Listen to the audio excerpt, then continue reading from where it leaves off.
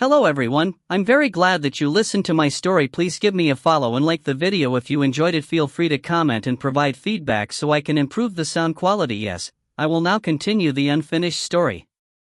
Book 2. 1. If the past becomes a land to voyage unto, how careful the journeyman must be, will he not tread in a nightmare of uncertainties? Be enmeshed in histories of which he knows nothing. Like a man coming suddenly to a foreign land, and speaking not the language. From The Scrutiny of Secrets by Mortimer D.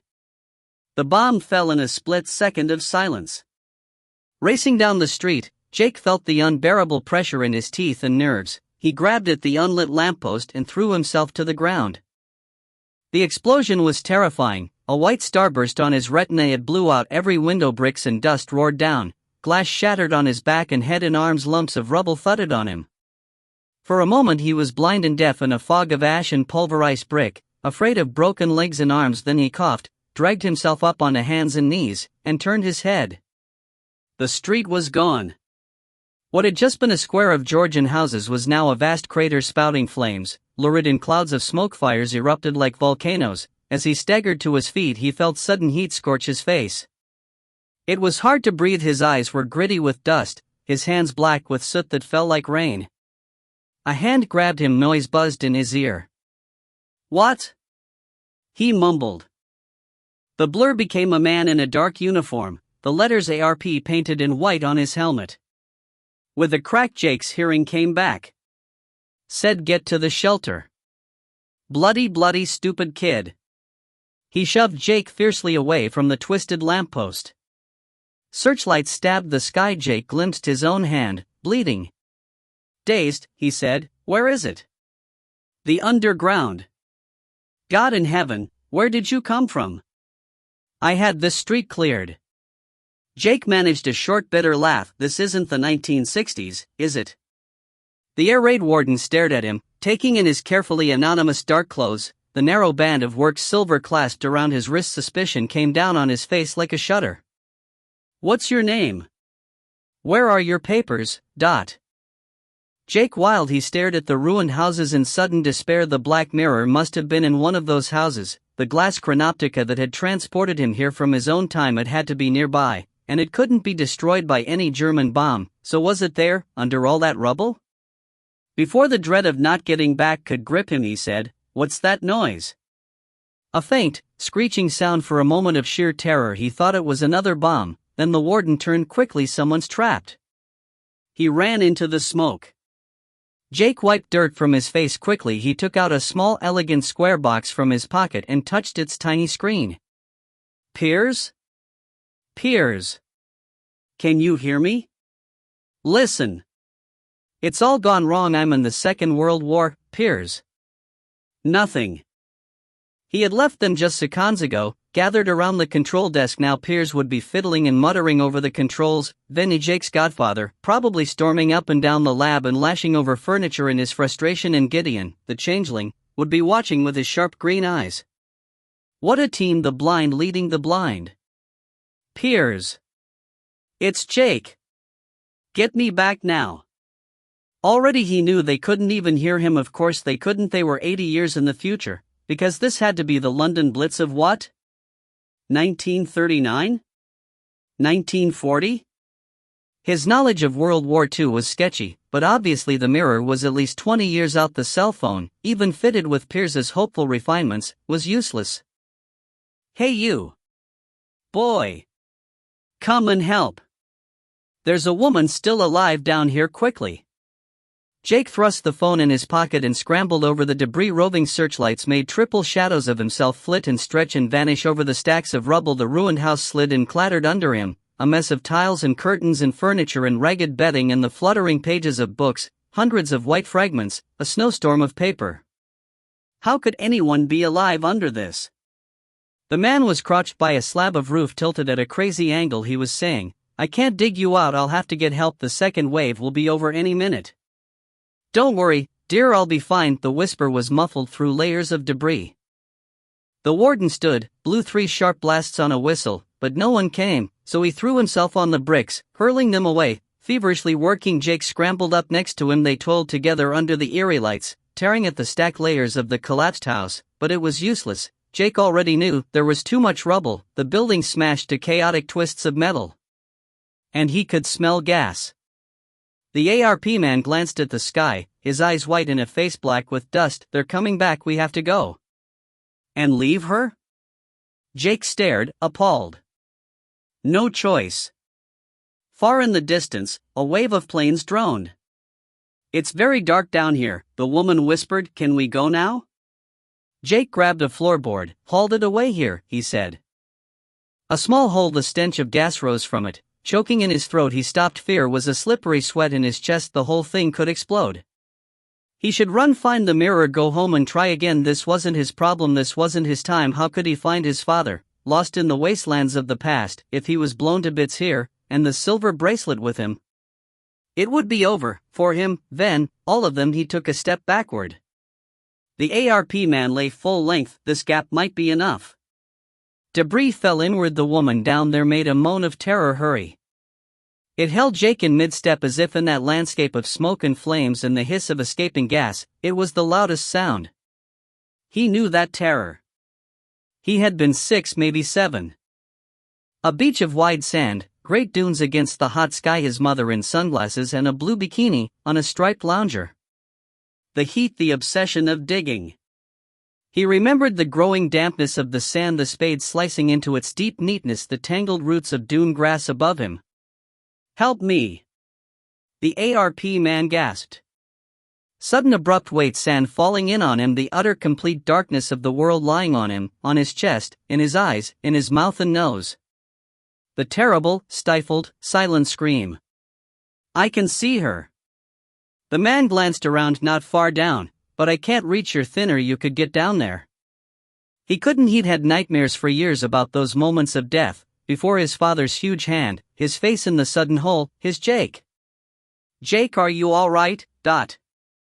They had told him it was only seconds, but it had been years. And now Dad was trapped too, and he couldn't even find him. He turned, he saw the black hole. I'll hold your legs. The man's face glistened with sweat. For God's sake, hurry. Jake swore in despair, flung himself down, wriggled to the edge. Over he squirmed down into vacancy, a blackness that hissed and spurted, so thick with dust he couldn't see his own hands. Reaching out. Groping. His fingers stubbed on softness, he yelled, I've got something. He could breathe only gas and then warmth. Her fingers were knobbly and arthritic, foolishly soft. They clasped his, the bones beneath the skin burned thin and brittle. Her breath wheezed in the darkness. It's okay, he gasped, I can get you up. But he knew it was impossible. What's your name? His whisper was warped in the womb of wreckage. There was a rattle and the darkness shifted. The hand held him tight. Alicia, dear, you don't have to worry, we're both fine. An old woman, her voice was frail but obstinate. He said, but we can. Like I said, we'll be right behind you. The drone of planes, he said, are you scared? Not now, not now, you're safely here, Jake. Astonishment almost made him let her go. He grabbed again, her fingers already colder.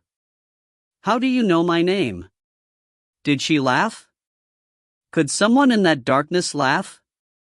They said I was a fraud, a charlatan, but we showed them, Jake, didn't we? We showed them all that Madame Alicia really spoke to the spirits, David says. David! He says see you soon. She was delirious, she had to be, he said, listen. After the planes I'll come back and... Too late, only waited for you. Her fingers pushed something small into his, it crackled like paper. Take it, she whispered, time's up, time's run out. Streets away, faint as a gnat's whine, he heard the bombs begin to fall.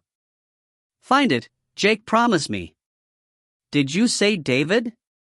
My father, David? I'm going now, promise me. All right, yes. He was upside down, dizzy, lost. No dad with huge hands was there to dig him out. With a crash, he felt the sand come down on him. He slid forward, yelled. Then there was a tight grip on his belt. He was hauled back, earth in his nose and mouth. He spat it out and gasped, wait, no, listen.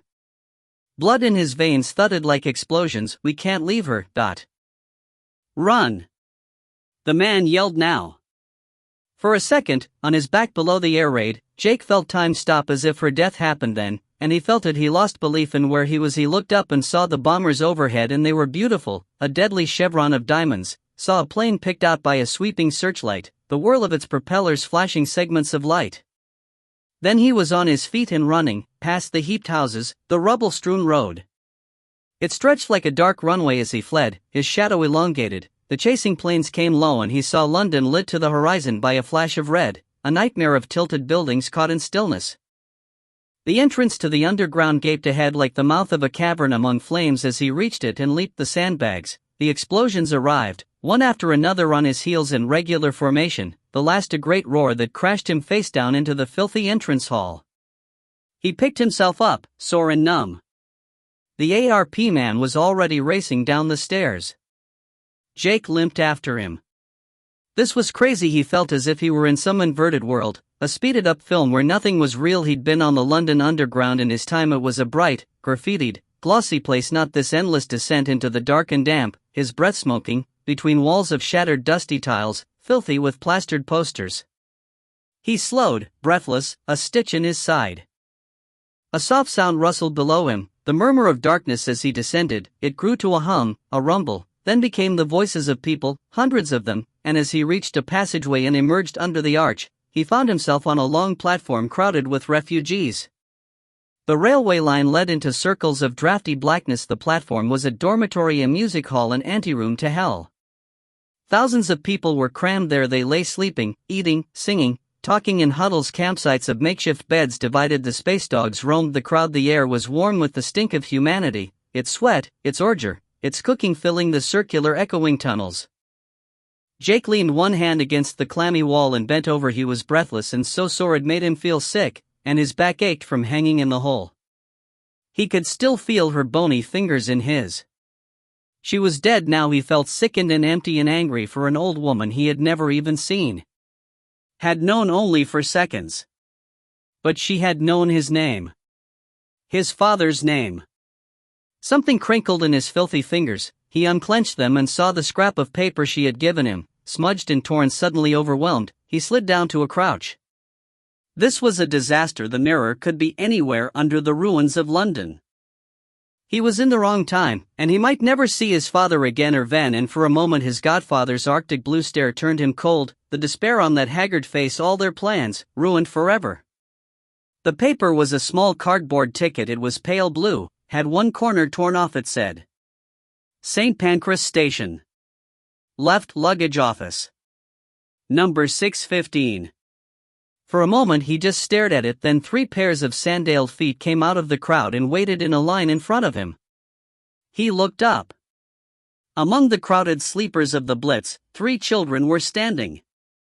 They looked about 10, maybe younger boys. They wore school uniforms, gray blazers, red and gray striped ties, grubby shorts, socks about their ankles. Get lost! Jake snapped. They were identical triplets. Their faces were podgily pale, their small arms folded. They each wore cheap round spectacles, and stared at him, calm in the chaos. The first one said, "The Black Fox will release you, Jake." The second nodded, "Speak to the man with the eyes of a crow." "And the broken emperor lies," the third one said, "in the box of red brocade." He stared at them in astonishment. "What the hell are you talking about?" He snarled. 2. I will seek both high and low. Both near and far and farther. In summer sunshine and in snow. In wood and field and water. I will search and I will ride. All the wide world over. I will scour both time and tide. Until I find my lover. Ballad of Lord Winter and Lady Summer. Are you sure this is all the ID you've got? The young man at the desk looked at her research student card doubtfully. Sarah gave him her most winning smile. Your receptionist said that would be enough. My tutor at Oxford made the appointment by phone. Professor Merton? Ah, right. He glanced at the computer screen, typed something. She held her bag tight and watched his doubt dissolve. It's here. Can you sign in, please? She wrote Sarah Venn in round letters and put the pen down. He tore the label off and fixed it in a plastic clip. You have to wear this and the white gloves. Please remember it's strictly forbidden to take photographs of delicate materials and manuscripts, or to remove anything from the museum. She nodded as she fixed on the label the words Oxford and Professor were certainly enormously effective. The fact that she had made the appointment herself, faked the ID, and invented the Professor, even more so. She crossed the room and sat in a chair by the window. It looked down into the vast interior courtyard of the British Museum, the transparent latticed roof high above pure blue in the cold spring sunlight. She had never been here in her own time, the time she was starting to think of as the end time, the days at the end of the world. Back then, London would be Janus's territory, and this place part of his vast, forbidden halls of lore. She took off her coat and unwound her scarf below. Tourists browsed the bookstalls, munched on sandwiches at the tea stalls. Their children ran and screeched in the echoing space. She couldn't get used to it. The freedom. The way they lived as if nothing would ever happen to them. And yet within a generation or two, all this would be totally. Here we are. She looked up, startled. The young man was back. With a gray cardboard box file, he laid it carefully on the desk. She gazed at it in intense satisfaction. A peeling label on its surface, obviously years old, read 11145/6/09D, Mortimer. Who was he? The curator sounded curious. She licked her dry lips, suddenly nervous. A medieval scholar. Is it for a thesis? For a moment she had no idea what he meant. Then she said, "Oh yes, my thesis." He nodded and moved off, but not very far. He spread a sheaf of papers at a nearby table and began to work on them, giving her a quick, watchful look. Nothing she could do about that. Eagerly she pulled on the white gloves.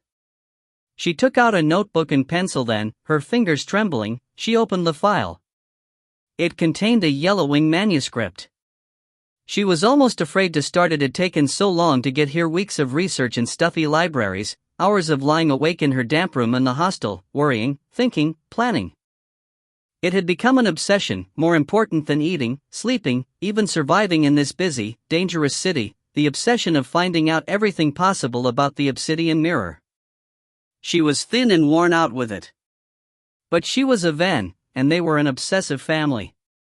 She took out the manuscript. It was a single page, light and crisp at the edges, some sort of thin skin, terribly fragile, smelling fatally of mildew. On top was a more recent note on blue paper. She already knew what that was, and smiled at the familiar handwriting of John Harcourt Sims, the stout, rather pompous Victorian seeker after magic whom Jake and Venn had met in the past, whom she had once seen burst through time into Wintercombe Abbey. On the covering page he had written, This page is the only surviving fragment of the work of the legendary Mortimer D. His book, The Scrutiny of Secrets, is of course lost, known only in brief quotations by other writers, but this small scrap seems to be in his own hand. My attempt at transcriptions is below. D's work is in some fiendishly difficult code, which I confess baffles me. I can only guess at its meaning, and find it endlessly frustrating, but the man certainly had some secret knowledge of the dark mirror I have obtained, in which he names the Chronoptica. If only I could find out what it was. She flicked her eyes sideways. The curator was absorbed in his work. She lifted her bag onto the table, took out a handkerchief, and blew her nose. He took no notice. So she slid the tiny camera from her palm and quickly photographed the single tightly written fragment. The camera made the softest of clicks, but in the hushed silence they sounded huge. She coughed, cleared her throat, had it hidden away before he glanced up, eyes glazed with words, not even seeing her. Then he looked down again. A desk magnifier stood nearby. She moved it closer and clicked the light on, aligning it over the piece of brittle parchment. Looking in, she gave a great sigh of dismay. Fiendishly difficult code was something of an understatement. How could she ever read this? The page was covered with D's tiny, black, indecipherable writing. In places it seemed written backward, in others it ran up and down in random diagonals, or curved into the margins. Everywhere there were diagrams in strange spindly lines, sigils of lost meaning, alchemical signs, formulae, scraps of what might be Latin and certainly Greek, and all over it, as if the man had doodled and drawn and daydreamed his visions too fast to write, was an interwoven web of drawings, of strange landscapes. Towers against the moon, edges of castles and corners of rooms, and trees, many trees, tangled and hollow and gaunt as the ancient oaks in Wintercombe Wood. She stared, fascinated. The confusing perspectives, the slanted worlds, reminded her of something. And then she remembered, with a sudden chill of fear. The Summerland. The kingdom of the Sidhe, in the heart of the haunted wood. She frowned, brought the magnifier closer. In the curved surface she saw her own blue eye, made huge as sunlight slanted through the window. One of Dee's smallest, darkest drawings held her attention. Ruined buildings, black and smoking, silhouetted against a lurid sky, searchlights swiveling like pale cones in the darkness. Sarah's heart thudded. Had Dee managed to journey into the future? Had he seen what Janice's tyranny had done? That place where her parents were chained, where the black mirror pulsed with uncontrollable power, collapsing endlessly inward to a black hole that was devouring the world? She blinked, pulling back. She had to decipher this. This single page might give her the information she needed. It might solve her problem, her obsession, her mission. It might teach her how to destroy the mirror. Too agitated to keep still, she turned and gazed down at the crowded court below. More tourists were queuing for coffee. And, outside the bookshop, she saw a man, a big, stocky man, his hair neatly combed, his coat an old no-nonsense ex-army parka, his scarf the colors of Compton School. Her eyes widened. No. It can't be. He was talking to an attendant and she breathed his name in a whisper of dismay. George Wharton. Jake's tutor was unmistakable, but what was he doing here? The attendant nodded, as if in answer to a question, and pointed up at the window. Wharton turned and looked before she could move. He saw her. Their eyes met, a second of startled recognition. Instantly he was running for the stairs. Sarah jumped up so quickly the magnifier slid over with a thud. She snatched her bag, grabbed her coat, and raced for the door. I'm so sorry. Emergency. Just realized have to go. What about the papers? I'll be back. Shrugging into the coat she ran out, turned left in the corridor and then right, found the stairs and raced down them, praying desperately Wharton wasn't thundering up. She had to get out. How on earth had he known where she was? Since leaving Wintercombe on Christmas night, she had kept herself hidden in London. There was no way they could have found her. It must be sheer coincidence. Unless he had been looking for Mortimer Dee's papers too. She stopped far down the stairwell. Heavy footsteps were thundering up. She glanced over the rail. Sarah. He was a flight down. His face was lit with satisfaction. I knew it was you. She turned, hit a door marked fire exit and crashed it open, bursting into a huge echoing space packed with people. Colossal Egyptian statues frowned down at her. She ran between gods with crocodile heads and jackal faces into a gallery so jammed with excited and chattering schoolchildren she had to fight her way between their small warm bodies. She glanced back. Wharton was at the door over the heads of a class in green blazers. He yelled, "Wait! Sarah! Wait!" She twisted away, shoved on, muttering, "Sorry, excuse me, sorry," getting caught in photos, bumping into tourists deafened with audio guides. Plate glass stopped her, a wall of it. She almost slammed against it, spread her hands and saw, beyond it, the mummies. They lay on their backs in gaudily painted cases, blind eyes staring upward, their shrunken desiccated bodies wrapped in tight bands of ancient linen. For a fatal second she stopped, staring in awe, because these were travelers from a time so distant she had no words for it, fragile journeymen her father would have loved to have seen, treasures that, despite their dreams, had never made it to the world's end. Then, over their painted stillness, Wharton faced her. The crowd hemmed her in, there was nowhere to run. He yelled something, his breath misted the glass. Furious, she shook her head, "Leave me alone." He found space, he shoved people aside, powering his way around the mummy case toward her. She stepped on someone's foot, wriggled out, found a wall, a fire alarm. Her hand shot out to the small glass disc.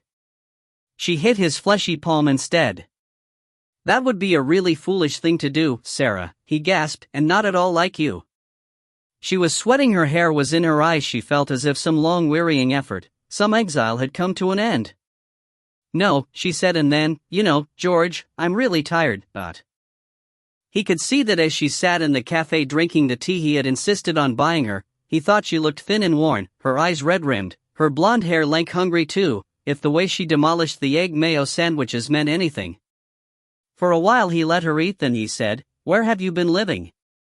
"A hostel." "Student?" "Homeless." He stared. "Sarah, why?" She swallowed a mouthful. "I'm stuck here now, and this time I have to find a way to destroy the mirror, and that's the last thing Ben wants. How can I go back to Wintercombe?" "He wants you back. He's been searching for you." That was an understatement. As he watched her sip hot tea, Wharton thought of the night, 4 months ago nearly, when she had slipped, invisible, from the window at Wintercombe Abbey and walked off into the night, leaving behind only her footprints in the snow and those last, astonishing words. Now he said, "Did you think Ven wouldn't move heaven and earth to find you? You told him you would be his granddaughter even though his wife is dead and he has no children. You tell him that not only is it possible for him to change the past, but that in your time he's already done it. And then you disappear." He shrugged and sipped his coffee. "Come on, Sarah, even for a normal man that would be unbearable for Oberon Ven. It was like the descent into madness." But she nodded. He realized he didn't have to tell her that Ven had had his strange servant, Piers, virtually chained to the computer, spending every waking second combing every missing persons database, every police record he could hack into, phoning every hospital for miles around for news of her. She was far too intelligent, nor could he, Wharton, even begin to express the utter relief he had felt seeing her pale, astonished face up at the window, because there was no way they could let her destroy the mirror. "Not now. You have to come back with me," he said. She stirred her tea, put the spoon down with a clink, stared at him over it. "No, I don't, and you can't make me. Nothing you can say will make me." "Sarah. I have work to do here. All Ven thinks about is getting Leah back from the dead. I can't help him with that. That's his problem. I suppose he's been working at the mirror non-stop. And Jake?" "Yes, well, Jake needs to find his father. They both want opposite things to me, selfish things. I have to destroy the mirror, and that means destroying their hopes, destroying my own existence. We're on opposite sides, George. There are no sides. We need you. You don't just leave me alone." She gathered her coat and stood, but he put one firm hand out across the table and grabbed her wrist in an iron grip. "Listen to me. Ven is desperate to recover Leah, but he dare not try yet. To be honest, I don't think he could cope with failure. He needs to be ready. He needs Jake's father, David. So Jake persuaded him to go after David first. 3 weeks ago Jake entered the mirror. It was all planned. Piers was sure it would be safe. I was totally against it, but none of them listened to me. Least of all my arrogant little brat of a so-called pupil. He insisted on being sent to the 1960s, because David had been there. Remember the photograph? But the mirror, Sarah, it's so unpredictable. The damn thing seems to work by emotion as much as anything." He shook his head. Slowly, she sat down again, seeing all at once the sickening worry in his eyes. "What? What happened, Dot?" "You've guessed. He hasn't come back. He's lost, just as his father was lost, and the bracelet with him.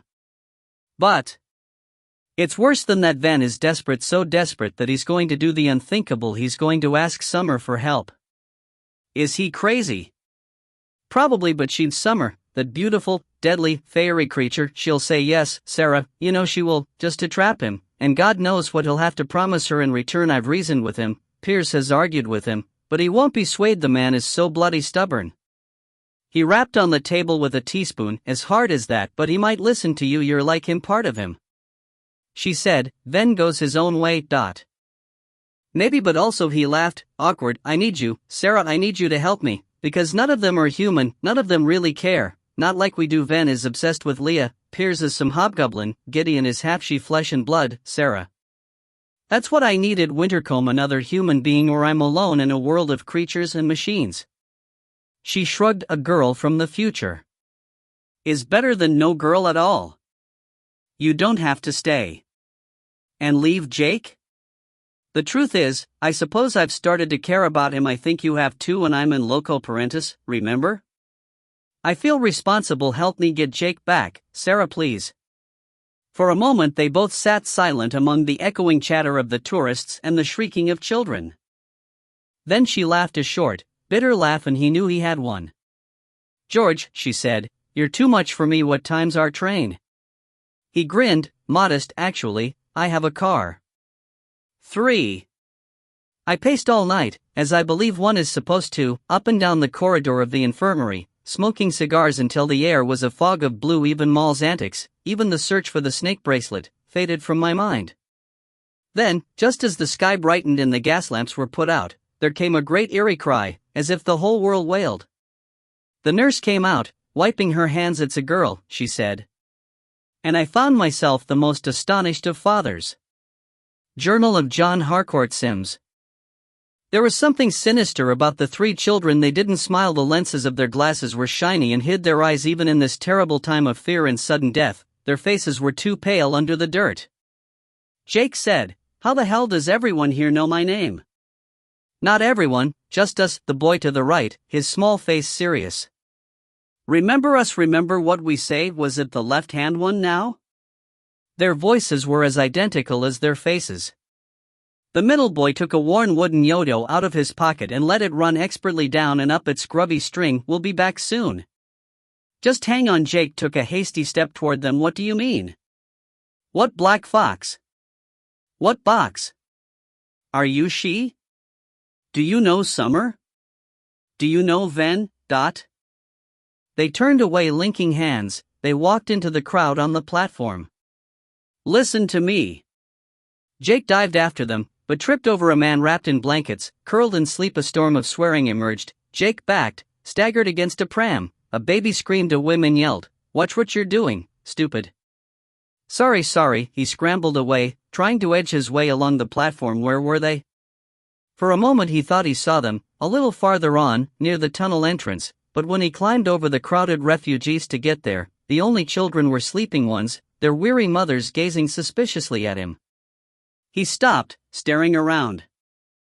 Had they vanished? Or had he just lost them in the hundreds, maybe thousands, of people camped down here? Had they been she? Those cold faces, the dead stare. It was possible for the she, all times were alike. Suddenly he was too tired to think anymore. He had to get some rest. It took half an hour to find a corner of space against a damp wall. As he lay curled there on the hard platform, his head pillowed on borrowed newspapers, his coat for a blanket, he worried about his predicament. He was in the wrong time, and the only way back was through the mirror. He had to find it however long it took. He quashed the secret fear that it might take him weeks, months. The newspaper under his ear was dated June 1940, the height of the London Blitz. He'd studied it last year in the module on the Second World War, but he had no idea how long the bombardment lasted. If he was killed. But he couldn't be, because then paradoxes swam wearily through his brain. And those children, those weird kids. Thinking of them, he fell asleep.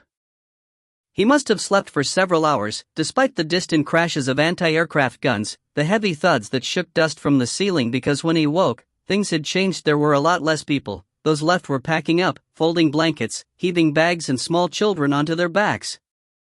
Jake groaned. He was so stiff his joints cracked as he stretched, one arm was numb from his weight on it. He mumbled, "What time is it?" 8 o'clock, love. The all clear has sounded. The woman next to him swept a blanket into a suitcase quickly. "Where's everyone going?" She stared. "Work, mostly, or to see if their houses are still standing." He thought of the collapsed street, the weak whisper of a voice in the wreckage. That woman Alicia, she was dead now. He sat up slowly, pushed back his hair and rubbed his face with both dirty hands. He should find the mirror. Then he reached into his pocket, pulled out the luggage ticket, and looked at it. He had promised her, and she was dead now. Above ground, London lowered in a dark, rainy dawn. He walked on the streaming pavements, collar up, soaked workers and women, cars, buses, and army trucks hurried past. The past was a place of strange illusions. At one corner he could almost believe he had never even journeyed, because the doorways and alleyways were so ordinary and familiar. And then a huge advertisement board for Pond's Cream, or Bovril meat extract, confronted him like a stark reminder of some alternative reality. Gradually, street by street, he saw how the shops were different. Smaller, their fronts shaded by dripping awnings, their windows crisscrossed with protective tape. Sandbags were heaped in great walls down the road. Barriers, were they tank traps, blocked every junction. There were no traffic lights, no automatic crossings, none of the normal paraphernalia of the city he knew. And then he turned a corner and muttered in surprise, because a whole landscape of rubble lay cold under the rain, and in the middle of it, completely undamaged, one small barber shop flaunted its striped red and white pole defiantly, and a few men queued to be shaved in makeshift seats in the debris. There were other queues even this early. Patient lines of people had formed outside nearly all the shops at a baker's. The smell of hot fresh bread made his hunger painful. He had a purse full of pre-decimal coins, part of Pierce's safety protocol. Heavy in his pocket, he joined the queue. 10 minutes later he reached the counter. "Ration book?" Jake said. "Sorry?" "Your ration book, son. I forgot it." The baker stared at him in disbelief. "You what?" "I just want." "Whatever you want, there's no chance. Go home and get it next, please." Jake stalked out in cold fury, but there was nothing he could do. This was a different world to his, a world where he barely existed, and he had to get used to it. A few streets on, he managed to buy a small dried-up apple from a street stall, and chewed it sourly as he hurried on through the rainy dawn. Tottenham Court Road was quieter than in his time, the cars and trucks strangely cube-like and slower, the exhaust fumes smokier, making him cough. There were no signposts, no street names. Not wanting to talk to anyone, he summoned up a hazy map of London from his memory and headed north, working his way to the grimy thoroughfare of Euston Road and trudging along it, head down, rain-blinded and cold. He had been to St. Pancras before. To catch the Eurostar to Zurich, he remembered a huge Victorian station, beautifully renovated. Now it loomed up before him, soot-blackened and oddly shrunken by the barrage balloon tethered above. Crowds of soberly dressed men and women surged out of it, many in uniform. Inside the vast arrivals hall, at least it was dry. He shook his wet hair and looked around. Trains, people, porters, echoing voices, the roar of engines. Near the refreshment room was a window in the wall, the sign "Left Luggage" painted above it in dark green letters. He walked quickly over. No queue. Amazing. He glanced carefully around. A few naval officers sat laughing at a round table, a soldier and his girl embraced over a pile of suitcases. No one took any notice of Jake. He took the ticket out and went up to the window. Behind it was a wooden counter, and behind that a keen thin man in a railway uniform who said, "Yes? Come to collect this." Jake pushed the ticket across. The man read it. "6:15. Did you deposit it yourself?" "No, it's for my aunt." "Right." The man looked even more keen. "All at once. Just wait there, please." He went into the depths of the room. Jake saw hanging coats, boxes, piled trunks, a stack of corded parcels behind him. A train came in, and he turned in delight at the vast eruption of steam, the hissing brakes of the engine. "Sign here, please." A small brown suitcase was slid over the counter at him. He turned and scrawled the name J. Wilde on the sheet, pulled the case from the man's hand, and walked hurriedly away. His heart was pounding. He felt as if everyone was watching him, but a quick glance reassured him. Even the keen official was already talking to another customer. Jake walked quickly along the platform to an empty bench at the far end, sat down, and took a silent breath. So now he was a time traveler and a thief. No, because Alicia had demanded, with her last breath, that he take it. He lifted the case onto the bench and clicked the fastenings. They weren't locked, and the lid opened easily. He gazed at the contents, oddly disappointed. Papers, letters, account books, a birth certificate, a red leather photo album. He picked that up at random and opened its stiff Victorian portraits, a family group on the grass outside a prosperous-looking rectory, a little girl with a parasol and a tiny dog. Was this Alicia as a child? He put the album down and rummaged further. Long white evening gloves, a box of chess pieces, a fan, a tiny container with scissors and nail things, then jewelry, plenty of it, wrapped in twists of white tissue paper. He opened one, saw a gold ring, obviously expensive, the sad detritus of a dead woman's whole life. He twisted the paper back around the ring and put it away. None of it was any use to him. As he went to shut the case, something in the bottom slid slightly. He pulled it out. A black velvet bag tied with cords. At the end of each cord was a tassel of gold threads. He tugged the cords open. Inside was a metal container, circular, a dull gray. He tugged the lid off and saw to his surprise a roll of ancient film, its edges perforated, its frame small and dark. He pulled out a section and held it up but could make out nothing in the dull smoky light. He rolled it back, closed the container, slipped it in, and turned the bag over. A few letters were embroidered elegantly on the back. JHS. He stared at them for a second of frozen disbelief, then dived back to the suitcase and scrabbled through the papers, finding the birth certificate and unfolding it with shaky fingers. It was worn thin, the folds broken through. He read her name Alicia Mary and her father's name, John Harcourt Sims. Sims had a daughter. He said it aloud in his astonishment. Sims, who had stolen the obsidian mirror and got it to work, the man he and Ven had confronted in the smogs of Victorian London, that woman had been his daughter? Then the mirror would have been in her house. He hissed with frustration. Some papers fell to the floor. He leaned after them, but a hand in a brown leather glove got to them first. Jake looked up. The man was thin, average height, his face refined, his eyes dark with intelligence. He wore a long, loose brown coat and a hat Jake thought might be a fedora. He was obviously, and without question, the police. "These are yours?" he said. Yes. Jake flicked a glance sideways. Two uniformed constables waited a few feet down the platform. With them was the keen man from the left luggage office, who said, "That's him," with irritating smugness. The police officer nodded. "What's your name?" Jake Wilde. He didn't know what else to say. "Identity card? Ration book?" "I don't have them with me." "Don't you now? Address?" "Wintercombe Abbey." "It's not in London, it's in the West Country. I'm staying there with my godfather." It seemed the time to make an impression. Jake stood and drew himself up. "Look here, I simply don't see that. Don't pull the public schoolboy cant with me, son." The man's voice was soft and calmly authoritative. "Don't tell me daddy is a magistrate. Don't tell me Ma Sims really was your aged auntie. Just step away from the bench." Jake didn't move. "And you are?" "I'm Scotland Yard, son, like I said, away from the bench now." Jake nodded. He shut the lid of the suitcase and with one quick, fluid action, flung it in the policeman's face. Papers flew out in a cloud, the jewelry clattered like rain, but Jake was already running, fleeing down the platform at top speed, leaping baggage, ducking a trolley piled with milk churns. Yells rang out behind him. He sensed the policeman after him, but he was fast, he could outpace them. Steam gushed, a fog of hot air. The locomotive beyond was preparing to move, carriage doors already being closed. He flung himself forward, grabbed one, hauled it open. Leaping in, he slammed it behind him, gasping, then brushed his hair back and walked firmly along the corridor into a first-class compartment, sat down, and smiled breathlessly out of the window. The train shuddered, shunted, stopped. A whistle blew. Trying to appear calm, Jake craned his neck to see out. Only steam swirled on the platform. Then with a crash, the compartment doors slammed open.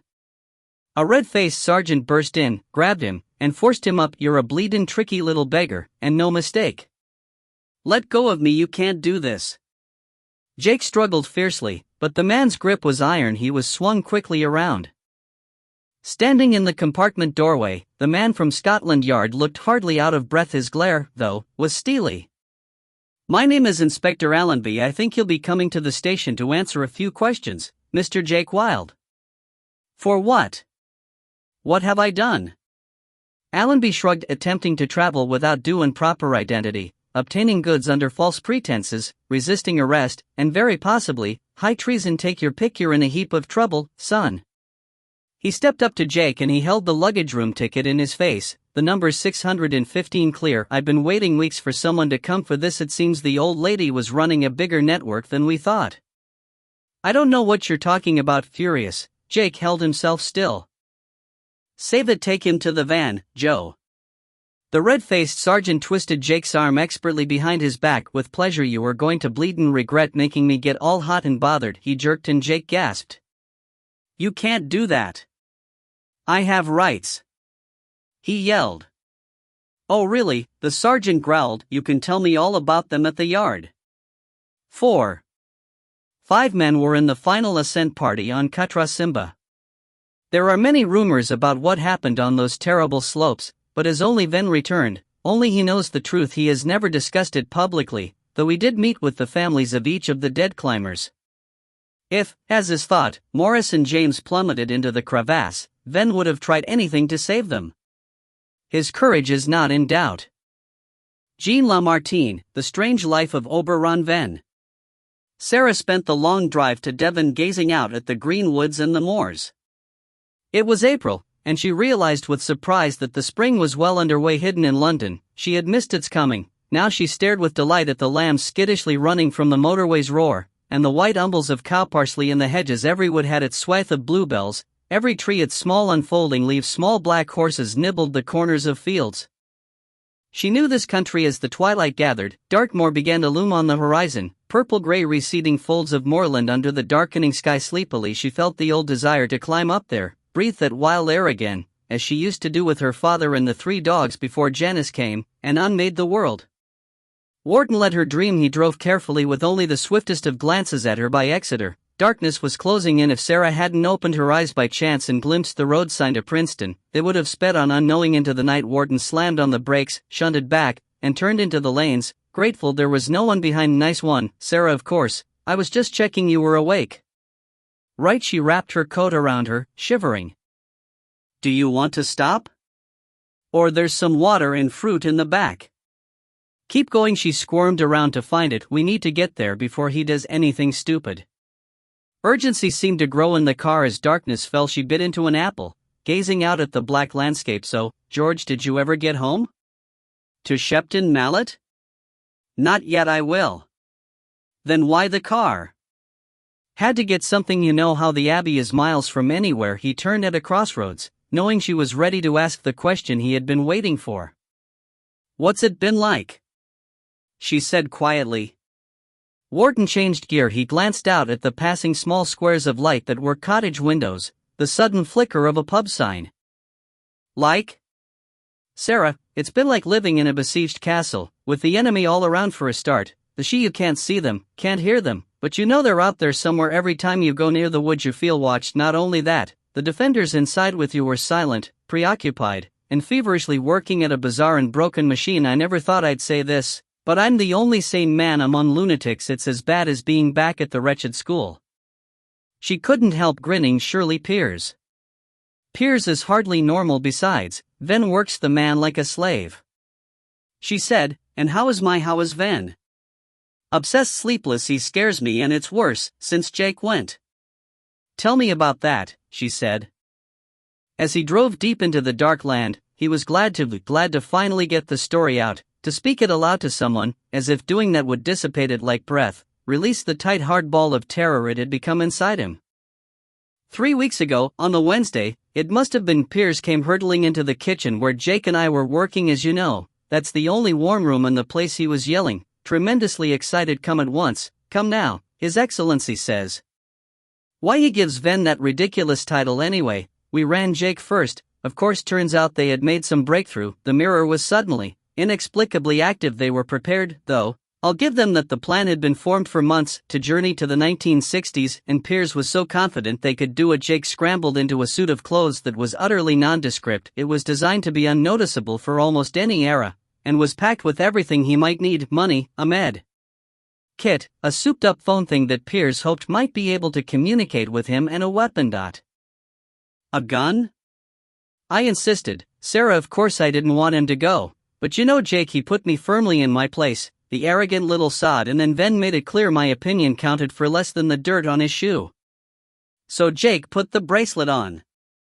The car splashed down toward the Abbey, the headlights picking out ghostly trees, a field gate, a spindly signpost pointing into the dark. And? She said gently, because he was so silent. You know better than anyone it worked all right. The mirror's huge energies erupted, that dragging, terrible pressure, the implosion that seems to suck all your life, your spirit, right out of you. When I staggered up, Jake was gone, simply no longer there. He changed gear, his voice harsh. We waited. Time went by so slowly. Time, Ven's archenemy, seeming to mock him, and us an hour, then to the night. The next day Ven just sat there, slumped in a chair, watching the mirror, watching his own dark reflection till he seemed to harden into its black stone. I have never seen a man so sunk in despair. Finally I couldn't bear it anymore. I went up to my room and fell asleep from sheer exhaustion, and because I knew, Sarah, that they had lost him, just as they lost his father and of course, the bracelet with him. But the bleak anger in him, the cold fury, was so clear she was almost afraid to speak. For a moment the only sound was the car's tires, slurring down the muddy track. Then she pressed the button that lowered the window, and smelled the twilight, rich loamy scents of the fields, the wet decay of the wood. Next morning, about 5, a shout woke me. I stumbled over to the window and looked down. Ven was there. He'd thrown the main doors open. He was standing on the top of the steps. It was pouring with rain, and a wind was gusting, but he ignored it. He just stood there. Sarah, a little drunk maybe, and he called her. He yelled, "Come to me, Summer, I need you. Are you listening, you witch?" Sarah shivered. He must be totally desperate. Or insane. Did she come? No one came, but they heard him. All the birds of the wood rose up, starlings and crows and jackdaws, carking and laughing and flapping around the trees. They all streamed off westward. Then Piers came out with an umbrella, and he and Ven had one great unholy row. "I got out the car and left to find you at once. I just pray we're in." His voice faded into dismayed silence. The car stopped. "Time," he said. The gates were wide open over the familiar lions on the pillars. Ivy had grown. Sarah felt the seed of dread inside her grow to certainty. Wharton blasted the horn, twice. "Hang on, The drive had always been overgrown now, Sarah thought. It was as if the trees had taken a step forward, threatening, closing in beneath the faint light from the stars. The wood seemed darker and denser than before, all shadow and gnarled, silent thickets. An owl hooted, somewhere close. She shivered. It was like coming back into a trap waiting to spring and catch her, the snare of Ven's obsession, and it scared her, because if she fell into it, if just for a moment she allowed herself to feel sorry for him, allowed her resolution to waver, the world she had known, far in the future, would be destroyed, and all her life with it. The car struggled up the drive, jolted around the fallen tree, slurred swiftly over the gravel, and stopped. She looked up at the grey mullion facade of the Abbey. It was in darkness. No light showed. We're too late. Wharton was already out and racing toward the building. Sarah ran after him. She overtook him and leaped up the steps. The front door was solidly locked. She rang the bell, then banged furiously with her fists. "Piers." "Ven." The house stood as dark and silent as a mansion in a dream. Wharton scowled. "Kitchen door." They fled around the dark building, through shrubbery, and toward the stables. Then she stopped so suddenly he cannoned into her. "Listen, A soft creaking sound drifted in the dark breeze. It made the hairs on his neck stir, because it was so alien. He had no idea what it was. A body hanging from a twisting rope? The wheels of a ghostly carriage passing in the night? The lake. Sarah was already running, so fast he couldn't keep up. "Sarah! Wait!" He hurried after her. The wood was black. He stumbled over briars and brambles, almost pitched into a sudden ditch. Then he shoved his way through bracken out into a dark path tangled with sprouting fungi, the smell foul. "Sarah!" Hurtling after her, he came out on the lakeside. Quite suddenly, as if they had all been lit at that moment, he was blinded by lanterns. They hung from the trees, floated on the water. Some seemed to be carried in the air like small moving stars, and their colors were the most gorgeous he had ever seen: turquoise and orange and emerald, each jewel-bright flame blurring and blending into another underfoot. As he hurried down to where Sarah was, he sank ankle-deep in a soft drift that he realized was petals, the heaped petals of a million roses. Scattered with the abandon of a wedding, the scent of their clotted richness was so overwhelming that it made him gasp in a stifled breath, the perfume of summer in the coldest of spring nights. He stopped beside Sarah. "This is trouble." Yes, her voice was hard. "Look, Ven stood at the edge of the lake, where the bank crumbled. He stood tall, his spare figure silhouetted against the moon. Coming toward him over the dark water was a small boat rowed by 4 of the she, canopied with silk, hung with lanterns, the oars creaking. Seated in it was a young woman, her hair short and black, crowned with flowers. She wore a long white dress, simple as a nightgown, that trailed out behind her in the dark water. Her face was Summer's, and her red-lipped smile was sweetly triumphant. The boat touched the bank. The fairy woman stood, rocking slightly, and gathered up her dress. She held out one long white hand. Ven seemed to hesitate. Then he stepped forward. Their fingers reached for each other. "No, The yell of fury broke from Sarah before she could think. She ran down and grabbed Ven's arm, forcing it down, physically pulling him away. "What are you thinking? Are you mad? Have you forgotten about Leah?" "About Leah, Ven?" Astonished, he stared at her. "Sarah, you came back. And only just in time. How could you betray?" "I don't betray her. I do this to save her." He had lost weight. His face was gaunt, his eyes colder and bluer in their pain. There was a terrible blindness in them. His hand was a weight in hers. She dropped it, stood back. "That's not what she thinks." Summer stood smiling, unmoving, and then in a bewildering instant she was on the bank between them, close to him, and her voice was girlish as she laughed. "Since when do you listen to children, Ven? "I don't," but his gaze was dark. "You will." Sarah wanted to push Summer aside but dared not touch her. Instead she walked around her and faced Ven again. Yes, I'm back to work with you on the mirror to find Jake, get the bracelet, bring back Leah. That's what you want, and that's what we'll do. Sarah, you can't. You have no idea what I can do. What I know, maybe I have ways, then maybe I know things from the future you can't even guess at. Such as? I'm saying nothing in front of her. Get rid of her. Do you seriously think you can ever trust her? You told me yourself. I have no choice. It was a whisper of defeat. It infuriated her. You do. I've been busy researching. I found Mortimer D's page. It may tell us how he built the mirror, all the secrets he knew about it. You can have it. Use it. You don't need this dark magic, this danger. Summer sighed. A breath of breeze rippled the trees. The wood seemed to stir with hidden unease. Oberon, she said. He ignored her. How can I believe you, Sarah? You want the mirror broken. Yes, but not yet. That's why I'm back to get Leah. Remember what I told you? She's my great-grandmother. If we fail, I'll never have been born. For a moment he stared at her with those ice blue eyes, a shared intensity, an instant of consideration. When lifted his blonde hair, flapped the collar of her coat. Summer snapped the silence like a twig. She's quite obviously lying. She'll do anything to get her way. Come with me, Oberon. I'll send my people through the Summerland to find Jake. It will be too easy. He was silent. Don't ignore me. Her voice had the tiniest edge of frost. Sarah's gaze was steady. Ven looked down. Then, abruptly, he turned away. I've changed my mind. Summer, you always ask too much. She's right. I'll do it without you. The fairy woman's pretty face did not flicker. Her red lips made no pout. But at once, and from all sides, a gust of wind lifted the petals and scattered them high into the darkness like clouds of dark ash. Sarah backed off. Wharton, close behind her, felt the sudden slanting chill of rain on his face. Summer stood barefoot on the soaking grass behind her. The boat shriveled. Its flags became cobwebs, its canopy shredded to rags. The four boatmen lifted their arms and flew away, startling dark, into the stormy sky. Oh, Ven, she whispered, I will destroy your house for this. Ven pushed Sarah toward Wharton. Get back inside now. She couldn't move. She stood mesmerized, like a mouse before a swooping predator. Because Summer was transforming. As they stared, her eyes darkened, widened, her pale dress shivered into feathers. She fragmented, fell to pieces, her fingers curled to talons, her small red mouth warped into the cruel hooked beak of an owl. Move! Ven yelled. He grabbed Sarah, forced her away. Run, but... The wood was alive with crawling shadow. Tree shapes stirred. A cascade of bats clattered up across the moon. The wind screamed. Sarah tore her gaze from the dissolving woman and fled, running blind into the darkness, Wharton puffing beside her. Ven came last. Glancing back, she saw he too was looking over his shoulder. Between the trees the lakeside was ablaze, as if all the lanterns had flared into a great conflagration. Lightning, swift as a silver dagger, stabbed from the sky.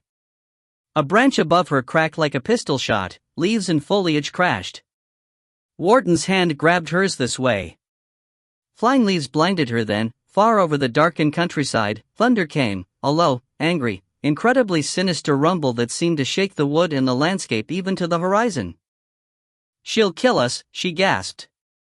A snort behind her. She realized it was Ven's bitter laugh. Not yet.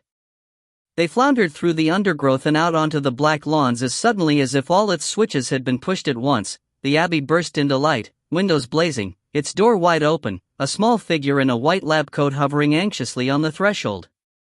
Even as Sarah ran for the steps, the rain crashed down, a deluge that soaked her in seconds, plastered her hair flat, streamed in her eyes and down her neck. She scrambled up the wet stones, her hand slipping from Wharton's, and stumbled into the black and white tiled hall. Breathless, she crouched on the floor. Wharton was bent double, gasping. Ven crashed in last. The wind gave a wild screech, snatched the door from his grip and slammed it in his face. Breathing hard, he shot home the bolts, top and bottom. Do your worst, Summer! He yelled. Outside, like a scornful answer, the thunder roared again. Piers, wearing a wine-red waistcoat under his lab coat, stood gripping his hands together. Ven turned on him. Where were you? What sort of coward are you? She terrifies me. Piers shrugged. Sorry, but there was no way. Shut up. Ven swung on Sarah. If you weren't telling me the truth, if I've just lost my only chance. Relax, she stood, wearily, pushing her wet hair back. Like I told you, we don't need her. I've got Dee's page, well, photos of it. And, a low voice said from behind them, you've got me. Gideon sat, knees up on the stairs. He wore the green patchwork clothes of the she, and his eyes glinted with their alien brightness, but his ivory pale skin was human, and his voice was full of scorn. If you want Jake found, let me find him. I'll go into the Summerland for you and out the other side, into wherever he is. Then stared at him, intent. If Summer knew, she'd destroy you. Gideon looked at Sarah. Let her, it would be a relief. What would? She asked. He shrugged and leaned back, and she saw his bitterness was so deep now it burned him. Death, he said. 5. Tonight I try again. I have the table set out, and the cards, and the board. I have the mysteries of the tarot and the scrying ball. I have my father's black mirror propped near the window. One of these things must have engendered the power, the thrilling, quivering power after all these years, to see a spirit. Right there, Jane, in my room. No one will laugh at me now. The ladies of the League for Psychic Research will no longer titter into their handkerchiefs. Oh, my dear Jane, my spirit guide even told me his name. It is David. Letter of Alicia Harcourt Sims to Jane Hartfield. Sit down. The interview room held one chair, a stool, a table. Jake perched warily on the stool. The night in the cells had been a living hell of noise, fear, and hunger. He was sore from the straw mattress, itching from fleas, and had a bloody lip from stupidly yelling at a drunk to be quiet. All he wanted was some hot food and a bed. Instead, he had to keep his wits alert. Inspector Allenby sat on the chair, a lean man in his neat gray suit. He said nothing. Instead, in an ominous silence, he took out from his pocket the small wallet they had found on Jake when they searched him. Opening it, he laid the contents out deliberately, one by one, on the table. Jake watched, trying to look unconcerned. A comb, wooden, not plastic. A purse of money, safely pre-decimal. The med kit tablets, a small glass syringe. What are these? Allenby's nicotine fingers separated the painkillers and antibiotics. Jake shrugged. My aunt's prescription, some stuff for her heart. I see. In this? Allenby looked up. The gun. Jake's heart sank. It was a lady's tiny pearl-handled pistol from about the 1850s. Piers had found it somewhere in the Abbey's storerooms, brought it down, cleaned it, loaded it. It looked ridiculous, but it was deadly, because Wharton had insisted on him bringing a weapon. Jake sat back, silently cursing Wharton to hell. Just an antique. Illegal. Jake shrugged. There's a war on. My aunt wanted it in case. In case of what? Nazi parachutists breaking into her house? I don't know. The blackout burglars. Whatever. She was old, nervous. She got scared. Allenby took out a cigarette and lit it, shaking the match out. He said, tell me about your aunt. Jake didn't miss the hesitation. With a feeling he was digging himself into a deeper hole, he dragged up the snippets of information he had glimpsed in the suitcase of documents. Well, her name was Alicia Harcourt Sims. She lived. I know where she lived. I also know she was an elderly woman of 72 and unmarried and an only child. What I don't know is how she suddenly acquired a loving nephew. Jake was silent. Allenby leaned forward, curious. In fact, you really puzzle me, Jake. There's something foreign about you, something alien, and here we are in the middle of a war. He slid the cell phone across the table. What is this? Jake was sweating. I don't know. I found it. Found it? On a bomb site. Remarkably undamaged. What is it made of? Bakelite? What does it do? He kept his voice light. Absolutely nothing, as far as I can see, which was perfectly true. Allenby sat back. He stared at the phone, down where it lay on the table between them, tapping the cigarette on an ashtray full of butts. He said, shall I tell you what I think? Shall I cut to the chase? Jake shrugged. It was better to say nothing at all. We know what Alicia Sims was to all the neighborhood. She seemed a dotty old lady who read tea leaves and held seances. Eccentric, well-off, harmless Middle England in person, lace handkerchiefs, tea with the vicar. No one you would ever suspect of anything, and yet we had a tip-off that she was the spider in the heart of a spy ring that maybe goes all the way up to the German secret police, to the SS itself.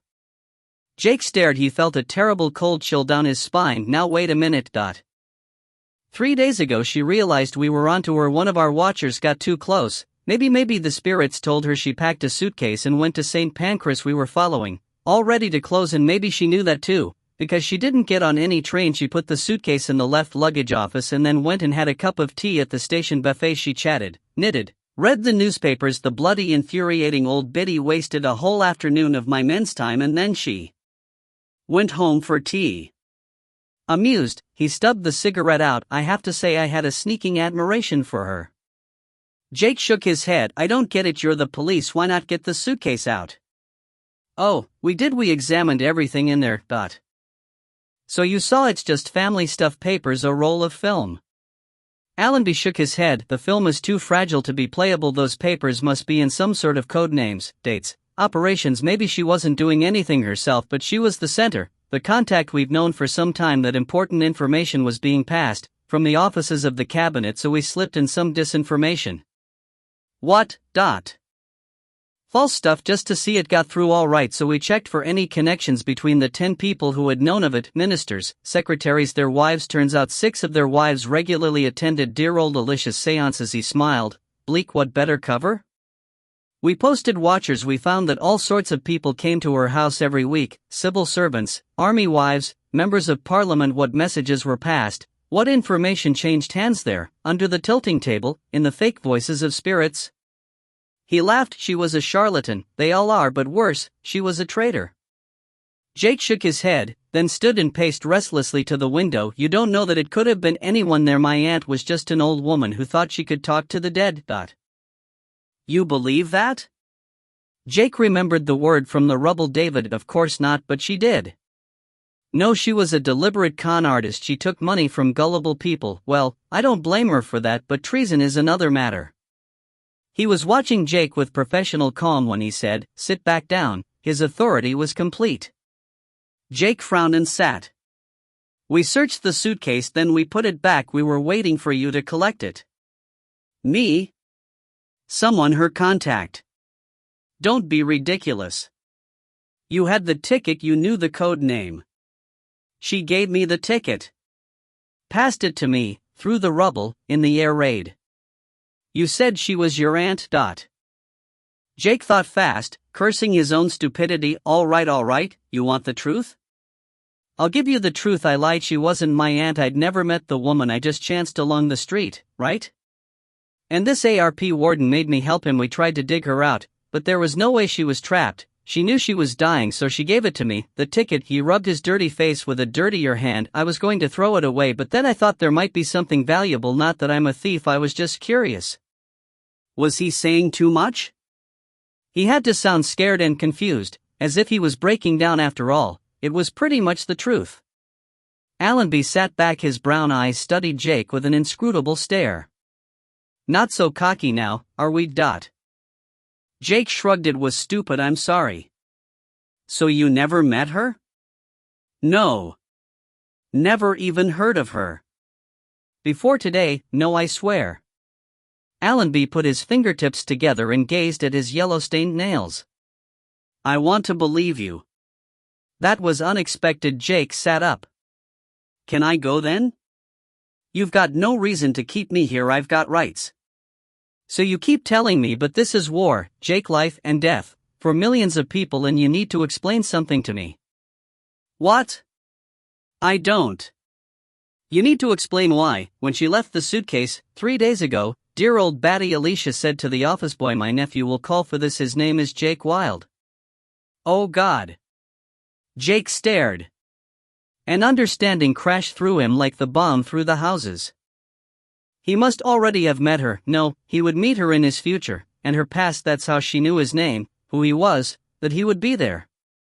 So you see, Allenby said calmly, taking out another cigarette, that you are in it up to your neck, Mr. Jake Wilde. Of course, you could come clean. Tell us who you work for, how they get the information out, where the transmitter is. Spill the beans on the whole network. I'd advise you to do it, because if you don't, our orders are to hand you over to the military. They have a few unpleasant little methods to get their information, and that's before they hang you. Jake rubbed a hand over his face and closed his eyes. A click on the desk made him open them quickly. The bracelet lay there. Look, Jake, I like you talk to me. Allenby put the cigarette down and pulled his chair closer with a scrape along the floor. Suddenly he was animated, his lean face alight. This bracelet, not the sort of thing a lad like you should have. Silver heavy old, and then, these. He fished out a few coins from the purse and slid them over. Jake stared at them. A shilling, a sixpenny piece. Piers had made sure they were all safely. He closed his eyes again. Oh hell, pre-1960. The sixpence, close to his hand, was dated 1957. The young Queen Elizabeth's face looked at him sideways. Where do you come from, Jake? Allenby tapped the coin. This is the one thing I don't understand. They sent you out all prepared, but with coins dated 14 years in the future. That's one big mistake. It's almost as if. A rap on the door interrupted him. He frowned, scraped the chair back, and went over. Jake saw the burly sergeant framed in the doorway, murmuring, sounding anxious. Allenby glanced over, then they both went out. Jake leaned back and groaned aloud. How on God's earth had he gotten into a mess like this? He couldn't sit still. He got up and slammed around the bare brick walls in fury. It wasn't like the interview rooms on police TV shows, no two-way mirror, no recording device, no responsible adult. But surely he must be entitled to a solicitor? Or had the war changed all that too? Hang. That was the word that already was choking him, sticking in his throat. For a moment he couldn't swallow, coughed in stupid panic. Get a grip. Gat. He turned. Instantly the bracelet lay on the table. He picked it up and shoved it on his wrist, clicking it shut and pushing it well up under his sleeve. They'd find out, but... Voices. He jumped back, stood by the chair. The door slammed open. Allenby came in with the sergeant behind him. They both looked fraught. Sorry, Jake, too late. The military police are here. Jake backed away. What? Not. They're taking you now. Nothing I can do about it, I'm afraid, Sergeant. The big man tugged a pair of steel handcuffs from his pocket. Come on, son. No way. Jake backed against the wall. He balled his fists. Forget it, laddie. I've cuffed more prisoners than you've had hot dinners. You wouldn't know what hit you, and I won't even break sweat. Jake felt the damp bricks at his back. He flung a despairing look at Allenby. You can't let them take me like this. Nothing I can do about it. I'll tell you everything, the whole thing, but I won't talk to them. No one else, just you. The sergeant stopped. He looked at Allenby quietly. The inspector said, you might just be bluffing, but... Jake forced himself to stand up straight. He unrolled his fists and spread his hands wide. Let me go and you'll never know. I'll make a deal. Don't let them take me, and I'll spill. Allenby's scrutiny was intense. If you try. I won't try anything. What can I do? He stepped forward. I'm trapped and I know it. I'll give you the biggest spy network in this country. The whole thing, names, dates, sabotage plans on a plate. They looked at each other. Silent, Jake prayed. Surely he couldn't resist. Then Allenby shrugged. All right, this may cost me some. Groveling sergeant, take him to the holding cell. Get this stuff locked up. No one to know about the suitcase but us, understand? As he spoke, a distant drone rose up through the walls and roof, a hollow whine that made Jake stare until he realized it was an air raid siren. Oh God, here the beggars come again, the sergeant muttered. Get him downstairs. Allenby hurried out.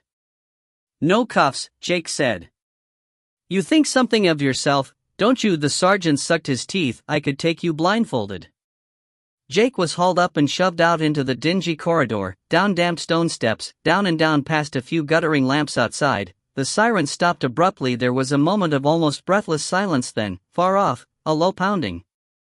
Bloody East End. Copping it again. The sergeant grabbed him. Here he tugged out a key and unlocked the cell door inside.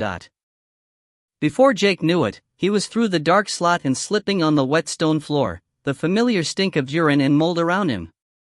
He dived back to the door, pushed his face against the grilled opening. What if we get bombed? Pray you don't, son. After all, they're your lot. The grill was slammed shut. He turned and stared into the gloom. At least he was still close to the mirror. He wasn't on his way to some military prison the other side of England, and he had the bracelet. Then he saw the other prisoner. A tramp, maybe a shadowy figure anyway, lying on the bench against the wall, legs stretched out, wrapped in a coat of muddy grays and greens. Jake slid down and sat on the filthy floor, knees up. He could just sleep now. Sleep for hours. But the figure said, not even pleased to see me then, Jake. He didn't move for a second, then he raised his head and stared. Gideon lounged on the bench, back against the wall. His ivory skin was dark with smeared soot, his long hair tangled in the collar of his pied coat. Jake was too astonished to move. "Where the hell did you come from? How did you get here?" "Through the Summerland." Gideon stretched his legs out, "and believe me, it wasn't easy." "But how did you find me?" "I searched. There are ways." "Searched? It must have taken you no time at all." Gideon shook his head, his green eyes narrowed in amusement. "You still don't get it, do you? In Summersland there is no time, but he scrambled up, then sent you?" "But she's Summer, my God, what did he have to promise her?" Gideon looked at the floor. "Summer doesn't know anything about it. It was Sarah's idea." For the first time in a long time, a flicker of hope warmed Jake like a shaft of light as a bomb fell streets away, shuddering dust down from the ceiling. He grinned. "So Sarah's back," he said. "As if that could make everything all right. If you can look into the seeds of time." 6. Where Janus obtained the mirror is uncertain. It is thought that among his earliest advisors was a man brought in great secrecy from a high-security unit in the environs of what had once been Tokyo. Zeus has no records of this man, and no images, but with him were transported various objects carefully packaged. The guards who accompanied him were never seen again. The consignment appeared on no flight details and was never reported in any customs document. The package was delivered to London Central. Immediately after this, the tremors and earthquakes began. Illegal Zeus transmission, biography of Janus. Sarah woke very slowly. For a long moment she lay curled among the white sheets, trying to hold on to the flavor of her dream, but already it had dissolved to frail, wispy remnants of kneeling here, in this room in her own time, with the sky raining on her through the charred rafters, and ivy smothering every wall with its glossy leaves. She had been hiding treasures in the small space under the floorboards: a seashell, a doll, a child's drawing of a red house, and a yellow sun crayon with spikes of light. She sat up in the bed and gazed around. In that end time, over 100 years from now, the abbey would be a burned-out ruin, oaks growing through its tiled hall and up the broken staircase. She and her parents had lived, would live, in a small cottage of salvaged stone and charred timbers, built into one of the corners of the cloister. It was a bitter memory. It hurt her. She swung her feet out of the bedclothes and dangled them over the side. The room was dim. She slipped down and padded to the window, tugging back the heavy velvet curtains, wanting light and air. The morning was still. The storm summer had created had raged all night. The bright spring was shattered. Bluebells lay broken, new buds and catkins torn down by her spite. The morning was dark with cold rain, the trees gloomy through the drizzle, boughs tossing in the wind. Sarah saw again how the abbey was a tiny sanctuary in the heart of the deep wood, how the oaks and beeches rose up on each side, so that only from up here, high in the attic, could you glimpse the hills beyond, and Dartmoor, a grey shadow in the north. She took down the old red dressing gown Piers had lent her and tugged it around herself. Then she climbed on the window seat and opened the casement. Cold wind gusted in, rippling the curtains with its sultang of the distant sea. She allowed herself a wry smile. She was glad to be back because, after all, she was a Ven. This was her country. This was her house. Under her foot the floorboard creaked. She looked down at it, and another fragment of the dream broke in her memory. Her mother cooking, her father outside, chopping wood, and then Janus's voice had come suddenly from the old wind-up radio, breaking the music. He had said, "I own the world now, I am the world now," and her mother had turned it off with a shudder, saying no. Never. But that hadn't stopped him. He had crawled and squeezed out of the radio as it had transformed into Wharton's small red car, and there he had stood in the kitchen, a lank-haired man in blue spectacles, his uniform dark and neat. "I'm afraid the time has come," he'd said. And the last few trucks in the world had roared up the drive, a convoy of them. She always woke up then. It was as if her mind wouldn't let her see the horror that followed her mother being dragged away, her screams, Dad running full pelt round the corner of the house with the axe still in his hand, face first into the stun blast that sent him crashing. The bruising thud of his body onto the mud. And the careless way they had carried him, one arm dangling down. She set her lips firmly and turned away from the window. This wasn't helping. Her parents were alive, would always be alive, somewhere in that distant future, and only she could help them. She bent quickly, before she lost courage, and opened the hiding place under the boards. There was the small black pen she had brought from the future, and the grey notebook these and the diamond brooch she had given Ven and the half of the Greek coin Summer had taken were all that remained of that world. She took the pen out. On its cap was the enigmatic letter Z. The members of Zeus had used these for their secret correspondence, but no one was left to answer her. None of her friends. She uncapped the pen. For a long moment her hand hesitated, then she wrote quickly, savagely. "Is anyone there?" Janice's reply was so prompt she drew in a sharp breath. "I was hoping you would be back soon, Sarah. I've been waiting so patiently." She loathed this. It felt like betrayal, but she had to know. "What's happening there?" "The Black Mirror has not yet destroyed the world. After all, you have been gone only a few moments, Sarah." She stared at the scrawled lines on the paper. Another appeared, swiftly unraveling. "I don't want you to be lonely in that past land all by yourself, so I have sent you my children." Sarah. Wharton's knock made her drop the pen with a start. "Are you up?" "Piers says breakfast." "Fine, be there now." His footsteps creaked away along the corridor. She wrote, "What do you mean? Why don't you look and see?" A sudden gust of wind rippled the pages and made the casement bang open. She leaned out and grabbed it, and then stopped, astonished.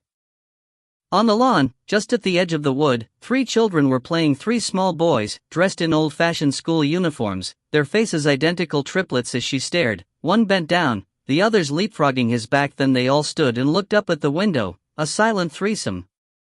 "Who are you?" she said. "Where?" They turned, as one. Even as she called wait, they were gone, walking calmly into the wood, though the last one turned back as he ducked under the dark branches. And waved. "Stand back." The sergeant's key turned quickly in the lock and stopped that bleeding racket. As he burst in, another bomb hit so close that the walls shuddered. Dust and plaster crashed from the ceiling. "Right, Wild, move all prisoners evacuated." The cell was dim. A flicker in the corner of his eye. He turned, and swore because there was the boy spy next to him, like his shadow, a spirit so pale and thin the sergeant thought at once of his own dear dead brother, Albert, glimpsed years ago cold as marble in the narrow bed. Then they were on him. He opened his mouth to yell, a filthy gag was shoved in. He fought furiously, but the beggars were fast, and the spy knew a few fiendish Eastern tricks too, because his feet were knocked from under him by a savage kick, and his arms whipped back and bound even as he struggled. They trussed him tight. Then Jake sat on his chest and said, "Keep still and listen." The drone of aircraft, high above. "I'm sorry to leave you here. I hope you'll be okay, but I have to go. I want you to tell Allenby that I'm not a spy. He's got it all wrong. I just walked in on this, understand?" The sergeant swore again, furious and indistinct. Then his eyes slid with fear. Gideon leaned over him, a strange flint knife in his hand. "Why don't we make sure he stays silent?" "Are you crazy?" Jake stared in disbelief. "If he gets free. You've been with the she too long. You're turning into one of them. I'm as human as you are, mortal." Gideon's eyes were bright and fierce as a bird's. For a moment he and Jake shared a bitter doubt. Then Gideon stood abruptly. "Do what you like, but let's go." In the doorway Jake winced as the building shook again. He was worried about leaving the man here during the air raid, but there was no choice. He had to get away. "Sorry," he said, "really sorry." He slammed the cell door and locked it. Then, after a second of bitter hesitation, he turned and tossed the keys in through the grill. "What are you doing?" Gideon grabbed him. "He'll untie himself. I'm being human. Will be long gone, but first, I have to find that suitcase." Wharton strolled into the kitchen just as Piers was saying, "Must never know anything about it but the teacher." "What about the teacher?" Standing by the fire, Ven glanced up. His cold, clear gaze was an icy chill. It seemed to weigh Wharton in a second's acute scrutiny. Then, surprisingly, he said, "I think the teacher is a man who can be trusted." Piers sighed. He was sitting on the Inglenook bench, absurdly cross-legged, wearing a white chef's apron splashed liberally with what looked like tomato sauce. His small alert face was twisted in thought. Then he shrugged. "Your call, Excellency." "Trusted with what?" Wharton demanded. Ven didn't answer. Instead he went to the door and opened it. Looking cautiously up the dim paneled corridor, he shut the door and came back, one of the 7 black cats pacing behind him, striding to the fire and staring at it, his back to Wharton. He said, "There's something you should know. Unless has Jake ever spoken to you about the coin?" "What coin?" Piers scrambled up. "I'll make some tea or coffee."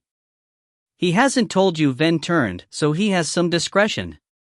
Wharton went and sat at the table. He pushed the unwashed dishes aside and said, "Coffee please, Piers. "So maybe you should tell me, then." But Ven was wearing his usual dark jacket. His hair was dragged back with an easy carelessness that Wharton envied hopelessly. To Wharton's surprise, he came and sat opposite, leaning his long arms on the table, his fingers interlocked.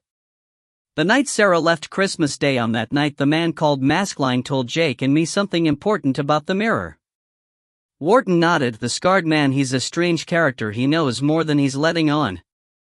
"I agree. Clearly his connection to the mirror is an old one. He owned it before Sims. Remember, he traveled through it unprotected, with no bracelet, and just about survived. He hungers to get it back." "Have you seen him since then?" Wharton asked. "Not a sign." Piers put a steaming cup of coffee in front of him. "Not a whisker, not on the cameras, not on the estate, not even in the village. As if he's vanished from the earth. And that girl, Rebecca, with him." "Never mind her." Irritated, Ven watched Wharton add sugar and stir, savoring the aroma. "Maskelyne told us that the obsidian mirror cannot be destroyed, not by force or fire, by wind or water. There is only one way to destroy the mirror." Those were his very words. Wharton frowned, sipping. "And that is?" "By the way, mega coffee, Piers." Piers smiled, modest. "For God's sake. Will you pay attention?" Ven's frail patience snapped. "He told us that there is an artifact shaped like a golden coin, a Greek stater with the head of Zeus on it. This device contains enough energy to destroy the mirror." He said that the coin had been cut in half and the halves separated in time and space, so that they might never come together accidentally. God knows what happened to the left half, but the right half is here. Wharton was staring now. He put the cup down so sharply it clunked in the saucer. "Oh my God, the one Sarah had? On a golden chain?" Precisely. Ven's fingers tapped the table. "She brought it with her from the world's end. It was the same half coin that Sims was given, to lead him to the mirror." But Wharton was so agitated he had to stand up. "But she gave it to Summer." The stark horror of that statement seemed to hang in the air like a wisp of smoke. Piers sighed. "She doesn't realize its power. Didn't know. And she never must." Ven stood too, facing Wharton. "Sarah's mission is to destroy the mirror. I can never let her do that. If she should find out about the power of the coin, she might. But if the other half is lost, that won't stop her looking for it. I must have the mirror safe or I'll never see Leah again." Ven swung away for a moment. Wharton glimpsed the tension in the man, wound so tight a hasty word, a forbidden thought might snap it. The cat on the windowsill stopped washing and gazed over. Ven took a breath, dropped his voice. "Sarah must never know, and neither must Summer." Wharton sat down again slowly, trying to consider this calmly. "What if Summer knows already? She demanded the coin as her reward, after all. Then we're in worse trouble than even I feared." Ven walked to the window. "Let's assume, for the moment, the Queen of the Wood has no idea of the power she wears round her pretty white neck. In that case, my plan is, the only plan possible is, to get it from her. But with Summer nothing is simple, nothing is easy. If she had any notion how much I want it, she'd take great delight in keeping it from me." His face was set and hard. When he spoke again it was in a bitter whisper Wharton had to strain to. "Here is this my punishment, Leah. As soon as I command the mirror I will come for you, I swear." He turned, abrupt. "I need a plan, Piers." Piers looked worried. "Tricky. And you?" Then turned to Wharton. "Must never breathe a word of this. I'm only telling you because I may need you. You might be useful. That's the only reason." The man's arrogance made Wharton ball a fist with annoyance. "Don't talk to me like that. He may be your slave, but I'm not." Ven shrugged. "Fine then, go get out of here." "I go nowhere until Jake is safe. As for Sarah, I don't like deceit. I'll decide what I say to her." "About what?" Sarah's sharp question alarmed them all. Turning quickly, Wharton saw her standing there in the scruffy jeans she had worn in London, her hair washed and clean, her eyes curious. There was a silence so pointed it hurt. Ven's arctic glare was fixed on Wharton. They were all looking at him. What could he do? His bold words still echoed, but at once into his own dismay, he knew his first priority had to be Jake's safety. The mirror must be preserved. He pulled a face well. Ven watched him sidelong with the attention of a hawk on a scurrying rat. peers seemed to be holding his breath. Sarah said, "Well, what?" Wharton squirmed, then he licked his lips and murmured grimly, "Only that there's been no word from Gideon or from Jake." The police station was deserted. Jake ran down the dusty corridor. "We need to find his office, Allenby. The name's on the door." Gideon shrugged. "Then you'll have to read it." Jake glanced back, astonished. "You can't read?" Learning wasn't for the son of a hovel, great magician. The sarcasm was bitter as Jake found the door and burst through it. He spared one thought on what Gideon's life might have been in that long-lost far-off century. Then he was ransacking the drawers and flinging open the filing cabinets. One was locked. He grabbed a metal ruler, slid it in, and forced the drawer hastily. It swung wide. "Got it." The suitcase had been propped inside. He had it out and opened it once at the door. Gideon watched the grimy corridor listen. The whine was distant and alien, the metallic howl of a strange beast. Gideon had his flint knife out, alert, but Jake said, "It's just the all clear. It means the air raid is over." Gideon listened a moment. "I don't understand what's happening in this time. This war, is it fought with machines? Do the machines make war against each other, or against the men?" "You don't want to know." Grim, Jake was rummaging through the contents of the case. He found the birth certificate and stuffed it into his pocket. Gideon frowned. "I can hear voices, people coming back." Jake couldn't hear a thing, but he knew the changeling's senses were sharp. He tossed aside the photo albums and the letters. Fascinating, but no time, and just as a door slammed far down in the buildings, his fingers touched the softness of the black velvet bag. He pulled it out. "Ready?" Gideon turned. Jake had the bag open. He tipped out the metal film case. What was on this? Was this what she had wanted him to see? Jake, we have to go. Now." Gideon locked the door and crossed to the window. Even Jake could hear the shouts now, the banging on cells, the sergeant's furious yell. The window was barred. Gideon shivered at the touch of the metal, but climbed up and had slithered lightly through before Jake realized what was happening. "Wait. I'll never fit." "You have to." Voices in the corridor. The door handle turned, was rattled angrily. Allenby yelled. "Wild! Open this door. Take this, get them back to Van. Jake thrust out the velvet bag and the papers into Gideon's pale hands. Then he climbed up and gripped the bars and slid his arm, then his left shoulder through. Turning his head sideways, he breathed in, sweating, willing himself between the rods of steel. The door shuddered. Gideon grabbed him. Don't pull me. I'm stuck." He was thin and agile, but the bars were too close. They squeezed his head. He was caught in a vice. He would never get free. Panic gripped him. There was no way on, no way back. "I can't do it." "I can't." "You can." Gideon grabbed him, fierce push. "No. It's too late." Something crashed and gave. For a second he thought it was him, that he was out. Then behind him the lock burst. Pinned halfway to freedom, he slipped off the bracelet and flung it at Gideon, who caught it with astonished speed. "To Ven, not summer. Promise me." Hands grabbed him, hauled him out from the bars with careless, brutal force, knocked him down. He crashed into a black circle of boots. The window was empty. Gideon was gone, and if he answered, Jake didn't hear it. 7. What doth my mirror show? It showeth not what a man looks like, but what he is. Not what he seeks for, but what he hath found. From The Scrutiny of Secrets by Mortimer D. The Diary of Alicia Harcourt Sims. After the strange demise of my dear papa, and now that I am truly his heiress, I think it would be a suitable tribute for me to continue his diary. His name was John Harcourt Sims, and he was a Victorian gentleman of science, in those distant days when the study of the occult could still be scholarly and respectable, unlike now, where I am called a foolish woman and people smirk at me behind my back. I knew hardly anything about him until the day the letter came.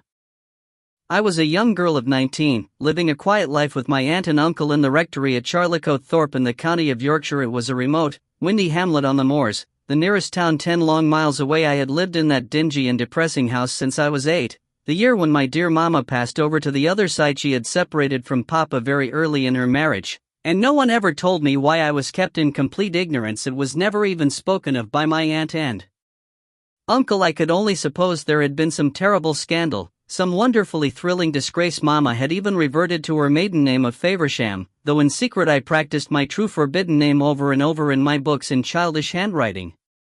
Alicia Harcourt Sims. It had a refined sound to me. Even then it made me feel like a different person, as if I had some hidden dark mirror image of myself.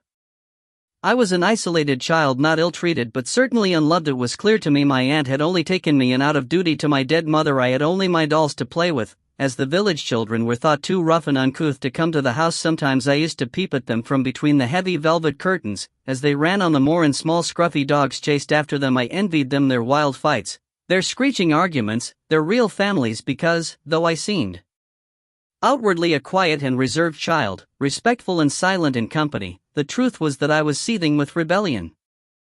I loathed my life. Maybe that was why I was fascinated to learn more of my father. Once, coming very quietly into the room, I heard my aunt in conversation with one of her cronies, the curate's wife, and she was saying, "My dear, he experimented in the occult, in fiendish, terrible things. Of course, he was a most depraved and villainous creature. How my sister came to fall under his spell remains the sorrow of my life. Do you know, they say at one time he even kept a girl from the streets and she actually became." Then they saw me, and fell silent. How I pondered those words in the curled cave of my bedclothes. How in secret I would imagine and dream of my father. Depraved and villainous. I shuddered with delight. I pictured him tall and devilishly handsome, with a curled mustache, and I prayed that one day he would come in a great carriage and whisk me away from the tedium of the dull dark house, to Paris, to Rome, to London. But he never came. Instead, on my 21st birthday, the letter arrived. Sarah spread the photocopies of the D manuscript on the kitchen table. Piers had enlarged them, so that the page of scribbled drawings, the tangles of coded words, could be seen more easily. Then picked one up and examined it. Total and utter gibberish. Wharton turned a copy, not even sure which way up it should go. I mean, look at this: a tower, a bird mask, some sort of crane. Then an equation, then a scratchy picture of what might be, well, a man on a horse. A centaur. Then muttered, "Well, maybe, but what does it all mean? How can this help us get Jake back?" Then flicked a glance at Piers. "Any idea?" The little man looked at the page almost hungrily. "Not yet, Excellency, but I'd love to have a go." "Puzzles? I love puzzles." Then frowned. "Be quick, we need the information." He turned to Sarah and she faced him. That sharp blue gaze they both had, Wharton thought, how hadn't he seen before how similar they were? Then said, "So my great-granddaughter, ... Sarah knew there was one question that had burned in him since their last meeting. He asked it at once, unflinching. "Is it true that Leah comes back?" She looked away. "In my history, she didn't die in a car crash, but I don't know details. All our family documents were lost in the fire, or Janice took them. But that painting of her, the one you have in her room? We still had that. So I'll succeed." He seemed numb with relief, dizzy with disbelief. He glanced at Wharton, then back at her. "If only I knew how. As for what happened with Summer, I'm trusting you, Sarah. You have to help me when Leah is back. I don't care about the mirror. You can blow it to smithereens if you like." He turned and went to the door. "What about David?" she said. He stood stock-still, as if he had forgotten the name. "Yes, David too, of course." He went out. A moment later they heard the front door slam. "He's not going to the wood, is he?" Wharton said anxiously. Piers shrugged. "The estate has many footpaths. He'll roam up on the moors for hours. That Summer creature gives me the creeps." Wharton turned to Sarah. "Come on, we need to check the mirror." On her way out, she looked back. Piers had seated himself at the table. He had poised a lamp over the papers and was making hasty notes with a long red pen. From nowhere he seemed to have found a green visor to shade his eyes. "Looks like a newspaper hack," Wharton said. She smiled as she closed the door. 3 of the cats jumped up and sprawled on the table, mewing for food. "Get lost," Piers said absently. The house was silent and musty as they walked its corridors. They passed through slants of pale light from the windows, watery with tiny running raindrops. "It seems so empty without Jake," Wharton said. "Yes." To her it seemed as if an air of hopelessness, of damp decline, had invaded the place. She paused beneath a pale square of paneling. There was a painting there. "Christmas time, surely?" "Then sold it last week." Piers boxed it up and I took it to the station. "It's being auctioned in Christie's." So he's short of money. Sarah, he's out of money. She shook her head as Wharton led the way up the wide, curving staircase. She thought of how the Time Wolf had once slunk up here, its eyes sapphire fragments on the landing. The ancient floorboards creaked. The long gallery stretched before them. They walked down it, but Wharton stopped abruptly before a bedroom door. Reminds me there's something you might be able to help me with, because the damned beast won't even look at me. He led her inside. Jake's bedroom. It had been his father's, and he had moved in there. His clothes lay on chairs. On a heap on the floor his laptop sat on the mahogany dressing table. Wharton pointed up, Horatio quite lost without his master. She saw the marmoset. It was huddled in a heap of misery on the very top of the great curtain rail. It spared her a miserable glance, its tiny face screwed up. Horatio! She reached up, her voice soft, come on, come down. The creature turned its face away. Just won't eat, Wharton said gloomily. If Jake gets back and finds him dead, there'll be hell to pay. Suddenly he turned to her, though what if he never gets back, Sarah, what if? Don't panic, she kept her voice firm. Of course he will pass me the chair. It took 10 minutes to coax Horatio down, but the grapes she found proved too enticing, and finally he jumped into her arms with a screech and snatched the fruit. Brilliant, Wharton was delighted. I knew he'd like you. She clambered down. The marmoset's fur was soft and lustrous. It looked up into her face and chattered. Then it took another grape, held a handful of her hair, climbed onto her shoulder, and sat there, sucking its tail. Was a soft tickle around her neck. She turned right. Let's go to the mirror. At first she was amazed that Ven had left it unguarded. Then, as she ducked through the viridian web that was spun about it, she noticed the new bank of security devices, the alarms and laser-thin beams of light that Wharton held her back from. Ven is more and more afraid of theft, getting paranoid. There's the control panel, and they've wired it up like the crown jewels. If there's any sign of Jake coming back, the whole house will probably explode with alarms. This is what the portraits are paying for. We can't go any closer than this. Sarah hissed in frustration. Crazy. Maybe, but that thing scares me. It seems to have a life of its own. The obsidian mirror. It leaned, facing her, a dark sliver of glass in its jagged silver frame and the angled shadowy surface. She saw a slanted image of herself, and her own face looked different, subtly altered. The mirror showed her herself, but for the first time a stab of doubt pierced her. Did it show what was there now, or were its reflections warped and rippled through by time, so that she might be seeing herself seconds ago? Or did the mirror show not only the outward form but how a person felt? Their emotions? Their soul? Wharton was talking. She dragged her attention back. Can do about any of it. I never thought I would miss that infuriating, arrogant wretch. She realized he was talking about Jake. Jake can look after himself. So could his father, but what if we never see him again, Sarah? She patted his elbow, and walked as near as she dared to the network of lights. Don't worry, keep believing. Gideon will find him, he promised. Wharton snorted. If Summer knows that, Gideon might be torn into pieces by now. You really have to. She stopped. A brief glimmer, like lightning. What was that? What did you see? She felt him hurry beside her. I can't see anything except. The mirror flickered. For a brief, terrible moment it was not even there. They were in a place of utter darkness, the air a choking dust, all around them and over their heads, a crushing, suffocating mass of rubble and brick. Sarah gasped. Wharton swore. Then the mirror was clear. Where was that?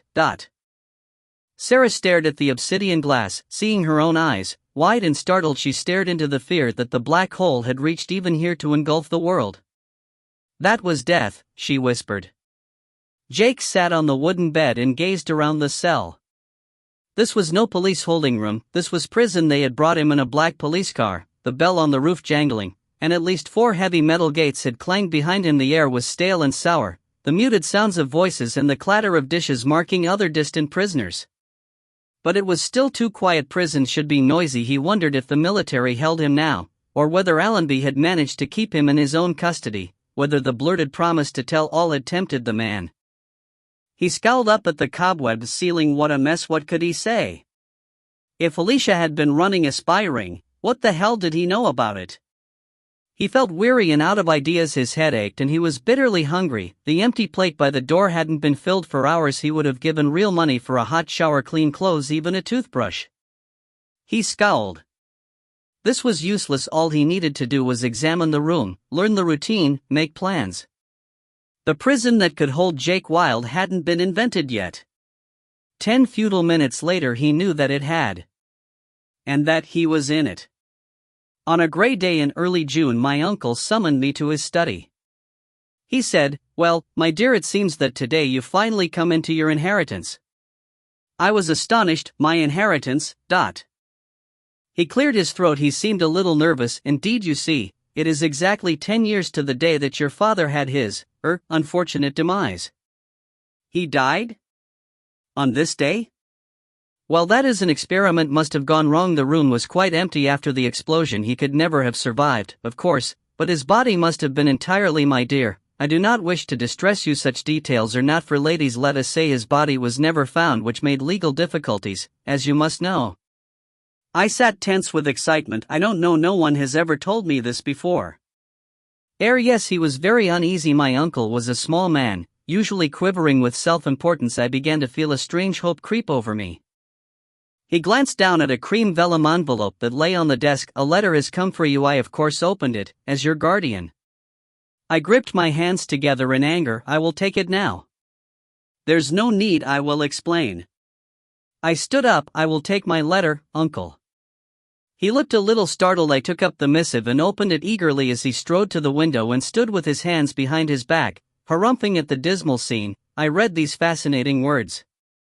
Messrs. Queenhithe and Carberry, Solicitors at Law, Staple Inn, London. Madam, I beg to inform you that my client, your father, Mr. John Harcourt Sims, is from this date legally declared deceased and that his estate, house, and chattels now revert to you. Should you or your representative care to apply in person to our premises, we will supply you with all further details. May I offer my congratulations on your good fortune, and commiserations on your loss. I remain, your most humble and obedient servant, Marcus Queenhithe. I held the paper with trembling fingers. I could nor believe what I was seeing. My dull life of drudgery was over. I was an heiress. My uncle turned. "I will of course set off immediately. The London house will need to be sold, and any money." "No," I said quietly. "I beg your pardon?" I drew myself up. This was a moment I had dreamed of for years. I was not going to lose it now. I said, "No, uncle, I shall take the train to London myself tomorrow." You've never been out of Yorkshire in your life. Then it's time I did. I folded the precious letter. "As for my father's house, it will not be sold. I intend to live there." He gaped. "A single woman in London? I will be quite able to afford a servant." "I utterly forbid it." Coolly I pocketed the letter and looked straight at him. "Uncle, you may bluster as you please. I often wondered why you took me in, when it was clear you had no love for me. Now I see that you must have been waiting eagerly for this day all along, thinking to obtain my father's money. Well, I thank you both for all your care over the years. Rest assured I will repay all the debts you may have incurred on my behalf. But tomorrow, by the first train, I will leave." The years of humiliation and timidity and boredom were over. As I marched to the door and closed it firmly, I looked back and saw him mop his bewildered brow with a white handkerchief. "Bless my soul," he breathed. Needless to say, I lay awake all night in a trembling terror. But next morning, bag in hand, my heart quaking with fear and excitement, my head held high, I climbed aboard a train for the first time in my life and set off for London. Immense, brilliant, terrifying, labyrinthine London. 8. It is told that there was once a man of that district named Oisin Van, and that late one night of February he rode home from the wars, and wandered from the path, and long was he lured and mired by phalites and willows o' the wisp in the marshy places of the moor, and he came to a deep wooded coombe, and though he sensed somewhat of the danger, he entered that place. And he became aware of the eyes of dark birds upon him, and of the malice of laughter. Chronicle of Wintercombe. Rebecca drove carefully up the rutted lane. Where it met the edge of the copse of firs, she parked and climbed out. The wind from the sea was cold. She pulled her coat tighter, then hauled out her wellies. Pulling them on, she turned and trudged up the narrow track, the bag of groceries slung on her back. Why he had to live out here, she had no idea. There were cottages in the village for rent even on the Wintercombe estate, but then, he was working feverishly on this spell thing, and he needed quiet.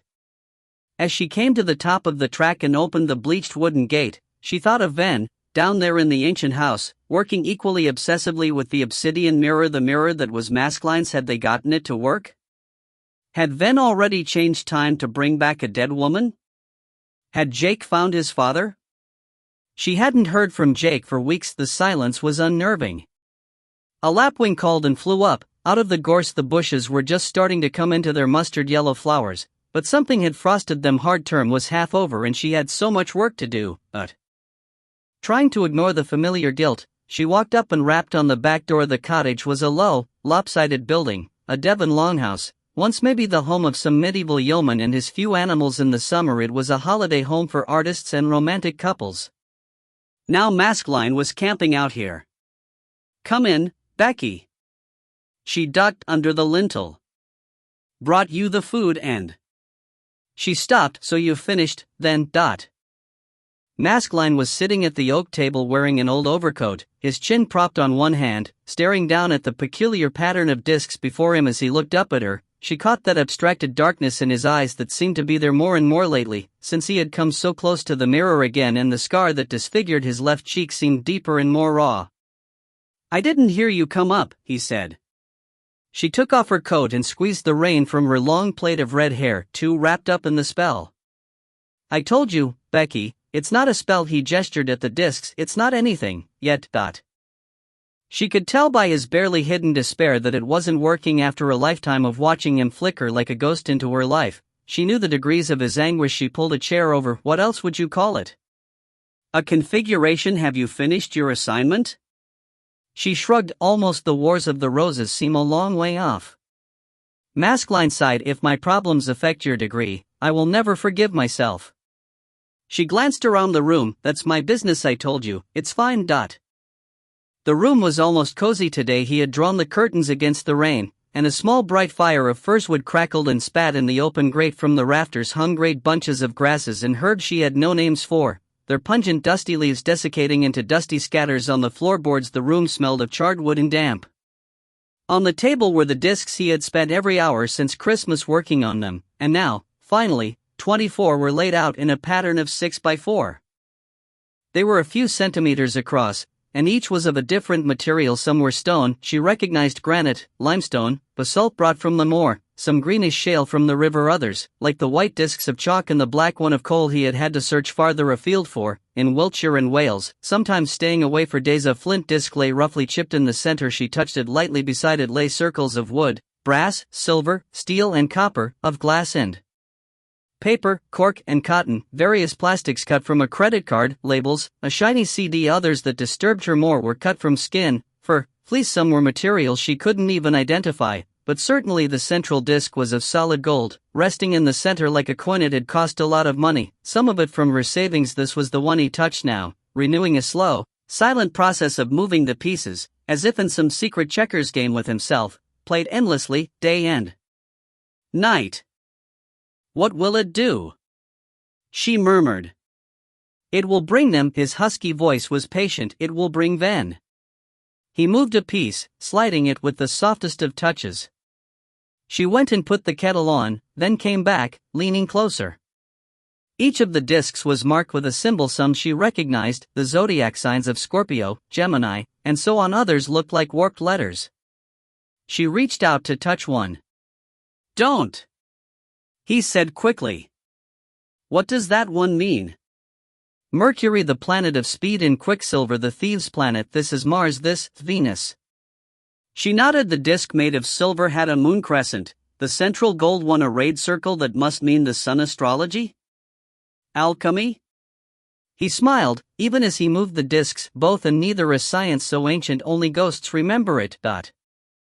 She frowned. He rarely spoke about his life before he had leaped into the mirror. Jake had told her about Sims's diary, how Sims had stolen the mirror from Maskelyne in some dingy opium den, sometime in the 1840s. But before that, who had he been?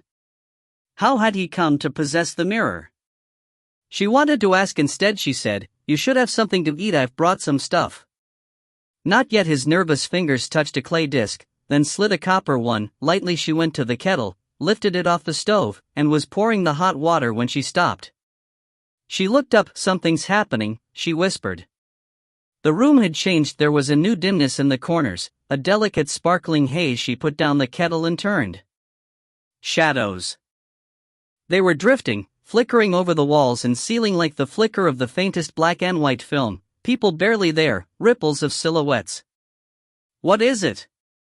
He didn't answer. She crossed quickly to the table, scared by his silence. What? The discs were moving. With a sigh of satisfaction, Maskelyne drew his fingers away, and still they moved. Their pattern was rapid, hard to see, a swift, silent rearrangement as if the elements themselves had taken up the dance, moving with purposeful gravity. How is that? Hush, watch. As the colors formed and reformed, Rebecca wondered if they were making themselves into galaxies, into a set of concentric circles like some ancient diagram of the cosmos, some drifting clockwise, others counterclockwise, around the golden coin of the sun. Maskelyne watched, tense. The room darkened. The discs seemed to glow, marble and plastic and metal. Then they stopped. Breath held, she stared at the new configuration through the gently shimmering smoke. She said, "Have you done it?" "What does it mean?" Maskelyne sat back in the chair for a moment. He seemed too exhausted to speak. He said, "It means they'll come, Becky, they'll need me." Then to her surprise, he picked up the central disc and rapped it gently 3 times on the tabletop. Knock, knock, knock. Oh, hell and damnation.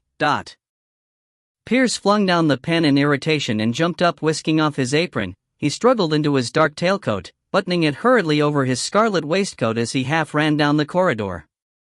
The tiled hall was quiet. Wharton and Sarah were up with the mirror, probably. But who could have gotten through the locked gates and up the drive? He flitted across the hall, reached the front door, threw it open, and looked out. The steps were empty. Beyond them the overgrown drive was blurred with rain. The tall grass of the lawns rippled with broken tulips in the cold breeze. No one.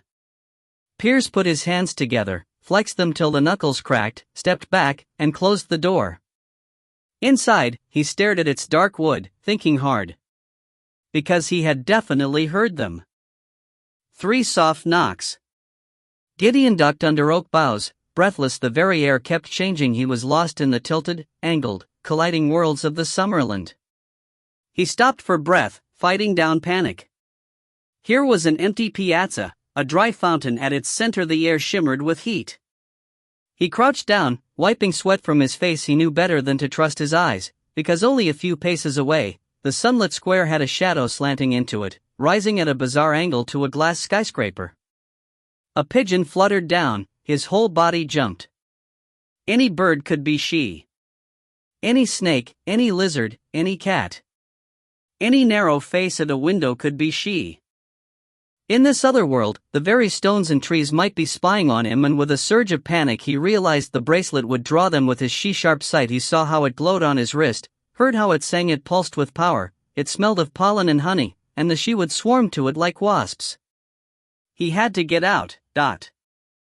Taking a breath, he raced through the piazza into a meadow. Beyond it a blue ocean stretched, with tiny islands green as jewels crashing down the hill. He saw dryads twist into olive trees, a crack and dive into the waves. Gideon ran onto the beach, up the gangplank of a moored quinquerine, its slaves oiled with sweat, then leaped in or and landed swaying in the sudden roar of a train corridor rattling through streets and factories. Grabbing the window rail, he edged down the aisle, unseen by passengers, opened a carriage door, and walked into a golden field of barley. Gritting his teeth, he waded through the waist-high crop. These were the secret ways of the she, their unseen paths through the world, barely glimpsed by mortals, except in certain, potent intersections. A fairy ring, a haunted room, a crossroads at twilight, notorious for generations as places of danger. He was deep in the other world, and any moment the whole scene would reset as if someone had shaken the pieces of a kaleidoscope. It was a place of madness, and he knew every time he traveled in it, it contorted his very reason. He felt a tickle on his wrist and looked down. A tangle of white bindweed had slid around the bracelet. The green stem explored, curious. He shook it off quickly. Out. Where was out? In the center of the field, as if it had crash-landed from space and been half buried by the impact, tilted at a crazy angle, was a castle. He climbed through the ruined barbican and came to a great wooden gate. It was locked, but in it was a smaller postern, cut so tiny he had to kneel to open it. He squeezed his head and shoulders through. Instantly, as if they had been waiting for him, bees swarmed down. Gideon beat the buzzing things away, scrambled through, and ran through an orchard, ducking under apple trees, into a silent and deserted school where the classrooms slept in summer heat, out through a rabbit hutch, where 3 identical rabbits watched him with huge eyes. Then a corridor, stark, gray, one fluorescent light strip buzzing overhead. As he looked up, the strip came apart, and became the swarm again, bright electric bees that clustered around him, stung him, so that he ducked and twisted with increasing panic, flung a door open, threw himself through. Then grabbed him down. Gideon collapsed, gasping for breath, then gave one ferocious yell at the bright buzzing swarm. "Leave him. Now!" His voice was savage with wrath. Instantly there was nothing there to shout at. Gideon slid to the grass and sat there, stunned. When he could look around, he saw a small glade of bluebells above, oak trees, just coming into tiny new leaf. He was at the edge of the wood. He was back. "Listen," he gasped, "Jake. Not here." Then hauled him up, then noticed the bracelet on his wrist. With a cry of joy, he slid it off and gripped it tight. Then he ran out of the wood, up the path and through the small metal gate to the cloister, its threshold protected with an iron strip, its bars hung with charms. Gideon followed, limping and sore. Passing over the iron made him shiver, but he felt nothing of the peculiar jagged pain it seemed to give the she. Then, wait. He was irritable with stings and scratches. Then dragged him to a bench, flung him down, and stood over him. "Right, tell me, is Jake alive?" Sarah burst out through the cloister door, a glass of water in her hand. She pushed it into Gideon's trembling fingers. "Take your time, Nut." The cold water was blissful. He gulped it down so fast it almost choked him. Then, looking up, he saw Wharton was there, behind her, looking as if he had aged 10 years. "Where's Jake? Where is he?" "Don't blame me." Gideon put the glass down. "I tried to get him back, but he's so stubborn." And then the bars in the window. He stopped, trying to get his thoughts together. "Because the Summerland did that to you, shattered your mind, left you in pieces." Deliberately he said, "Jake is in a city where a war is happening. Metal is falling from the sky and smashing the houses. He said to give you this." He put down the black velvet bag and out of it took the steel film canister. Sarah picked it up. "Film? Of what? And is Jake all right?" Wharton demanded. Gideon drank the last drop of water. "He's fine except that he's in a dungeon and likely to be hanged." 9. Jake has charm. If he cares to use it, he can be most persuasive. His academic ability is not in doubt. He has spectacular confidence in his own judgment, which is often at fault. He seems to trust no one but himself. Frankly, I think he'd make a good politician. Or a spy. End of term. Confidential report, Compton School, G. Wharton. London. I had never imagined a place so frantic. My soul thrilled to the motor cars, trains, horses, and carriages. The thronged pavements of people, beggars, thieves, duchesses, bankers, all strolling among a bedlam of street vendors who cried everywhere from violets to soap to ointment that would remedy hair loss for the modern gentleman. But when I finally walked under the ancient archway of Staple Inn, I found myself in a sudden haven of quiet, an old stone courtyard surrounding great trees, their leaves just budding in the spring sunshine. I was ushered into the offices of Messrs. Queenhythe and Carberry, solicitors at law, to find a very tall young man with a walrus mustache who introduced himself as Marcus Queenhythe. I must have looked terribly tired from my bewildering journey, because he instantly poured me tea from a brown china pot. "And you walked all the way from Euston? My dear Miss Sims." I had no idea which omnibus to take. I drank the tea thirstily, there were so many. "Of course. Well, we will have a cab to your house, that is, if you wish me to attend you." "Oh please, I would so like it." "Your house."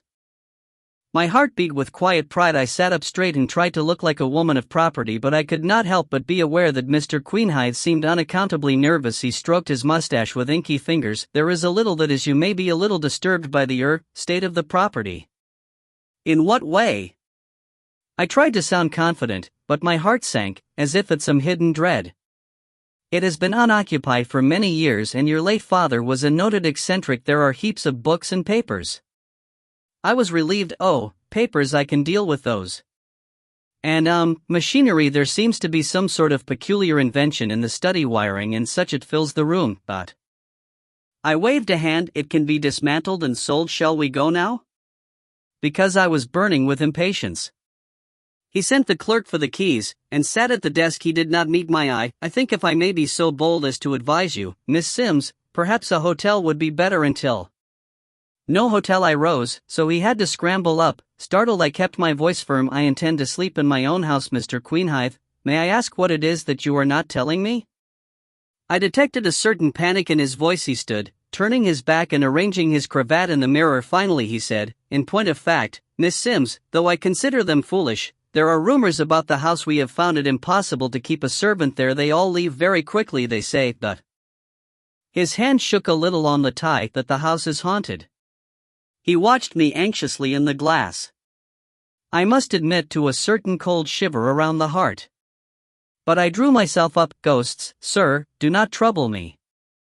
However, when the cab arrived before the dilapidated frontage, I admit to being a little daunted. The house was a fine Georgian building in a grand square, but trees had been allowed to grow and overshadow it, and the shutters were closed in dark, like blind eyes. Ivy obscured the upstairs, and strange scorch marks starred from what must have been the study window. As I climbed the steps and waited for Mr. Queenhithe to undo the padlocks, I felt as if my mysterious father was still here, gazing down at me curiously from some attic. When I glanced up, the panes were dark. We entered the hall. A peculiar smell of charred metal seemed to hang there, even after so many years. This was the drawing room. The dining room is in here, the morning room, and this was Mr. Sims's study, I believe. He opened a door onto a room crowded with dark masses of sheeted furniture. I put a hand out and touched an armchair. My fingers came away covered with a film of brown dust. Does no one clean? As I said, we have had problems. The last cleaner refused to return. She spoke of footsteps, movements where no one was. I opened the shutters. Pale daylight fell on my father's desk, his chair, and revealed by it, suddenly, there in the corner, I saw her, a gangly, awkward young woman, drably dressed, her face thin and pale, her glance startled. I moved, and so did she, and then I realized this was no ghost but myself, reflected, and I put a hand to my cheek in dismay, because for a moment I had seen myself as a stranger sees me, a lost girl, away from all the certainties and fixtures of my life. I recovered myself because Mr. Queenhithe was observing me, and stepping forward, removed the rest of the sheets to reveal the mirror. It was tall and made of some curious glossy black glass. It reflected the room as a slanting, warped space, the walls distorted, the windows bulging outward. Coils of wiring led from it into the heaped and piled corners of the room. I picked one up, and it curled in my hand with a strange friction that made me drop it. Quickly behind me, the mirror showed Mr. Queenhithe laying a pile of documents on the desk. These are your father's will, his diaries and letters. If you would care to sign here, and just here, our business is concluded.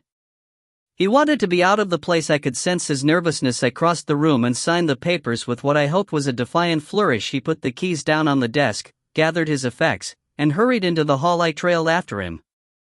If there is anything you need, he said, his look suddenly intent and urgent. Anything at all, Miss Sims, please don't hesitate to contact us at any hour.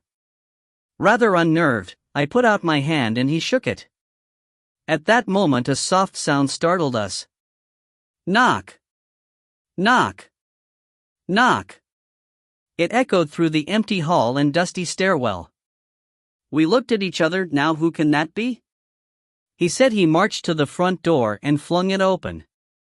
There was no one there. Mr. Queenhithe stepped out and looked up and down the street. The pavements were empty, but I thought I heard, as if from somewhere far, the giggle of children. Some scoundrel playing tricks, he said. Well, I wish you the best of luck, Miss Sims, the very best of luck. It was only when I had closed the door on his hurried departure, and turned to face the dark stair and the silent house, that I allowed myself a secret smile. Ghosts were just what I needed. I was my father's daughter, after all. Allenby took another pull at the cigarette and stared at Jake through the coil of blue smoke. Let me get this straight. You want me to take you, a prisoner on remand, out of here, across the bomb craters of London, to a smashed-up house in a street that no longer exists? Jake nodded. You really have a nerve, Wild. Jake leaned back. It's the only way if you want Alicia's spy network, you have to take me to her house. Her house is in smithereens. Not all of it. Jake leaned forward. Come on, your men must have been digging about in there. They've found it, haven't they? You know they have the mirror, the machine. He made his voice as confident and enticing as he could, but in truth he felt sick and desperate. He had barely eaten for days, the muck they gave him was inedible, and his brain was weary and fuzzy from broken sleep, because at night the cells were crammed with drunks and infuriatingly noisy women. But at least they were keeping him here. There was no sign of the military. Allenby wanted the credit for this for himself. Allenby crunched the cigarette in the ashtray. The door opened. The sergeant came in with 2 mugs on a tray. As he set them down, he gave Jake a particularly filthy look. Jake grabbed the tea with both handcuffed hands and drank it gratefully. The hot sweetness was a glorious comfort. Allenby watched his calm, alert face. Was hard to read. What is this machine? I told you Alicia used a very strange device. It won't have been destroyed. It appears to be made of glass, black glass. A flicker, hardly anything, in those steady eyes, but Jake was sure. He put the mug down. You have found it. After a moment Allenby said, let's say we've recovered something we don't understand, but take me there. I'll get it working for you. Their eyes met across the table. It was a game of chess, Jake thought, with London the board and himself as one of the pawns, the smallest of pieces. But it had to work, because if Gideon failed him, he certainly wasn't going to be stuck here for the rest of his life. Allenby sighed abruptly. He scraped the chair back and stood. I must be a bloody fool, he said. Sarah said, you can't do it, can you? Piers, sitting on the floor among a pile of wiring as big as he was, looked at Ven. It's not that I can't do it exactly, he said warily. I mean, given time, given a bit of leeway, I could, but to be honest, I'd rather work on that page you brought. Jake needs us now. She scrambled up and walked angrily to the mirror, staring into its enigmatic curves. The mirror slanted her own gaze back at her. She knew Piers and Ven had been up all night realigning it once. They had tried to activate it at 4 o'clock. A shudder of noise and energy had rippled terrifyingly through the house, waking her and sending her racing out into the dark corridor and crashing into Wharton's startled panic. What the hell was that? He'd yelled. Now he lay in an armchair dozing, his maroon dressing gown tied tight over a pair of ridiculous pajamas with little anchors all over them. She looked at the film canister. Can we see this? I'll have to find the old projector, Piers said, not looking up. She frowned. Then she touched the bracelet. Gideon had told her about the blitzed world, and Jake was there, locked up in some cell, fuming with restlessness and fear. She knew how that felt. Where's Gideon? Gone back to the she. Wharton yawned. Everything needs to seem normal. If Summer knew really, sometimes I fear for that poor boy's sanity. Ven had said nothing for ages. He watched Sarah, his glance sharp and cold. She said, listen to me, we can't just work in the dark. We don't have any more time to experiment and get things wrong over and over. If we make a mistake, we could miss him by years. We could be too late. She turned to face him. You know what to do, and you don't have any choice about it. There's only one man who can possibly help us now, and that man is mask-lined. But Ven, leaning on the filing cabinet, stood upright. He walked slowly into the very heart of the labyrinth and stood beside her, and the dark glass showed her his face, subtly warped. He said quietly, how can I trust you, Sarah? How can I ever be sure of you? What we want is so different. What we want is the same. She turned on him. Jake back. David found. Leah saved. And then? Then you give me the mirror. He smiled. Remote, you make it all sound so easy. He gazed at the dark reflection of the room, the mess of machinery, Piers sitting exhausted and cross-legged among the tangle. What do you say?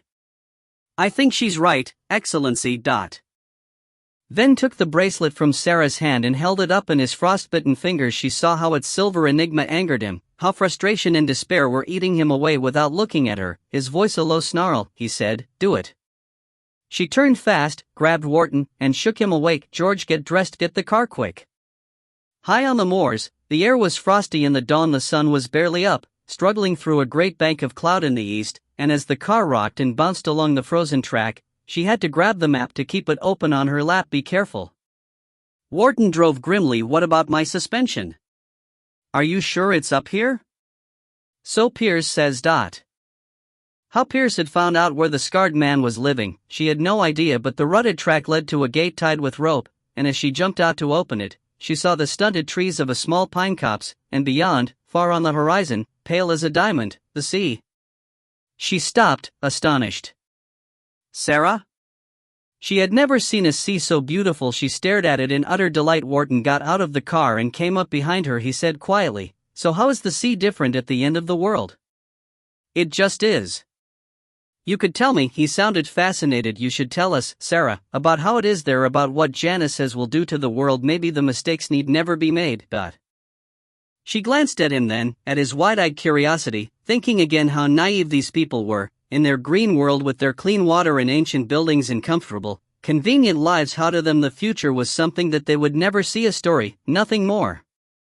For a fierce, angry moment she just wanted to shock him violently out of his complacency, but she made herself shake her head. Not now. George I couldn't even begin. Before he could answer, she had unlooped the rope and pulled the gate open, lifting its heavy metal bars out of the stiff mud. "Leave the car, this track's too narrow."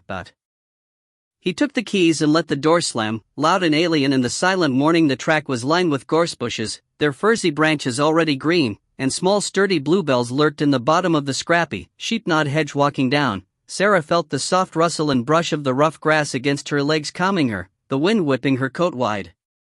Wharton came behind, watching her. He knew she had almost told him something then, had been on the edge of some revelation, and drawn back. The girl who could become invisible still held so many secrets. Now she was pointing into the wind. That must be it.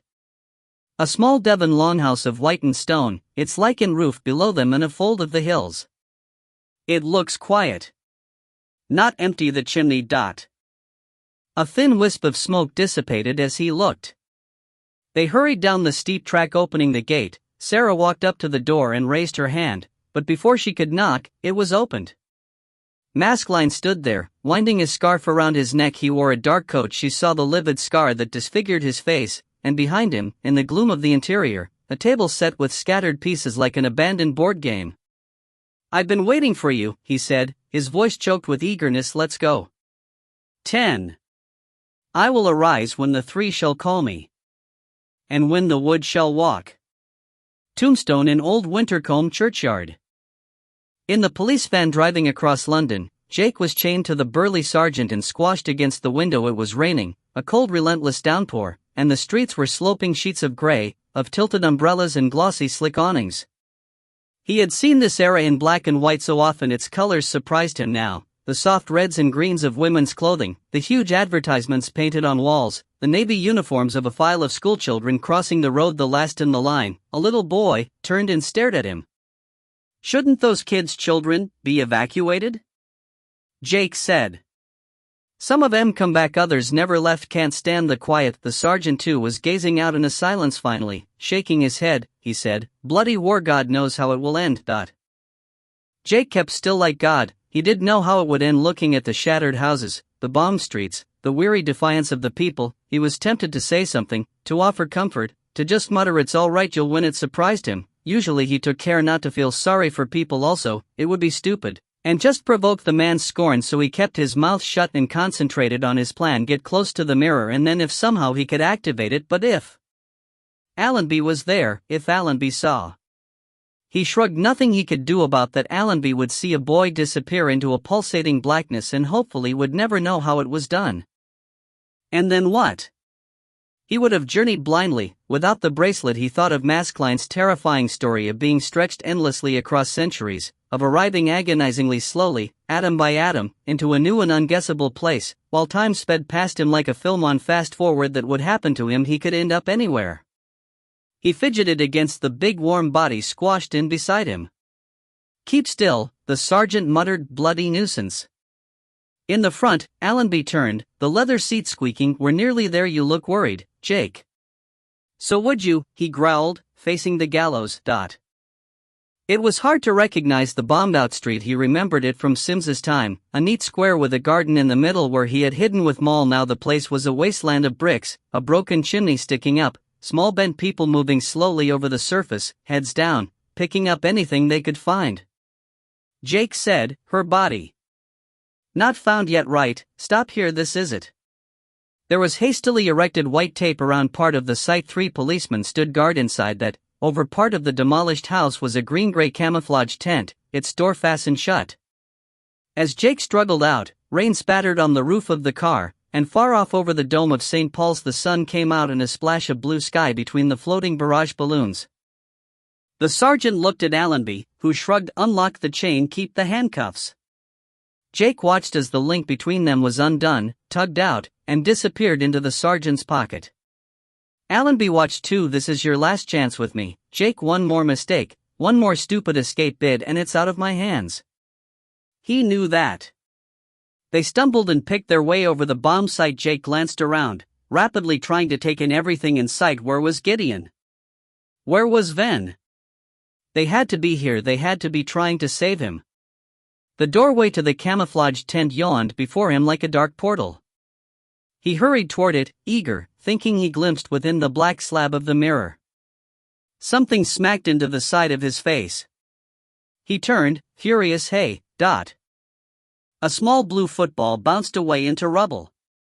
Sorry. A small boy in gray shorts and a school blazer stood there gazing at him just behind, knee-deep among the bricks. Two of the identical triplets smiled. "Jake stared you." The sergeant scowled. "Clear off, you kids." "No, wait." Jake made a move toward them. The handcuffs clinked. "You were the ones in the underground shelter, you said."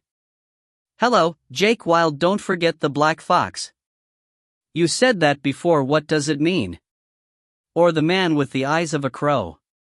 The third child came so close he could have touched him. "Or the box of red brocade."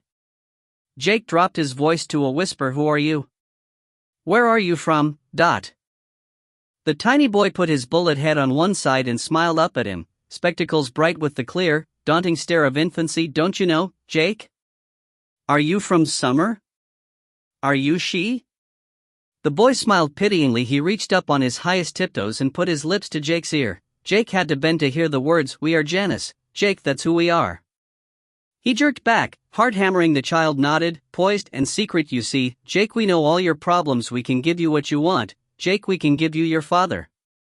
Jake kept still, made himself say, "And in return?" The children drew together and held hands. They sang. "Don't let Sarah destroy the mirror. Destroy the mirror. Destroy the mirror. Don't let Sarah destroy the mirror. E-E-I-E-E-I-O. Clear off, you kids." The sergeant roared. They fled, laughing and giggling across the brickfield. Jake stared after them. Then he was grabbed and forced inside the camouflaged door. Maskline walked into the brightness of the labyrinth and stared around, at the mirror festooned with cable, at Piers in his white coat, at three of the black cats sleeping in the tangle of malachite green webbing. Piers eyed him, sour as acid. "Oh great, so you're back again. You can't do this without me." The scarred man crossed to the desk and picked up the bracelet. He turned it, and in his fine fingers it seemed almost to move and rotate with delicate precision. "It's about time you realized that, Dot." Ven was standing in an agitated stillness in the shadows. He came forward and faced Maskline, his hair a blonde brightness in the strong lights. Maskline seemed a shadow before him, a dark copy, a reflection, thinner, barely there. "Did you create the mirror?" Ven breathed. "How did it come to you, all those years ago, before Sims stole it? Did you really dig it from some forgotten grave?" Maskline did not answer. Instead he said quietly, "It knows I'm here." "Good Lord," Wharton muttered, eyes wide. Because the silver frame of the obsidian glass was indeed strangely alight, the slanted silver inscription no one could read, running with ripples of energy. The lights flickered. One of the cats sat up and spat. Piers muttered, "Output has just increased 1 kilowatt, and rising, Dot." Ven didn't move. "Do you know," he said, his voice arctic, "how to get to exactly when Jake is?" Maskline lifted the bracelet. "I think I could find out," he said. "Well, it was just what I wanted. A haunted house.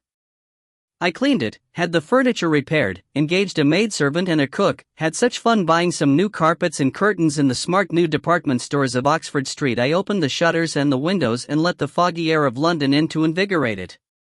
What I did next will surprise you, though I had posters and invitations printed, on pale violet card, with gilt letters. They read, Madam Alicia, spiritualist and medium. Do you have a loved one on the other side? Madame Alicia can help you. Seances, scrying, the tables and the cups. Respectable and reasonable rates. Discretion guaranteed. It may appear amateur now, but at the time I was delighted with it, and thought myself the height of fashion. Because of course I had to have some source of income. And I had always wanted to see ghosts.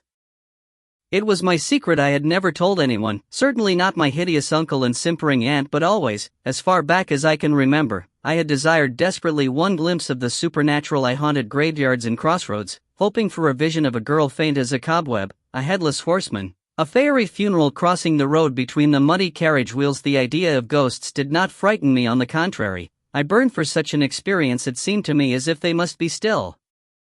All around, like the echoes of people, doing the things they had always done, for years, barely knowing they were dead, still absorbed in their lives. An old man who lived in the village had a reputation for second sight, and once I managed to ask him about it, he told me he saw many spirits. Some were easy to see, he said, or even speak to. Others, the older ones, in ruff and gown and breeches, were so very pale they were nothing more than a disturbance of the air, like the ripple above a hot plate.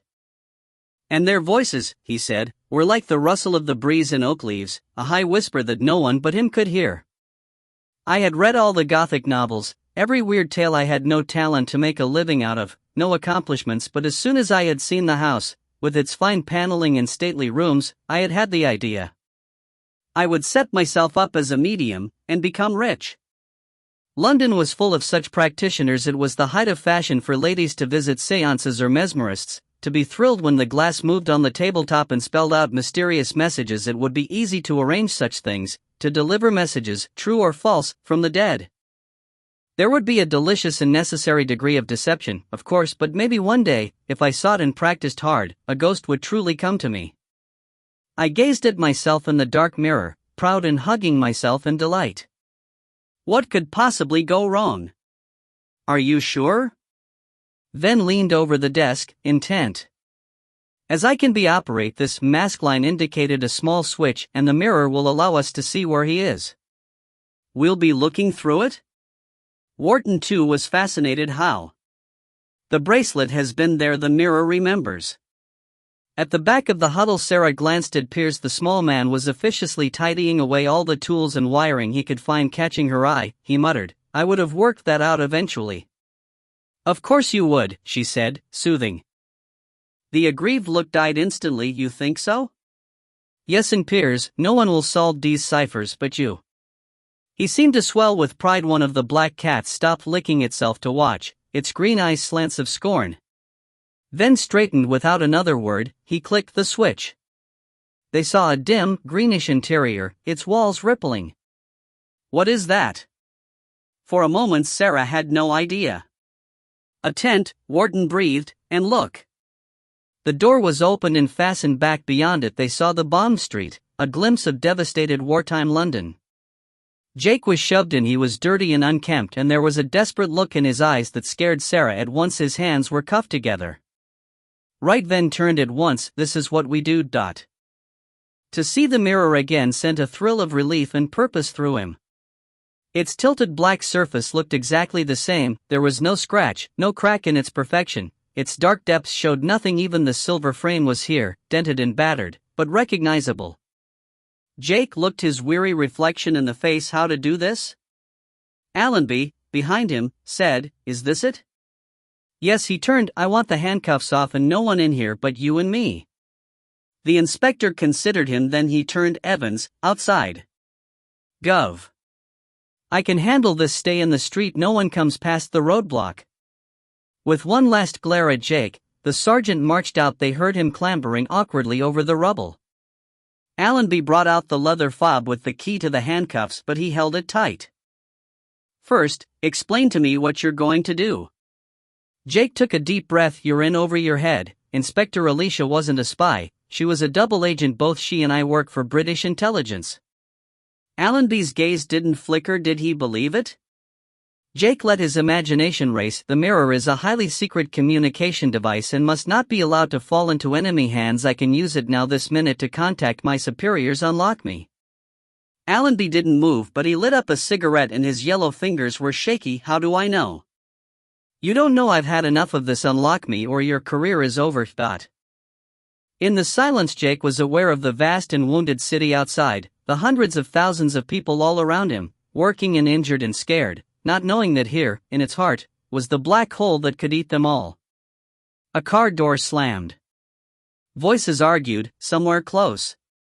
All right, Allenby seemed to decide all at once. He stepped close to Jake, but before he could unlock the cuffs, the door was flung open. 2 men in uniform barged in. They wore red caps and each carried a revolver. The military. Jake swore. Allenby turned. What's going on? This is police business. You have no right. I have every right. The tall officer stared at them both with icy authority. You, sir, will leave now. Wait at the roadblock with your men. You can't order me. I'm not under your command. This is war, sir. The revolver was raised, just a fraction. Step outside. Allenby glanced at Jake. He drew himself up very formally. He said, I'm sorry, Mr. Wilde, there's nothing I can do. Good luck. He reached out and dropped the key into the officer's outstretched hand. Then he ducked through the tent flap. At once they moved. Ven grabbed Jake tight. George. Stand close. Close. Jake took one last look around. Wharton was staring out at the street, his eyes wide. This is amazing. He was muttering, bloody, bloody, bloody amazing. Ven grabbed him and yelled at the mirror, we're coming now, Piers. The sound rang out like a gunshot across the bomb site. Allenby swore, threw down the cigarette, and ran, all his men stumbling after him. He flung open the tent door and stared in astonishment. The mirror stood in its tilted splendor. Apart from that, the tent was empty. Gasping behind him, the sergeant's breath was hot on his neck. Bloody hell. Where did they go? Allenby had no answer. More to the point, he said, Grim, where did they come from? Are you all right? Sarah hurriedly unlocked the handcuffs as Jake stood on the floor of the lab as if in a daze. Fine, I gathered giddy and got back, then. Eventually you must have been terrified. He wasn't listening. Instead, so slowly and deliberately that it scared her, he reached out and took the greasy key fob that had been Allenby's out of her fingers and stared at it. It was old, well-worn red leather. On it was the metal image of a fox, with a mouse dangling from its grinning mouth. Johnson's Car Repairs, it said, Black Fox Lane, High Holborn. What? She said, anxious. He looked at her, disbelieving as if he couldn't trust what he saw. The Black Fox will release you, he whispered. Canst thou not minister to a mind diseased, pluck from the memory a rooted sorrow? 11. Of course my marriage was a failure from the start. Moll saw to that. Moll with her cheeky urchin ways, with the run of the house, with her increasingly bold plans to find us a bracelet, to travel to the future, to find Jake Wilde. I had also grown far too fond of the little scrap. When my wife said, she goes or I do, I'm afraid it was not a difficult decision. Diary of John Harcourt Sims. Sarah sat on the end of her bed and stared at the open pages of the notebook. Downstairs, in the sleeping house, a clock pinged 3 silver chimes. With the black pen she had scrawled. What's happening there? Tell me. No answer. The writing faded before her eyes. This was the 3rd time tonight she had begged him, increasingly despairing, and she knew he had read it far off in time, surrounded by his empire, powered by the ferocious energy of the mirror. Janice was tormenting her with silence. She flung down the pen and went to the window. It was a wild, windy night since summer's furious tempest. The weather had been a constant gale. Now the lawns of Wintercombe were silvered by a moon half hidden in streaming cloud. Tugging the dressing gown around her, she hugged herself, staring out stonily at the storm. Janice was the future, but for everyone else, he didn't exist yet. For Jake, Wharton, even for Ven, that world was only a possibility, something that didn't need to be thought about. For her it was real. Her past. Her life. Her parents. It was as real as standing here, or that blitz-shattered London Jake had told them about around the fire last night, his hands, still red from the manacles, tight around the battered mug of coffee. She thought about this house in that century to come, its ruined state, the collapsing wings, the charred timbers of the fire-blackened roof that was Wintercombe too. And in that time the mirror was consuming the world. She turned, alert. From the corridor outside had come the very faintest of creaks. Holding her breath, still as a shadow, she listened. Someone was padding, very quietly, past her room. She crossed barefoot to the door, opened it, and put her eye to the slit. It was Jake. He was wearing his gray striped dressing gown and had the monkey on his shoulder. As she watched, he stopped at Wharton's door, tapped on it softly, and slid in. She didn't hesitate. Deep inside her mind was the switch that would make her invisible. Janice's gift, that she hated to use, but now she let it operate, felt its warmish flare in her skin. She slipped out quietly. Wharton's bedroom was the last in the corridor, near the servants' stairs down to the kitchen. Crossing the landing, under the owl-faced grandfather clock, she felt a cool draft from the dark spaces below move against her bare legs. The bedroom door was not quite closed. Voices murmured inside, but even with her ear pressed against the gap she couldn't hear what they were saying, so she edged it wider, turned sideways, and slipped in. Wharton was sitting up in bed looking bleary. For God's sake, Jake, can't it wait? I can't sleep. I have to talk to someone. Tomorrow. No, now. He dumped the monkey irritably. It jumped into an open drawer of the tallboy and began to rummage through Wharton's carefully matched socks. Oh, stop that, the big man growled. Jake was a shadow on the window seat, crumpled and morose. Wharton clicked on the reading lamp and looked around sleepily as his glance swept across her. Sarah flinched, but it was clear he saw nothing. So she slid down and squatted by the door. Wharton said, into the silence, "Must have been tough for you in that place, locked up, handcuffed." "It's not that I could handle that." "Yeah, right." Wharton allowed the thought to yawn through him. "Don't be so ridiculously heroic, Jake. You went through a terrible experience and it would have been hell, not knowing if you'd ever get back. There's no shame in that, I tell you. Even the brief half hour I spent in the mirror shook me to the core." He could hardly believe it even now, the alien, oddly wrong smell of the wartime past, the disconcerting loss of certainty there, the utter disbelief that had almost frozen him. Jake snorted. "Where did Ven get the uniforms?" "Pierce produced them. I don't know where he keeps all that stuff. Pierce has a lot of abilities we don't know about." Jake's whisper was low and grim. "It's clear he's some sort of she himself." He stood up and came towards Sarah so abruptly she knelt up, alarmed, but he just closed the door firmly and turned the key in the lock. Then he went back and sat on the bed. "There's something I didn't tell the others about the children." "What children?" "3 kids, 3 identical boys. They looked about 10. They were in the underground station where I slept. There was something really weird about them. They knew my name." Wharton sat up wearily, starting to pay attention. "Go on. They said each of them said a sort of prophecy as if they could see the future, and then just before you lot turned up, I saw them again on the bomb site. This time I asked them who they were." "What does it?"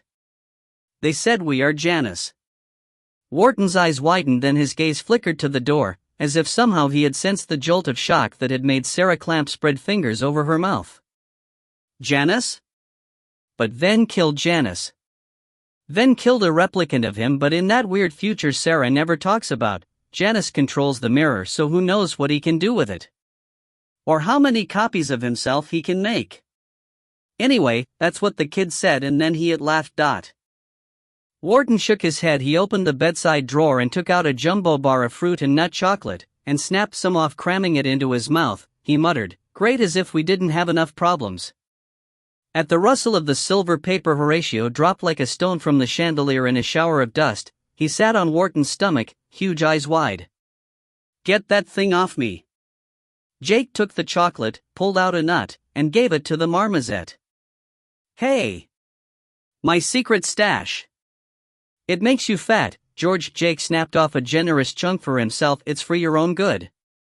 They ate in silence. Sarah decided to try and get closer. She reached out a hand.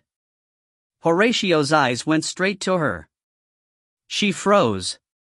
The monkey chattered and shrieked. "That's all." Greedy Wharton threw it a raisin. "Okay, so these Janice children told you things. What things?" Jake pulled the bedside chair over and sat in it, feet on the patterned quilt. "The first one said, 'The Black Fox will release you.'" "And what sort of nonsense?" "Not nonsense." He took the greasy key fob out of his pocket and threw it on the pillow. "That was Allenby's. The key unlocks the handcuffs. The prophecy came true." Wharton, after a moment, picked up the keys. He ran a thick thumb over the worn emblem. "Coincidence?" "No." Jake stared straight through Sarah, unseeing. "And if the first one came true, the others might as well." Wharton drew his knees up under the bedclothes, and they were, The second kid said, "Find the man with the eyes of a crow," and the third, "The broken emperor lies in the box of red brocade." Wharton sucked a nut sounds like hang on the broken emperor. Do you think that might be something to do with the Zeus coin? The broken half of it Sarah gave Summer? That can you know? Jake stared. You know about that? Then told me. Sarah put her hand carefully down on the worn carpet and inched forward. A board creaked under her weight. Turns out leaving it with the she was such a bloody stupid thing to do. Wharton stared gloomily. If Summer finds out the mended coin has the power to destroy the mirror, then boom, end of all of us. Sarah's heart gave a great jolt in her chest. She wanted to cry out with the shock. Keep quiet, it's not safe to talk about. Jake got up and paced to the window, staring out at the fleeting moon over the wood. He had intended to tell Wharton all of it, the children's stupid rhyme that kept going around and around in his head.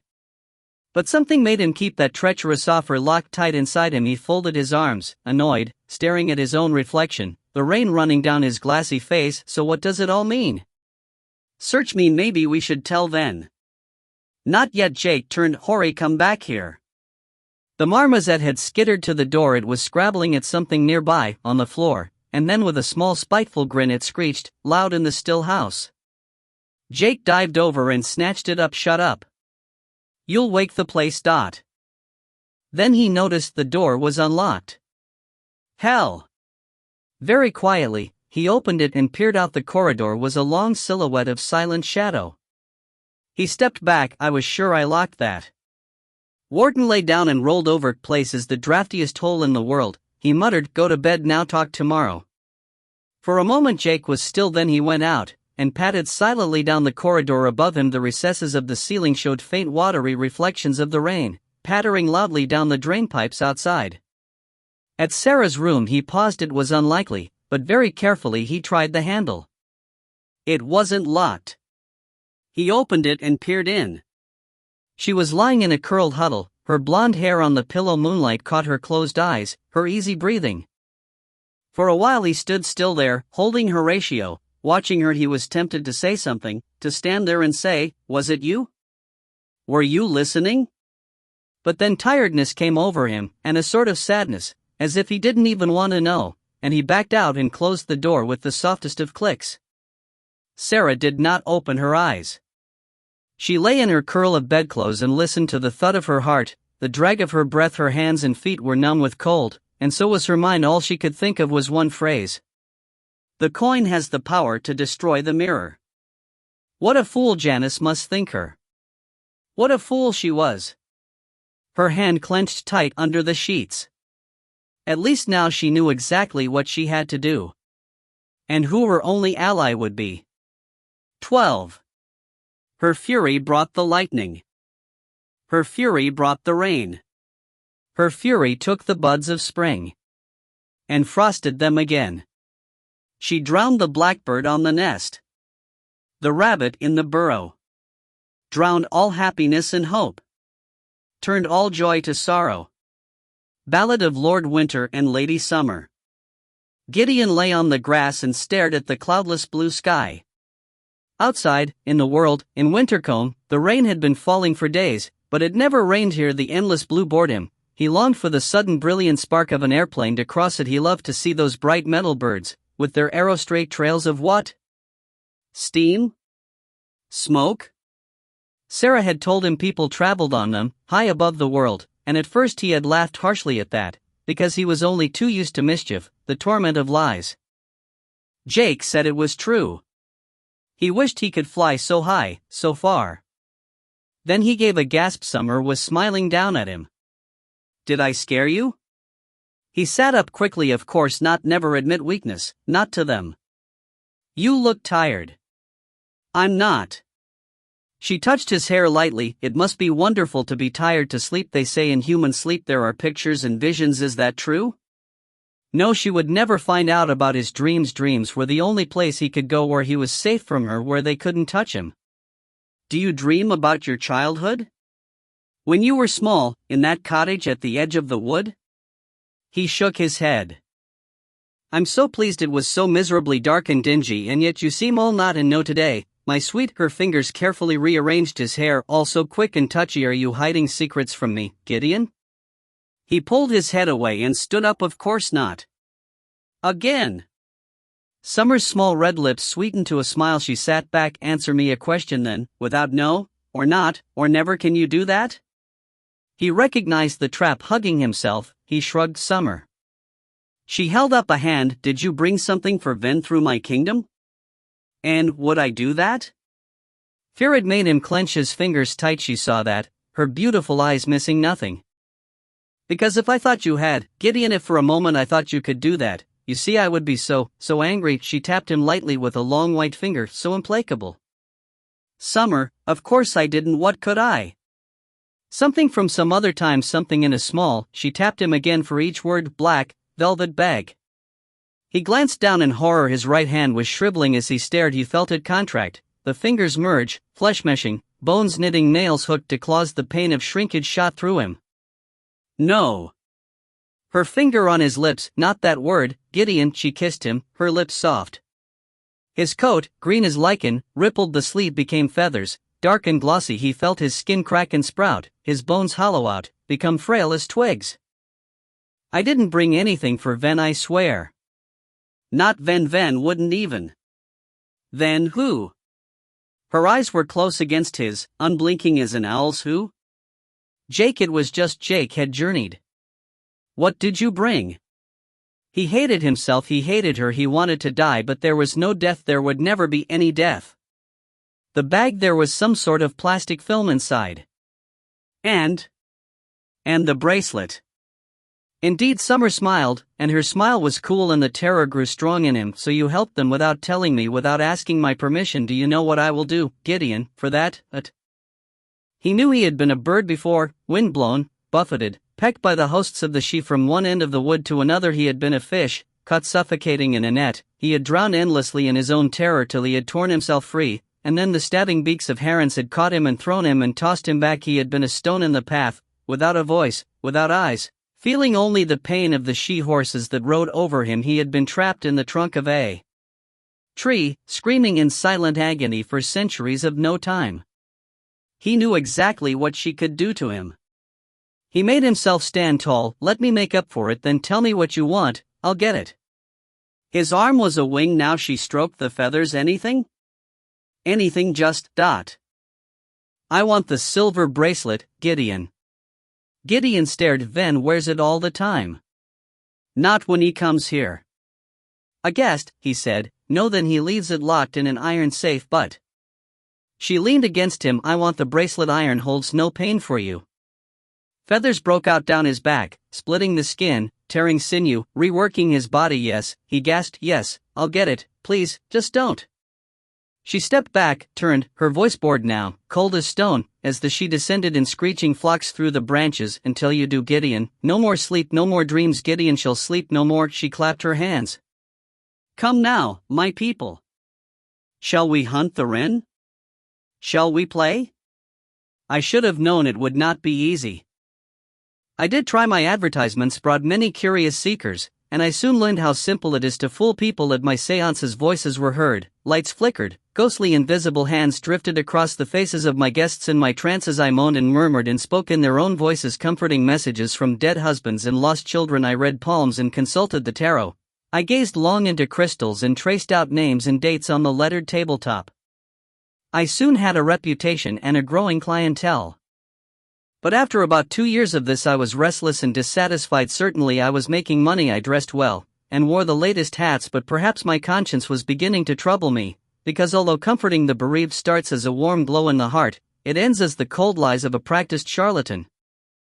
It was late one evening, after a particularly troubling session, that I entered the room where my father had worked. It was not a room I frequented, being small and dark, but that evening it seemed charged with a strange, silent expectancy. The maid had gone to bed. By now she was a trusted accomplice in my business, so I lit a small fire myself and then sat on the green ottoman by the window looking down at the street, the few late travelers hurrying home out of the dark and cold.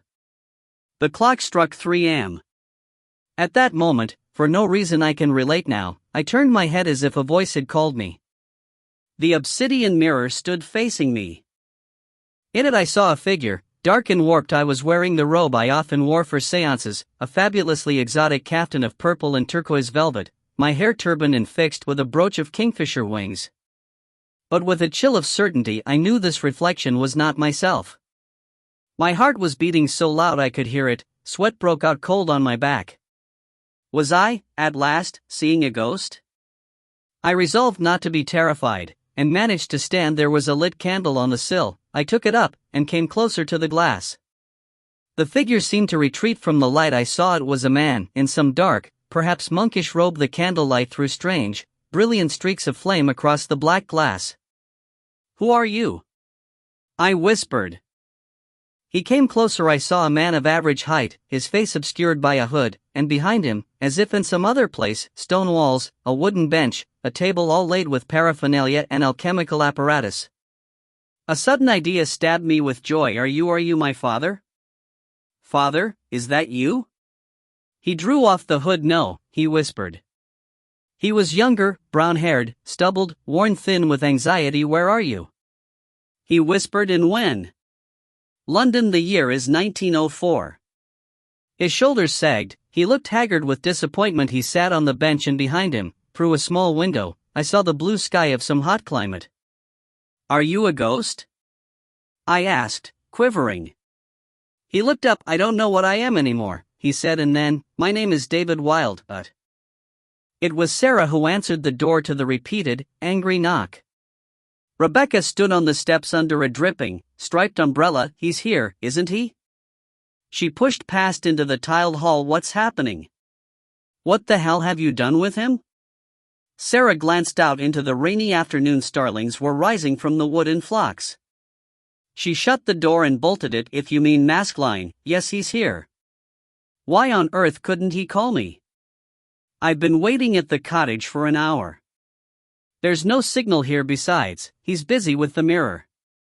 The tall girl closed her umbrella. Sarah saw how her long red plait of hair was soaked, the way her anger had suddenly thawed to a bleak resentment. The mirror, always the mirror. Sarah nodded, but she didn't move, checking quickly. There was no one around but one of the replicated cats, washing its tail on the dark wooden table. Then she ventured.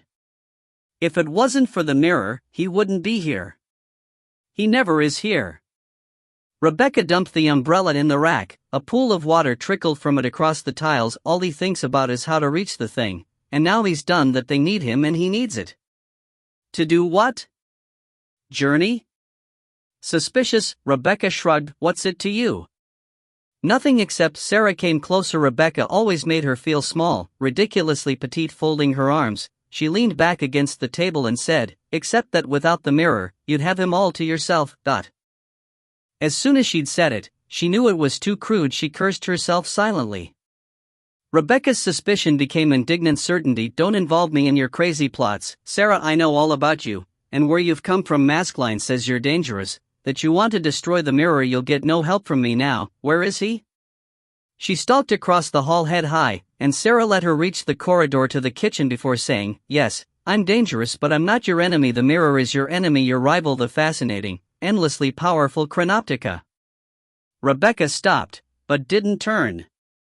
Sarah went on, relentless. Then, Jake, Maskelyne, they all think they need it, but they'll become slaves to it, and believe me, I know that's true, because I've seen it happen. I've seen how the mirror can devour people, mind and soul, how it can swell and pulsate with its own power, how it can become a darkness that will devour the world. She took a step across the hall. I'm going to stop that happening. You could help me.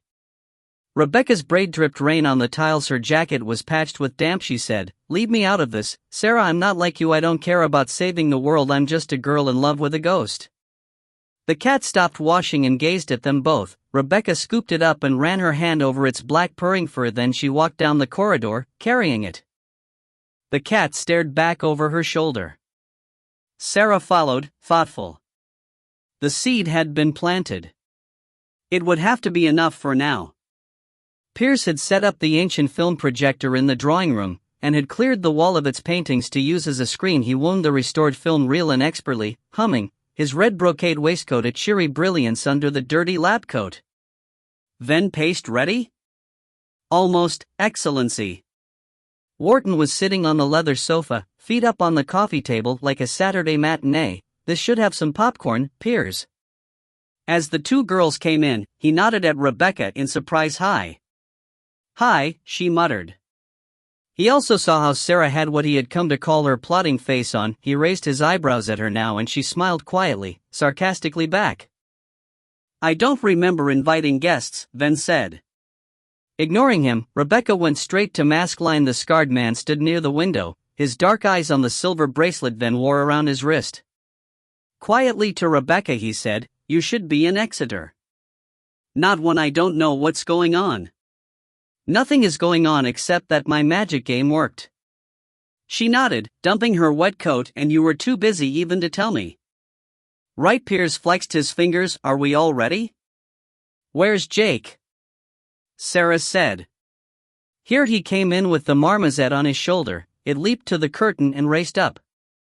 To Sarah, Jake looked tired, and strangely older, as if time in the past had moved differently, as if he had lived longer than the few days he had been there. But he wore his expensive clothes carelessly, and threw himself down next to Wharton.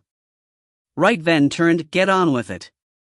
Piers clicked the projector on, and the reels began to work. Just to say, this was almost impossible to get back, corroded almost to nothing in places. The room was dim, rain patterns moved on the windows, on the wall, shadows began to blur. Piers muttered and played with the focus, producing a rapidly shrinking fuzziness that made Wharton say, "What is that?" People. Jake watched, intent. One person then came forward, his eyes fixed on the screen. Sorted, Piers. "Doing my best, like I said. It's in bits. How about that?" With an abruptness that silenced them all, a man loomed from out of the darkness and was there looking out at them, a man in a dark place, wearing some sort of brown ragged robe. His outline flickered, vanishing briefly, reappearing with a jerky flicker slightly off-center. Wharton sat up. Sarah stared. Rebecca looked around, wondering why they were all so silent. "Who is that?" she muttered. Rain pattered on the window. No one answered. Until Maskelyne said in his husky voice, "That's Jake's father." 13. "Janus has everything, we have nothing. He has spent years perfecting his knowledge of the Chronoptica. His hunger for its secrets is destroying us all. We believe that seconds before the final catastrophe he will enter the mirror and journey to a refuge he has carefully prepared. He will live on, safe in the past. Only we can break this cycle of despair. If we destroy the mirror, we destroy Janus." Illegal Zeus transmission. It was David's idea to make the film. It might have been on our third time of speaking, or channeling, as I was delighted to call it. He insisted that he was no ghost, and I have to admit a slight sinking of the heart about that, because, after all, dreams are dreams. But when he explained to me that he was a man from the future, a man who had traveled in time, and had even once worked with my dear father, I was more than mollified. I was thrilled. "How is that possible?" I breathed. He shrugged. He always seemed to stand very close to the glass, to be almost able to reach out through it, but when I touched the obsidian surface it was hard and smooth as ever. "The mirror makes it possible," he said. There was an anger in his voice. "If it wants to. Then might I also journey? You don't have this." He raised his arm and I saw he wore a silver bracelet, curiously carved and worked, with an amber stone embedded in it. "It was what your father never had. But you do, and you must have this mirror, so therefore." The logic bewildered me. Was he gazing into the very same mirror as I was, but in some other age? He nodded. "Yes, I found the mirror again here, in Italy, 3 journeys after I left your father. 3 journeys the wrong way, always backward, always further in time from everything I loved. I dare not try again, and yet I dare not stay here." A ghost should not be anguished, but there was such pain in him that I felt as if the mirror somehow amplified his sorrow and his fear. "And how is it you can talk to me? I don't know." He turned and paced, restless within that dark, curtain room. "Perhaps because I worked on the mirror with Sims, perhaps because you're a medium, or some sort of sensitive. It's crazy. In my own time I would have laughed at such things." My heart swelled with pride. I had told him of my seances, though not of my deceptions, and yet surely, this proved I was indeed a true clairvoyant, a seer of spirits. Seconds after that, as he was about to speak again, his image faded. It left a mark in the mirror that I saw for days, a faint dissolving smudge in the glass. I sat on my divan that day and the next, watching the black enigmatic mirror, ignoring my clients, hoping and praying that he would come back, that it had not all been some illusion of my brain. But nothing happened. Gradually, I came to wonder if indeed I had ever seen him, to doubt myself until, 2 weeks later, on a rainy afternoon I came in from the theater, took off my hat and mackintosh, said, "Tea please, Edith," and turned my head. There he was, as if he had never been gone. Perhaps, for him, there had been no gap, no interval of time, because he spoke as if we had never ceased the conversation. He said, "I have a son, Alicia, a son called Jake, who will be searching for me. There is also a man, Oberon Ven, who needs me, so this is what I want you to do." "Turn the volume up," Ven growled. "Jake, sit down." He couldn't. He was standing close, his silhouette black against the flickering indistinct image. How can it be him? How can it? Wharton's hand tugged him gently back. "Sit down, Jake, let Piers get it right." The image had frozen. Now in the attentive, silent room it jerked to life again, became Dr. David Wilde, looking tired and haggard, unshaven, his eyes red-rimmed, his clothes a dirty surcoat of brown. And then he spoke. "Are you ready, Alicia?" Jake swallowed. The voice was a shiver of memory. Then a reply, faint on the soundtrack. "Quite ready, David. The machine is operating now, though I have no idea if I'm doing it right. Cinematographs are such new, awkward things, and this great contraption clatters so." Jake drew in a sharp breath. Even at this distance, through the hiss and static, he knew her voice. The woman in the rubble had sounded just as quavering, just as self-assured. Piers said, "This is the very best I can do. The film is grainy and the sound quality, well, I have no idea what she was using or where she got it, but these were extremely early days for sound recording. It's not synchronized. I can't do anything about that." Sarah glanced at Jake. He was transfixed, his eyes never leaving his father's face. Ven too stared with a grim intensity. The man in the mirror stood looking out. When he spoke again, his voice was a whisper of static. "Are you there, Ven? Are you seeing this? I have to assume you are. I wish I could see you. You and Jake. Hi Jake, I wish I could be there with you, back at the Abbey, if that's where you are." He stepped closer, his voice coming seconds after his lips formed the words. "Is it winter there? God, I'd love to see some snow. Or just good British rain." He lifted a hand, as if to the glass, just to walk across the moor again and breathe the fresh sea air. Instead of the endless scorching heat here, the humidity, the filthy mosquitoes that breed fevers and... He stopped lifting his chin. He smiled, but it was a weak attempt. "Sorry, getting maudlin. Talk to myself too much these days. You need facts, so I'll get on. And the tape is running out so quickly," Alicia muttered, louder on the soundtrack. "He looks ill," Jake whispered. More than that, Sarah thought he looked like a jaded, worn, weary man. "Then, listen to me." David came and gripped the frame of the mirror, looking through it with a determined stare. "After I left Sims I journeyed 3 times. Each time I found the mirror, adjusted the bracelet, was as sure as I could be that I was doing everything right. Each time I ended up going backward." He shivered. "A rat-infested tavern. Sometime in the Civil War I was arrested as soon as they saw me, because I appeared out of the air in a crowded place. They had me down for a sorcerer in a... which haven't time to explain how I got away. I managed to bribe the magistrate, get to the mirror, and just journey fast. I found myself in York, about 10 years before that date." He shrugged. "God, I wish I could see you." Jake folded his arms about himself, tight. His eyes gleamed wet. "So do I, Dad," he breathed. "The third jump brought me here. It's Florence. The year is 1347-ish. I can't tell you how it is here. Fascinating, yes, but the heat, the squalor, the casual violence. Life is so short, so hard. I thought I decided not to journey again. There's no point flitting through time. You'll never find me. The plan was to stay here, to wait for you to find a way of contacting you. I've got the mirror. At least I have access to it. It's in the palazzo of the warlord I've had to pledge myself to serve." He grinned. "I'm his doctor. He's vicious and dangerous, but while he lives, I'm safe. I even pull his teeth. I'll bet you find that funny, Jake." No one laughed. "I've been here 3 years, local time. Tried over and over to contact you. Spells and scrying and anything I can think of, but I have to be so careful. They burn witches here." He looked away, then back. "All that time I saw nothing in the Chronoptica but my own warped reflection, and then, God knows how, a woman, Alicia, she's Sims's daughter. She's recording this, and that's crazy." "It's brilliant," Ven breathed. "But it's all I can think of to do. You have to find this tape. You have to find me, .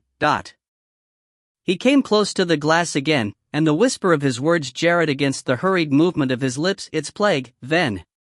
The Black Death. I've been waiting for it. Now I've seen 2 cases and I know the signs. This is the year it swept over Europe like fire too, and every 3 people died. Realistically my chances are 0. If you don't find me I'll have to J. The film juddered and stopped, the screen startlingly black, the reel flapped and rattled. Piers switched it off into an appalled silence. For a moment only the rain pattered, then Jake turned on Sarah, his face white as paper. So what happens? Does he die there? Because you're from the future, you should know. Wharton murmured, Jake. But she should. She should know the answers to this nightmare. He stepped close to her. Does my father ever come back? I don't know. Sarah kept her voice calm. They were all looking at her, Maskelyne curious. Ven's eyes blue as ice. If I did, I would tell you, Jake, I swear, but I'd never heard of David Wilde before I came here. Please believe me. He turned on Ven. We have to go for him. Right now. No, Ven's voice was low. Not until Maskelyne is sure. Give me the bracelet. Let me try. If. Jake Wharton came up to him. Think we can't risk it as soon as we're ready. You too? He stared around at them all. Look at you. All of you. Paralyzed by fear. And my father might be dying back there, but you don't care about him, do you? You just care about Leah, who's dead, and you, Sarah, about a future that hasn't even happened yet. I loathe and detest the lot of you. And if I have to, I'll get him on my own. He slammed out of the door. Wharton sighed. Sorry, everyone's sorry, Sarah. He's just. I know. She went and stood in front of the dark and silent mirror. I'd be just the same if it was my father, but believe me, I don't have the answers. Piers cleared his throat. Well, do you want me to run it again?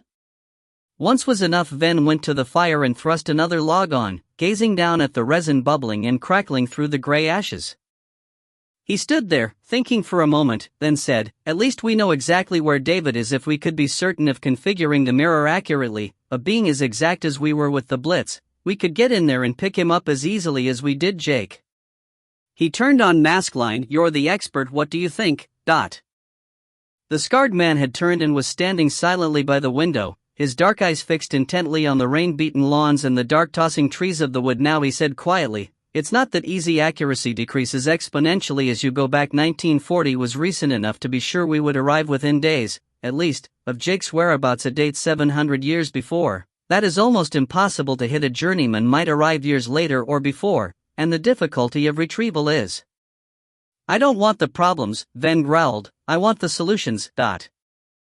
Maskelyne gazed out at the rain through the reflection of the lit room. Then he turned and faced them. These are my conditions. I have completely free access to the mirror. I have a room here in the house, and I work without any hindrance or interference from anyone.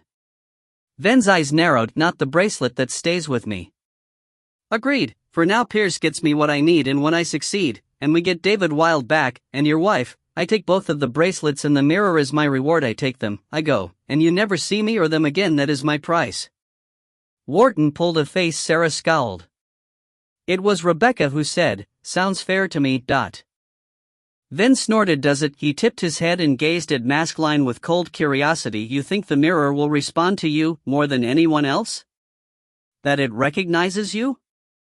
The scarred man laughed, a light, soft sound in the dim room. I know it does. Then you'd better get on with it. Ven turned. My conditions.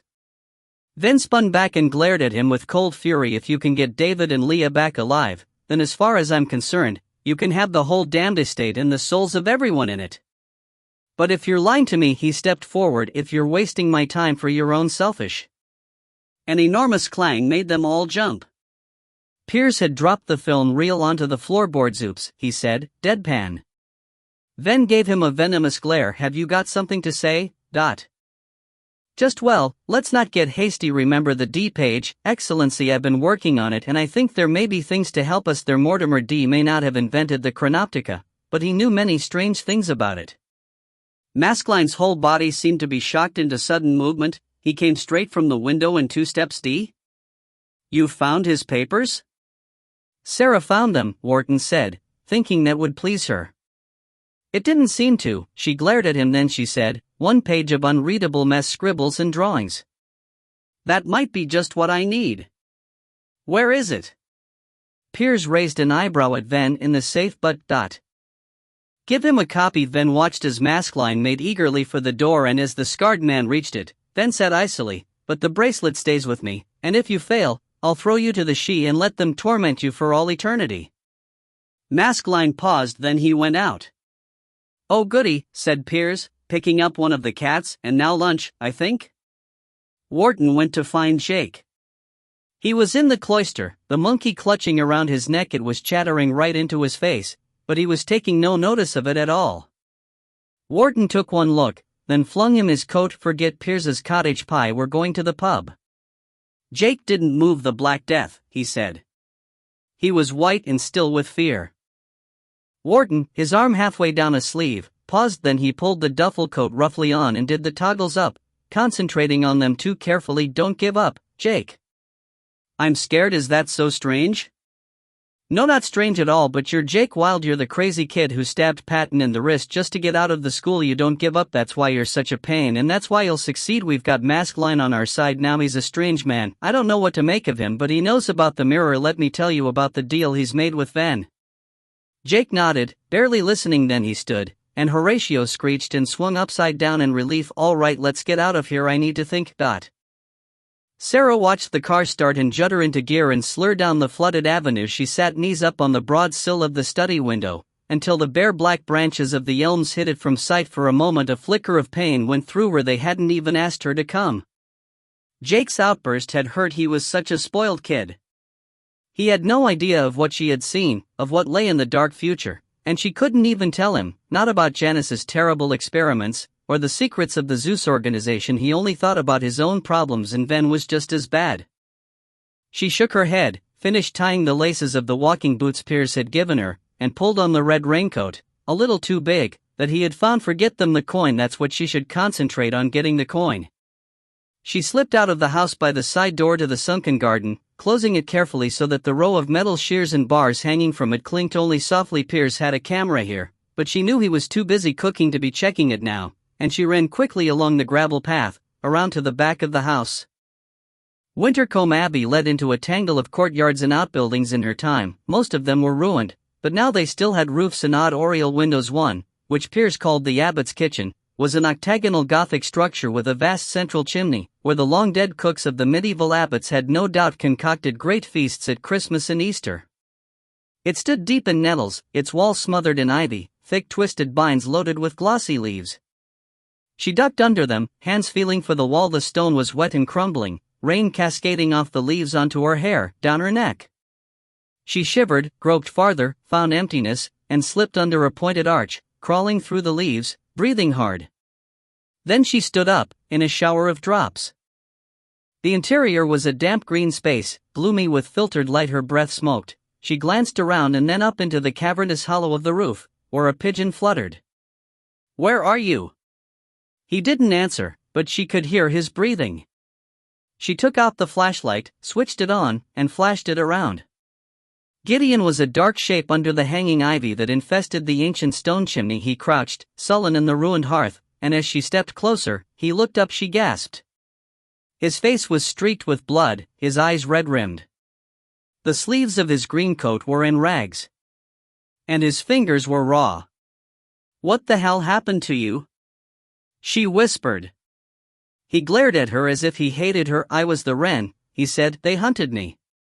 14. When he came forth from the wood, Oisin Ven was changed. He dressed in fine clothes, laughed a cold laugh. Horses filled his stables, his sheepflocks increased, jewels studded his fingers at diverse strange hours. His house was lit with lights and music, and the sound of revelry and merriment rang across the moor. But the village folk locked their doors and brooded over their fires, for to have congress with unearthly spirits leads only to damnation and the gates of hell, and they feared for their souls. Chronicle of Wintercombe. The 7 cats slept and snoozed along the upstairs corridor. The one on the window seat was the first to wake. It raised its head and opened its eyes, slits of green in the black fur around its neck on a silver collar, a small disc read Primo. Dusk was falling. Beyond the gloomy wood the sky was fading already. The corridor had shadows moving down the walls, rain patterns on the ornamental coving, the cobwebbed picture rail. The cat listened. A raindrop plopped into a bucket. The cat's fur bristled. It sat up, alert, and at the same time the other 6 woke too, and each turned a dark head to stare down the corridor toward the stairs at the end. Footsteps. They were as soft as a ghost's. They walked up the wooden treads with barely a creak of the boards. The cat jumped down. It sat with the others on the floor, a row of wide watching eyes, twitching tails. The footsteps reached the top of the stairs. They paused, and then began to approach down the corridor, soft as dust falling in a disused chimney. The cat spat. In sudden panic they scattered, some behind the curtain, one flattened under the bookcase, another skidding to the dusty alcove behind a table. The footsteps passed them, bare feet tiptoeing down the hessian matting, past the rows of bedroom doors to the locked room at the end. Without pausing, they passed through the wall. The 7 replicant cats slid out and stared at one another. One turned and ran fast toward the kitchen. The others, very softly, tails held high, paced in a solemn line down the corridor and sat outside the door in a row, as if whoever had gotten in should be kept there. Ven was lying, fully dressed, on the bed. It was an old 4-poster, the curtains removed years ago. His eyes were closed, but he knew exactly when she came through the walls of the room. He sat up slowly. Summer was sitting at the dressing table. The mirror had been removed, but he could still see her reflected, as in some magic-looking glass. She smiled at him. Tired, Ven? Why are you here? I can enter the house now, remember? I thought it would be nice to visit. I don't want you here. His voice was a low anxiety. The wood is your place, the Summerlin, not here. She ignored him, reaching out. She took up the black and silver brush, and began to brush her shiny dark hair. These things are Leah's, aren't they? She had lovely taste. Get your filthy hands off them. Oh, not nice. Then she put the brush down and opened a drawer, taking out a jewelry box. She flipped it open. Her fingers danced over brooches and rings. He came over quickly and shut it. Get out. You've kept her room exactly as it was. How quaint that is. You know, we sometimes wonder about mortals. We laugh and puzzle about them, how it must be to know all your life, that one day you'll die. She smiled up at him. The strange thing is, most mortals seem to accept it except you, then you won't. He stepped back. You know nothing about death or love. True, but I know about you, and you can't fool me with your talk of love. Then you don't want Leah back because you love her. You want her because you will not be denied. You won't be beaten, not by death, not by time. You won't give in. You've never learned how to lose. You think wanting her back makes you more human. In fact, it proves you are she. She stood close to him. That's the choice you face, Oberon the wood, or the world. To be human, and die, or to be with us and free of it all. Yet, you know, you'll never be quite at home in either place. How difficult that must be. She raised her hand to his face. He stepped back. You have no idea how I feel. Yes, I do. Once you were mine, I know everything about you. She stepped closer. His eyes moved away from her, obsessively, as if by long habit, to the painting where it hung on the wall. Leah's face dark and intent, her eyes watching him as if she saw. There she is. Summer twirled, glanced up. My enemy. Then her eyes widened, as if with a sudden brilliant idea. Do you want me to be her, Ven? Is that it? Her hair grew longer, lustrous. Suddenly she was taller, her lips paler. The bones of her skull shifted. Her eyes darkened. Is this better, Ven? Stop it. I can be her exactly the same. You need never know the difference. Stop. He backed off, then paused, fascinated, because, before his eyes, Summer was transforming, and glance by glance, gesture by gesture, the turn of the head, the laughter in her eyes became Leah's, and despite himself his heart gave a great leap of fear and joy. Is this better, Ven? She said. Even her voice was perfect. He couldn't speak, he couldn't think. She came and took his head, and her fingers were soft on his skin. Leah's fingers. Leah's lips lifted to his touch. An explosion of knocking rattled the door. Excellency. Is anything wrong? Ven blinked. He stepped back. Excellency. There's an intruder in the house. Are you safe, sir? With a convulsive movement Ven pushed the creature away and stalked to the window, dragging both hands up over his face and through his tangled hair. Then he turned. With a howl of fury, the room was empty. Only a soft perfume and a softer laugh hung in the air. Excellency? The door was flung open. Piers stood there with all the cats behind him like a row of guards. His small sharp eyes darted around the room. Is everything okay? then glanced up to the painting for a moment. He was silent with misery, but when he spoke, his voice was as cold as ever. Nothing's changed, Piers, nothing is okay. Diary of Alicia Harcourt Sims. Of course, making the motion film had been such a thrill, I thought of very little else for days after. David had gone. For a week and then a fortnight I saw no more of him. I dearly hoped he would return. Meanwhile I had the film processed and then hid it carefully in a suitcase under my bed with my other precious things. Because one day a boy from the future might come calling for it. In the meantime I had a fabulous idea. My seances were fakes and follies, good ones, but there was always a danger that soon I would be found out. But the mirror, this magical, wonderful machine, maybe if I incorporated this into my act I would see more marvels and make my fortune from them, but Father would not have approved. I was fairly sure about that, and yet in his day he had been a seeker after the occult, a man of secrets. Why should I not have adventures of my own, even me, a querulous and bespectacled spinster whom no man would marry? And so I had the wiring put in order and affixed to the mirror, though the tradesman I employed had no idea what the contraption was, and I heard him say to his mate that the old biddy was bats. But I knew better. I had new invitations written, and doubled my fees. And prepared to see what the obsidian mirror would show my credulous clients. Sarah dabbed the damp cloth on the cut carefully. Gideon flinched and swore. "Keep still. It stings, Dot." She was horrified at his injuries. None was dangerous, none would kill him, and yet the she had pecked and torn at him, and his body was a mass of bruises. "We need to get you inside, Piers." Not Piers. He was sour and terrified and shaking with anger. Not any of those filthy creatures. She wondered at that. Did he mean Ven too? "All right, we'll go up to my room in the attics. No one goes there." He was reluctant, but she made him. They slipped in through the side door and up the servants' stairs, quiet as they could, past the kitchens, where Piers hummed now and clattered saucepans. The wafted smell of cooking onions followed them. Once, passing the corridor to the bedrooms, Gideon stopped, with a judder of fear that went right through him. "Summer's been here." "She can't, Dot." "She has. I can smell her." Once in her tiny attic room, he sat on the bed with a groan. She brought warm water and a towel and helped him pull off the green coat. "Don't, I can manage." He was savage with pain.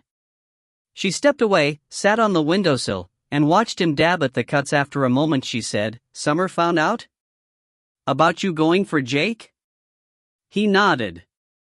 "This is her punishment?"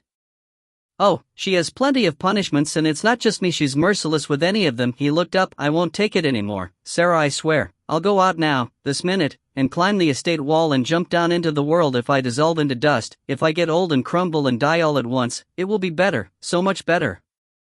He tossed the rag into the water, red with blood, and stood up. "Not until you've listened to me," she said. "Nothing you can say." "Listen, then decide." She looked down at the board under which the notebook was hidden. Janice's unseen words mocked her, but she would win. She had to. She said, "At Christmas, I gave Summer an object I had brought from the end time, half a Greek coin, gold, hung on a chain, the face of Zeus, remember?" He shrugged. "So?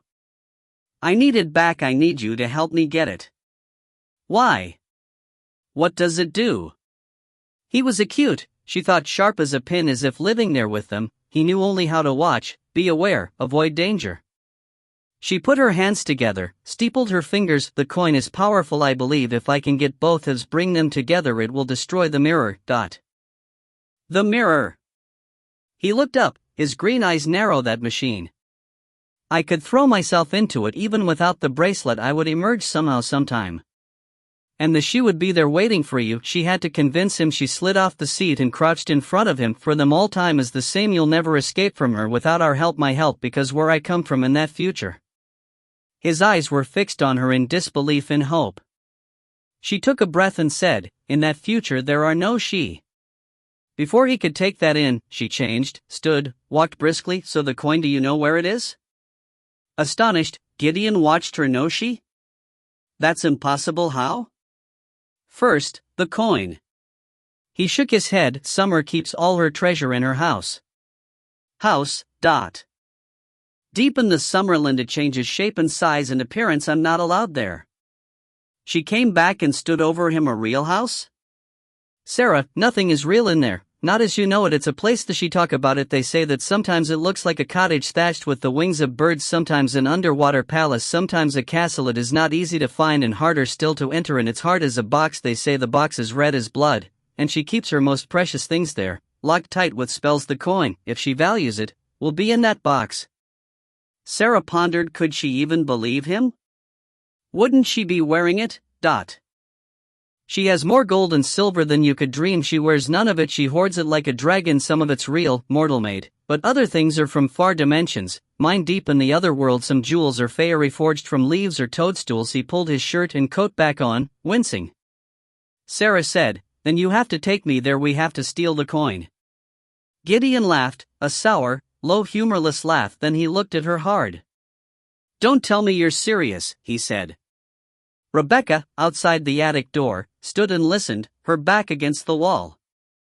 So let's see who's fooling who, Sarah, she whispered. In the pub, Warden took a long draught of the malty brown beer and set the glass down with a sigh. Froth slid down the sides. Fantastic. He glanced over at Jake, then opened a packet of salt and vinegar chips. Feeling better?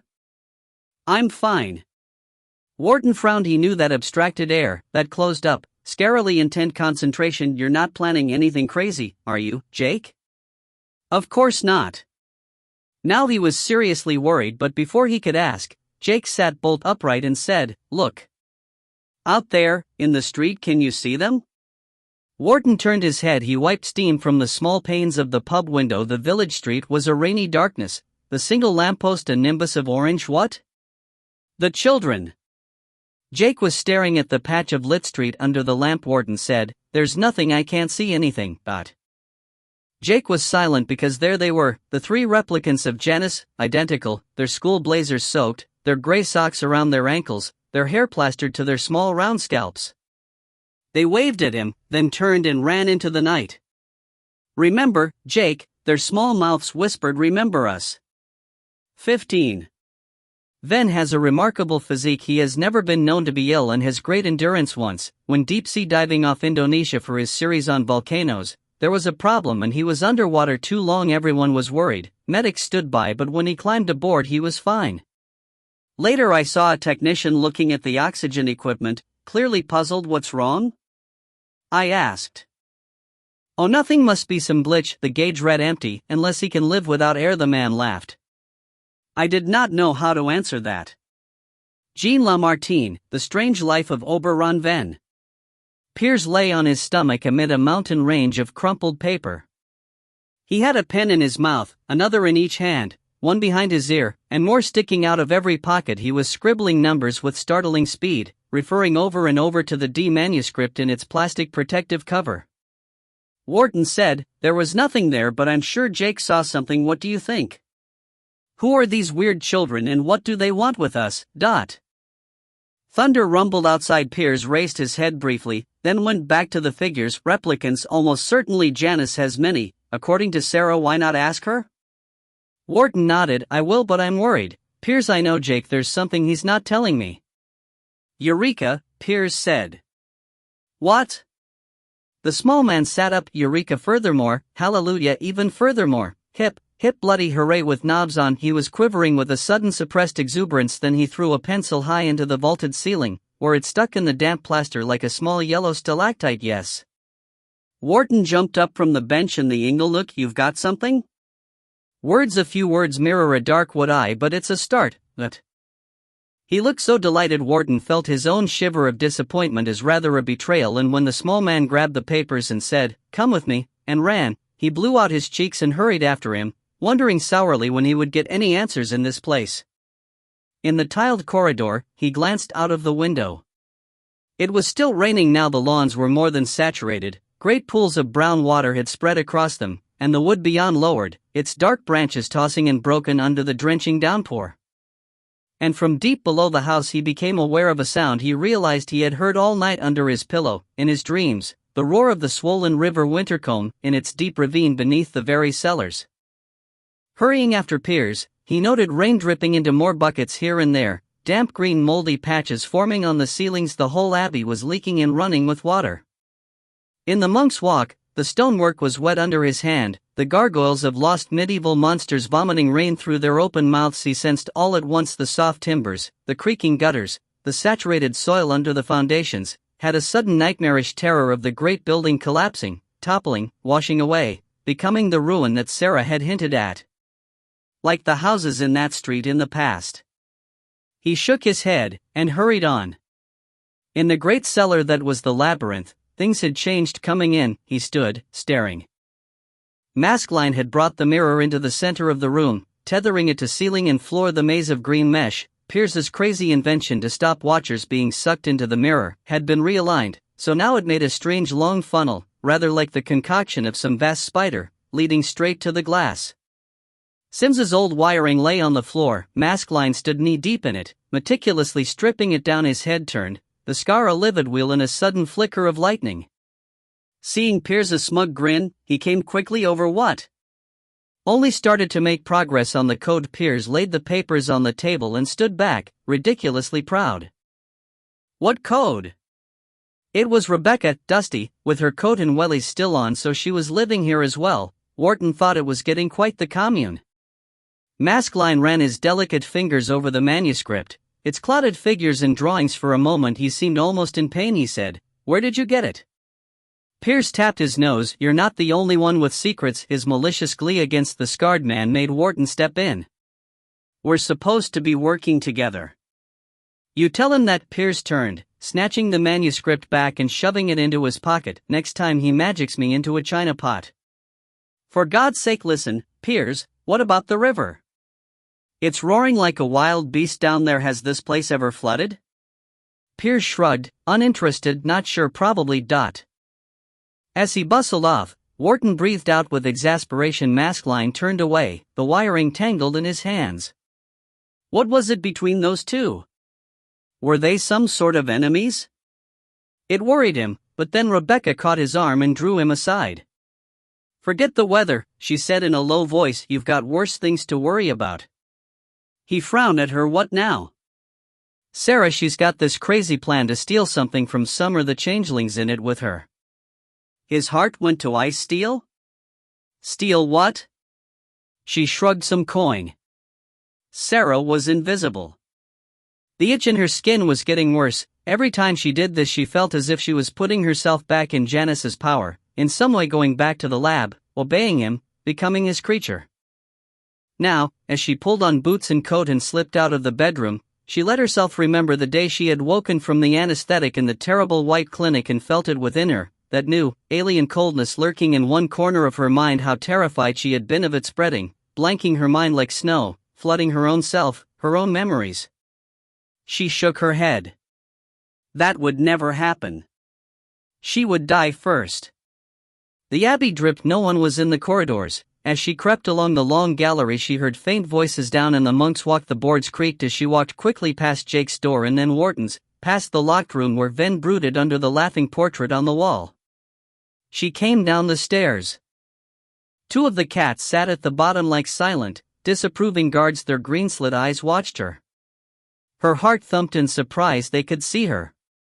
Inside the front door she checked the pack on her back: food, water, a small steel knife. She undid the bolts, tugged the warped wood open, looked out into the rain. Then she was gone like a whisper. Like a ghost.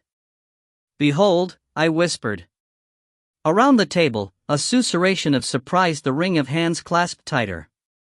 Within the silver frame, the mirror stood, an enigma of darkness. Figures blurred through it, a voice spoke a phrase and then faded away. Peculiar rooms showed themselves and were gone. "Is there anyone there?" I murmured, my voice a quaver of fear. "Is there any spirit that wishes to speak?" The mirror rippled with shadows. I convulsed, my whole body jerked. I was good at that. I had practiced it a lot. My eyes snapped open. I saw the assembled ring of ladies and a few gentlemen in dark frock coats gazing at me in fascinated awe. "I am here." My voice was quite changed, a high piping voice, a child's voice. "Mother?" At least half the women cried out. Of course, I knew they had all lost someone, and yes, you might think me cruel to exploit them in this way, but my justification was that I felt, quite sincerely, that it helped them, that it was a comfort. "Mother," I lisped, "this is your own sweet one. I am happy I watch over you." Tears, sobs of astonishment. I stared into the darkness of the mirror. I had planned the session to perfection. Already I had become a husband lost in the Crimea, and the great-great-grandmother whose descendant, a very spendthrift woman, had wanted to ask about a lost diamond necklace. My next spirit would be the recently deceased aunt of a nervous young man who, my mate had discovered, was deeply in debt. Her will had not yet been found. I opened my mouth to whisper in an old lady's voice. And the mirror laughed. I confess a shudder ran through me. It was a sound so sinister, so truly dark that it made my imitation sound quite pale and weak. My clients were utterly still in the dark room. The tiny flames of the candles seemed to dim in the black glass. A shadow moved. I said, "Who is that?" "David? Is that you?" My heart thudded, the fire crackled. Then he said, quite calmly, "My dear madam, I don't believe we've ever met. My name is Janice." Jake paused in the tiny dressing room. It lay between his father's old room and the locked connecting door to Ven's. For a moment he had thought he had heard a footstep out there in the corridor, but now as he waited, one hand on the cold marble washstand, there was nothing. Just the drip of the leaking roof. He straightened, took another key from the bunch of keys and tried that. He had stolen the keys from the kitchen half an hour ago, when Piers was far too absorbed in his papers to notice. This one turned, softly. He gave a grin of satisfaction, turned the handle, and very softly inched the door open. The bedroom was as Spartan as ever. Ven lay on the bed. He was fully dressed, wrapped in his dark coat, his boots leaving muddy clots on the black and white quilt. He slept as if exhausted, a complete sleep, curled up, his breathing regular and shallow. For a moment Jake watched him. He knew so little about Ven, about who he really was. All the stories of the explorer, the legendary TV series, the terrible solitary descent of Katra Simba, all that was the public face, the famous personality. But who was this, lying here? This worn, changeable, guilty man? Was he mortal?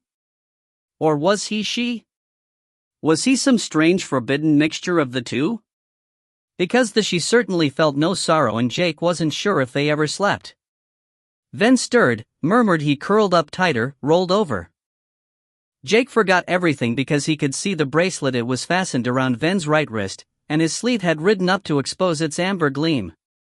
Jake took a tentative step forward. The carpet in the room was thick. It muffled his steps. He reached the side of the bed, then leaned forward carefully. The bracelet was surprisingly light. He knew that from wearing it himself. His fingers touched the coolness of its silver, the intricate serpent, the finely delicate clasp. With infinite care he crouched closer, using his very fingertips, barely breathing, unfastening the clasp with a smooth movement he could hardly believe himself capable of. The bracelet opened. Jake widened the gap, drew it up, over Ven's bony white wrist. So softly. So carefully. An explosion of knocking at the bedroom door made him leap back in terror. "Ven! Are you there, Ven?" Ven woke, rolled, stood. Jake was already on the floor. He dived under the bed, thick dust in his hair and eyes. His heart was hammering. He saw Ven's feet on the carpet, the door opening. "What? What's wrong?" "Sarah's gone." Wharton's voice. Jake grinned. "Those ridiculous slippers." "Gone? Where?" Wharton's answer sounded breathless with apprehension. "Rebecca says she's found out about the coin. I think she may have gone after it into the Summerland." Under the bed, Jake's fingers gripped the bracelet tight. Ven's fury, when it came, was an animal's fury. An animal's pain. "Are you sure about this?" Gideon stood at the edge of the wood, flint knife in his belt, his ragged coat green as lichen, his skin smeared with whorls and patterns of mud leaves clotted his pale hair. "Yes," she said, "I'm sure. Hurry." His eyes were restless, constantly glancing into the rain-swept wood. She wondered, for a second, if he had betrayed her, but all he said was, "Right, let's go." The ground was awash, the small streams in the wood bursting their banks. She followed him to the edge, ducking under bare low branches, under the pliant stems of brambles. Then she paused, tugged up her hood, and looked back. In the Abbey the lights were lit in Ven's room. Someone opened the window up there and yelled something, a command of anger and fear. But the wind snatched the words away. "That was Ven," Gideon said. "I think he was calling you." She turned her back on the house, quickly. "Not to hear, I know," she said. Tomorrow and tomorrow and tomorrow to the last syllable of recorded time. 16. With Maul gone, I confess I feel somewhat low, so I have decided to attempt one last great exploit. I have no bracelet, and except I may never return, but if I succeed I will see what no man living has seen. Because, since I have spoken with Oberon Venn, only the mysteries of the future interest me. Diary of John Harcourt Sims. He opened the garage quickly, dragged the rickety doors wide. A green tarpaulin covered the motorbike. He had tugged it off and was pulling the black helmet over his head when Rebecca's voice came sharp behind him. "Jake, where are you going?" He barely looked around the village. "Now." "But Venn." Stuff Venn. He felt the bracelets safely inside his sleeve. Now he had to find them, those 3 replicants. He had to confront them before he left, before he went for his father. He was in no mood to talk. "I'm coming with you." She was already tucking her long red hair into the other helmet, fastening the chin strap. "No way." She sat astride Pierce's bike and looked at him get on. "Look. Have you got any sort of license?" "Because I have." He glared at her. "I thought you were busy helping Maskelyne, but..." "He doesn't need me." Her voice was never this harsh as she took the keys from him, found one and started the bike engine. He watched her, unmoving. Then, through the roaring revs, he said quietly, "Are you really jealous of a mirror?" Rebecca clicked down her visor so that he saw only his warped black reflection. "Get on," she said, and shut up. Wharton heard the roar of the bike. He ran to a window and saw the dark machine slither down the flooded drive. "Jake!" he yelled stupidly. "Jake!" What the hell was happening to everyone? Had they all gone mad? He turned and cannonied into Pierce. The little man was almost in tears, his small hands clasped together, clutching at his scarlet waistcoat. "George! Venn's going in after her. Do something." "After Sarah?" "But he'll take me with him, I know he will. To the Summerland. Oh, I can't tell you how much I hate it in there. Last time they almost tore me to shreds. I'm a homebody, George, a brownie, a cook, a puka that lives under the stairs. I'm not for the big adventures. You have to talk to him." "Wait, let me think." Wharton turned, anxious. "First I have to open the gates." "Jake's gone out on the bike." "My bike." "Will you stop thinking about yourself, Piers, for just one tiny second? Open the gates. Please." Pierce huffed and turned. He stalked down the kitchen corridor and into the scullery with its rows of surveillance cameras and bells, and flicked a switch. The gate camera lit. Rain trickled relentlessly across its screen. "There they are," Wharton muttered. Blurred and dim, the bike approached slowly, skidding around fallen branches. "Who's with him?" Pierce said then. "That girl." "Didn't expect that, did you?" Wharton hadn't, but he made no sign. "Let them out."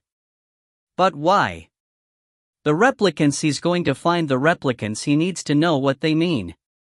Silent with surprise, Piers reached out and pressed the button for the gates. Together they watched the metal barrier jerk open, water dripping from the wrought iron arabesques, watched the grainy image of the motorcycle flash through, speeding up.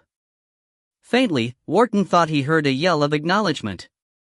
As the gates closed, Pierce said somberly, "I wish I could escape that easily. I wish I could just fly out of the window, like Peter Bloody Pan, but..." "Well, you can't." Venn's voice was arctic. They turned, and saw he was standing in the doorway, his dark coat on, wearing boots, a small pack on his back. "You're coming with me. We have to find Sarah before she gets to that coin." Pierce clutched his hands together. "Excellency, I beg." Venn's face was white. He lifted his hand, pushing up his dark sleeve. "Don't you see?" Pierce groaned for a bewildered second. Wharton didn't understand. Then Venn said, "She stole the bracelet when I was asleep. It must have been her." He was strangely calm, as if the betrayal was too terrible even to think about. "Now you're coming, Piers. I need you." To his own surprise, Wharton stepped forward. Piers ducked behind him instantly. Wharton said, "You need him here. You can't leave Maskelyne alone with the mirror and the manuscript. It has to be deciphered." Venn gave him a ferocious stare. "Who asked you, teacher? Take me instead." Piers gasped. Venn's eyes narrowed. "What? You're a mortal." Afterward Wharton never knew if he had said it for her sake or his own. So is Sarah. If you're going after her, I want to be there. I don't want anything to happen to her, so take me. Of course I had to cancel the seance. I hastily drew the curtain on the mirror, pretended illness, had all lights lit, the astonished and chattering clients ushered out. I was so flustered I could barely speak, so my discomfort at least would have been convincing to them. Because all the time, even with the black silk veil flung over the glass, I knew he was still there. The new disturbing apparition. Watching me. Finally, when I was alone among the scattered chairs and the discarded handkerchiefs, I locked the door and stood staring at the shrouded surface. "And who is Janice?" I whispered. No answer. So I reached out and removed the veil. He was sitting in a dark room, sideways to me, a slight man, not old, not young, wearing some neat uniform like a Hungarian whose small round lenses covered his eyes. His hair was lank, just a little too long. He said, "I have wondered about you, about Sims. There was a young girl he took to live with him, did you know that? Her name was Moll. I drew myself up, indignant. She was just some urchin of the streets. I am Sims's daughter. So you don't know what happened to her? She probably ran away." He smiled, infuriatingly calm. "I could tell you it would astonish you. I don't have the least interest." "Really?" He raised both hands and joined the tips of his fingers together. "Do you know where I am, Miss Sims? I am so far in your future that I am almost another species. I am no ghost, no vision. I am the ruler of the world." Such a peculiar apparition. Whatever he was, I found him most unappealing. He leaned forward. "I calculate that you will already have received a message from David Wilde. This is known to be the year he spoke to you. What I want to know is where he is and what message he has asked you to pass to his son. A simple request." I smoothed a stray hair from my brow and managed a vinegary smile. "I am not in the habit, sir, of breaking the confidences of my spiritual friends or of obeying the orders of strangers. Certainly not gentlemen who claim to be tyrants in some future realm." I thought that quite a neat turn of phrase, and maybe my complaisance showed, because he seemed to gather himself, drawing back slightly, like a snake before it strikes. "Where is David Wilde? In what era is he hiding from me? I sighed, and turned. "I will cover this glass, sir. As a ghost I find you tiresome, and you frighten my clients away. I trust you will have the goodness to disappear before I return to it." I reached up and took the dark cloth, and it was then, as I laid it deliberately upon the obsidian mirror, that I knew I was lost. Because his hand came out of the glass and caught my wrist. "I think not, madam," he whispered. "At first it was just ordinary woodland. Bare trees under a gray sky, the undergrowth of brambles and bracken, the tiny green points of early spring bulbs hiding at the foot of white willow trunks." Sarah followed Gideon silently, her ears alert for every snapped twig, every fleeting bird. Overhead the sky was a leaden lid, wind-blown showers gusting from the moors. Her boots crunched a frozen puddle, then the bare trees were around her and she ducked under their branches. Gideon walked warily. The path led downwards, as if the wood followed some deep hidden coombe. Gradually she saw banks of exposed earth, hollowed with rabbit holes. At a turn in the path darkened by a thicket of holly, Gideon stopped. "What?" she whispered. He glanced around. She saw his anxiety. "I don't understand this. We should be inside by now." Inside? The Summerland. She remembered the other time she had stepped fleetingly into the she dimension, the strange instant transition from winter to a world where the summer never ended. She stared into the trees. Does it change? Does the border move? Not unless they want it to. He frowned. "Are you wearing anything magical? Anything enchanted?"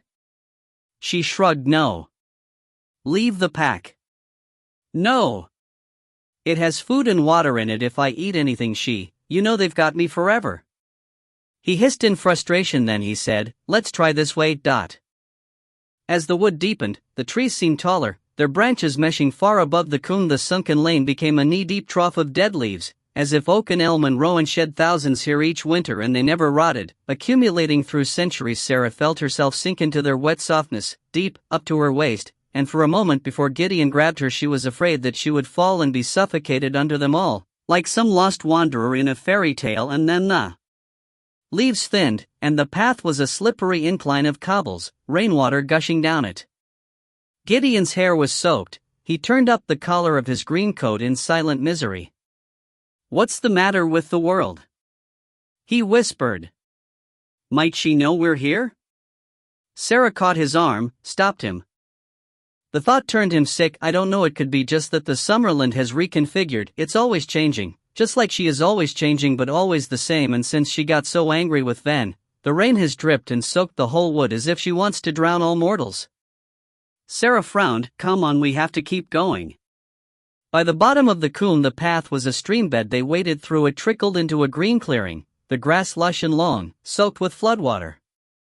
In the very center stood a circular well, the empty bucket tipped by its side. Sarah stopped. "Seen that before?" "No," Gideon considered, "so that must mean something." They squelched across. The grass was emerald, shimmering with raindrops, and each drop was a rainbow. Sarah could smell mint, as if it grew tiny among the roots and was crushed underfoot.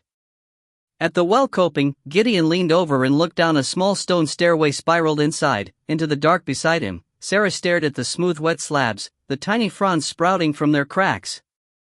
"Down there?" she murmured. The well took her words and whispered them, around and around. Jackdaws rose and cawed in the wood, far off. Gideon glanced up nervously. "It seems so." Halfway to the village the motorbike shuddered, the engine coughed, spluttered, and then died. Rebecca cursed. "What?" Jake yelled. "Petrol, no petrol." Inside the dark helmet, he heard the rain pattering and the sudden quiet peers. He said he probably magicked it all away. Lifting the visor, he looked around. They were at the crossroads where three lanes met, at the fingerpost that leaned in the hedge and said, "Wintercombe 1, Druid's Acre 2, Marley 5. Opposite, roofed with corrugated iron sheets, an ancient stone barn gleamed under the gray rain. "What now?" Rebecca turned. "We could go back." "Not yet." Jake took the helmet off. She saw how he was alert, his whole body listening. "Do you hear that?" She undid the chin strap and lifted the helmet. Immediately the rain gusted cold on her hair. Nothing but its pattering on the leaves came to her. But Jake had already dumped his helmet and was moving, swift and stealthy, toward the derelict barn. As she followed him, she heard it too. A soft giggle, a whisper, and then chanting, the high thin voices of kids, meaningless words, a screech of laughter. "Jake! Keep quiet, it's them." She crouched beside him. "Who?" "They, she?" He shook his head, impatient. "The replicants, Janice." Then he was gone, up against the ivy dark of the barn, a shadow slipping along the wall. When she got to him, she was breathless. Rain dripped from her fingers. Jake reached the door. It was ajar, the wood warped and ill-fitting. He eased it a fraction wider. They saw inside.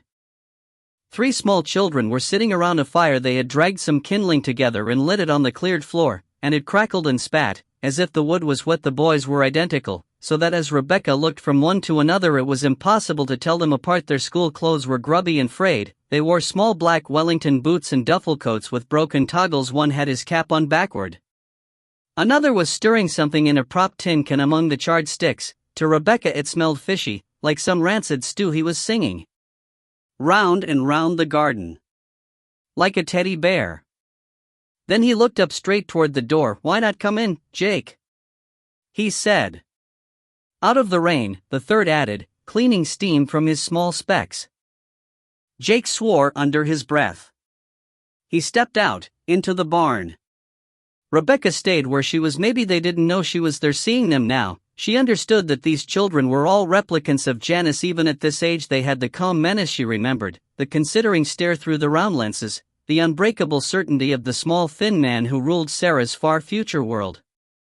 Jake stood there boldly. He folded his arms. "I've been looking for you. I want to tell you that I won't betray Sarah to you and that I'll find my father myself. I don't need you."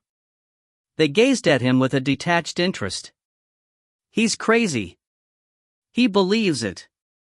He has no idea."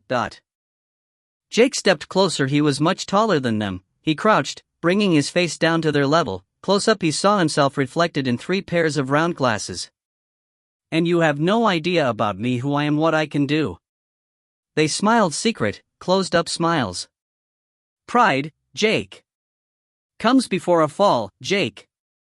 The last boy tasted the brew in the tin can and made a face. Always your Achilles heel. Jake, maybe you've managed to find out where your father is, but maybe he's too far back for you to reach. That's a problem for you, not for me, though I can reach anyone in all of time, Jake, because I'm not afraid to use the mirror. Already I've made myself many, I will make myself immortal. You're the one who's crazy. As for Sarah, all she wants is to destroy the mirrors. She's not worried about your father. Of course she is. Besides, she's already gone to get the coin. Jake froze. His mind groped after the sentence with a dread that chilled him. Gone? What do you mean, the coin? She doesn't know. Yes, she does. You told her, Jake. She overheard you telling Wharton. He guessed behind him. He heard Rebecca stand and hurry forward, but the barn was already empty, the fire cold ashes, the tin cup a tipped and congealed mess. And the children were only 3 shadows of himself, crouching on hands and knees, across the floor. 17. Confidential Report. Department of Covert Operations. Scotland Yard. Ref 2238198/453. Subject, Sims, Alicia. An anonymous phone call was received by a local station on Wednesday, June 6, 1940, suggesting subject involved in alleged spy ring. Status, ongoing. Priority, A1. Assigned officer, Michael Allenby. He stood up and still he held my arm. It was quite terrifying. And yet after a second I sensed that he would not come through, perhaps could not enter my room. His grip was cold and painful. I said, I insist you release me, sir. He smiled. He let me go, and to my relief, stepped back. He said, you remind me so much of your father, Alicia, a man full of grand ideas of himself, a naively inquisitive man. He pried into the secrets of time and the universe and thought them no more than parlor tricks. You were very like him. A sound like a murmured objection came from somewhere behind him. I never knew my father, but I am proud of what he did. I withdrew to the safety of the mantelpiece and stared at the apparition. He was in some very large space, a cavernous chamber. It seemed to be lit by a cold white light, and there were no windows to see out of. No furniture was visible but a bare gray desk, on which his hand rested. He wore thin gray gloves. Is that the future? I whispered. He looked around. This? It may be. I am beginning to think that there are many possible futures. Perhaps I am just one of them. He smiled. Maybe I will interfere in your future, Alicia. Maybe I will make you a spy in a war not yet even begun. That would be so easy. He took his glasses off and polished them on his sleeve, but turned his face away from me, so that I should not see his eyes. When he turned back, the lenses were blank blue circles. David Wilde, I said. What's so important about him? Nothing. Wilde is no one. It's Venn. I remembered that David had said this was his friend Oberon Venn. And Sarah Venn. Sarah, my little invisible girl, my star pupil. She escaped from me, Miss Sims. She escaped through my mirror, and she is dangerous. I don't know what she's planning. It was as if he was talking to himself. I had no idea what it meant, and then a noise rose, from somewhere very close in his world, a terrible noise such I could never have imagined, as if the whole fabric of the universe groaned and shook. My own mirror rippled. I saw the very glass melt and reform. A potpourri jar jutted on my mantelshelf. I grabbed it just before it slid down into the fire. Then all was still, but for my pounding heart. What was that? He sat unmoving. That is the universe unmaking itself. That is the black hole crying out. It sounds quite dreadful. He laughed. Dry. You have no idea. It will suck everything in the world, the people, the planet, the galaxy. In time it will suck in heaven and hell, every speck of light, even time itself. He turned gracefully. Tell me where David Wilde is, Alicia, and in return I will send you your father. But it was so unexpected, such a shock. I had no idea what to believe, but then he stood and went aside and drew a man before me, a large, plump man in a blue quilted smoking jacket stained with soot, a balding, mustachioed man I had only ever seen from sepia photographs. My heart leaped. I clasped my hands together. Father? I said. My father looked out at me. He seemed hardly to understand what was happening. Are you Alicia? Good Lord, how you've grown. Are you alive? Where are you? Not sure, my dear. Such a strange place. In fact, I'm not sure I'm really here at all. But Janice led my father close to what, I suppose, in his world, was the other side of the mirror. There he is, Alicia. Mr. John Harcourt seems safe alive. I can send him back to you this instant. Just tell me where David Wilde is. Reader of this journal, I suppose you would not have been tempted. I suppose you would have been brave and silent and suffered remorse all your life. I was neither brave nor silent, I said. He's as Florence. The year is 1347, the time of the Black Death. After all, what was David Wilde to me? My father frowned. Well, is he really? He certainly gets around. Janice's smile was slow, of pure pleasure. The Black Death. How very convenient. He pushed my father toward me. Thank you so much, Alicia, he said. The steps were treacherous with slime. It slicked the walls of the well too, and Sarah's hand slid away as she tried to hold on. Below Gideon was a shadow.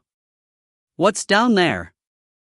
Nothing yet. His voice boomed in the hollow space. Just be careful.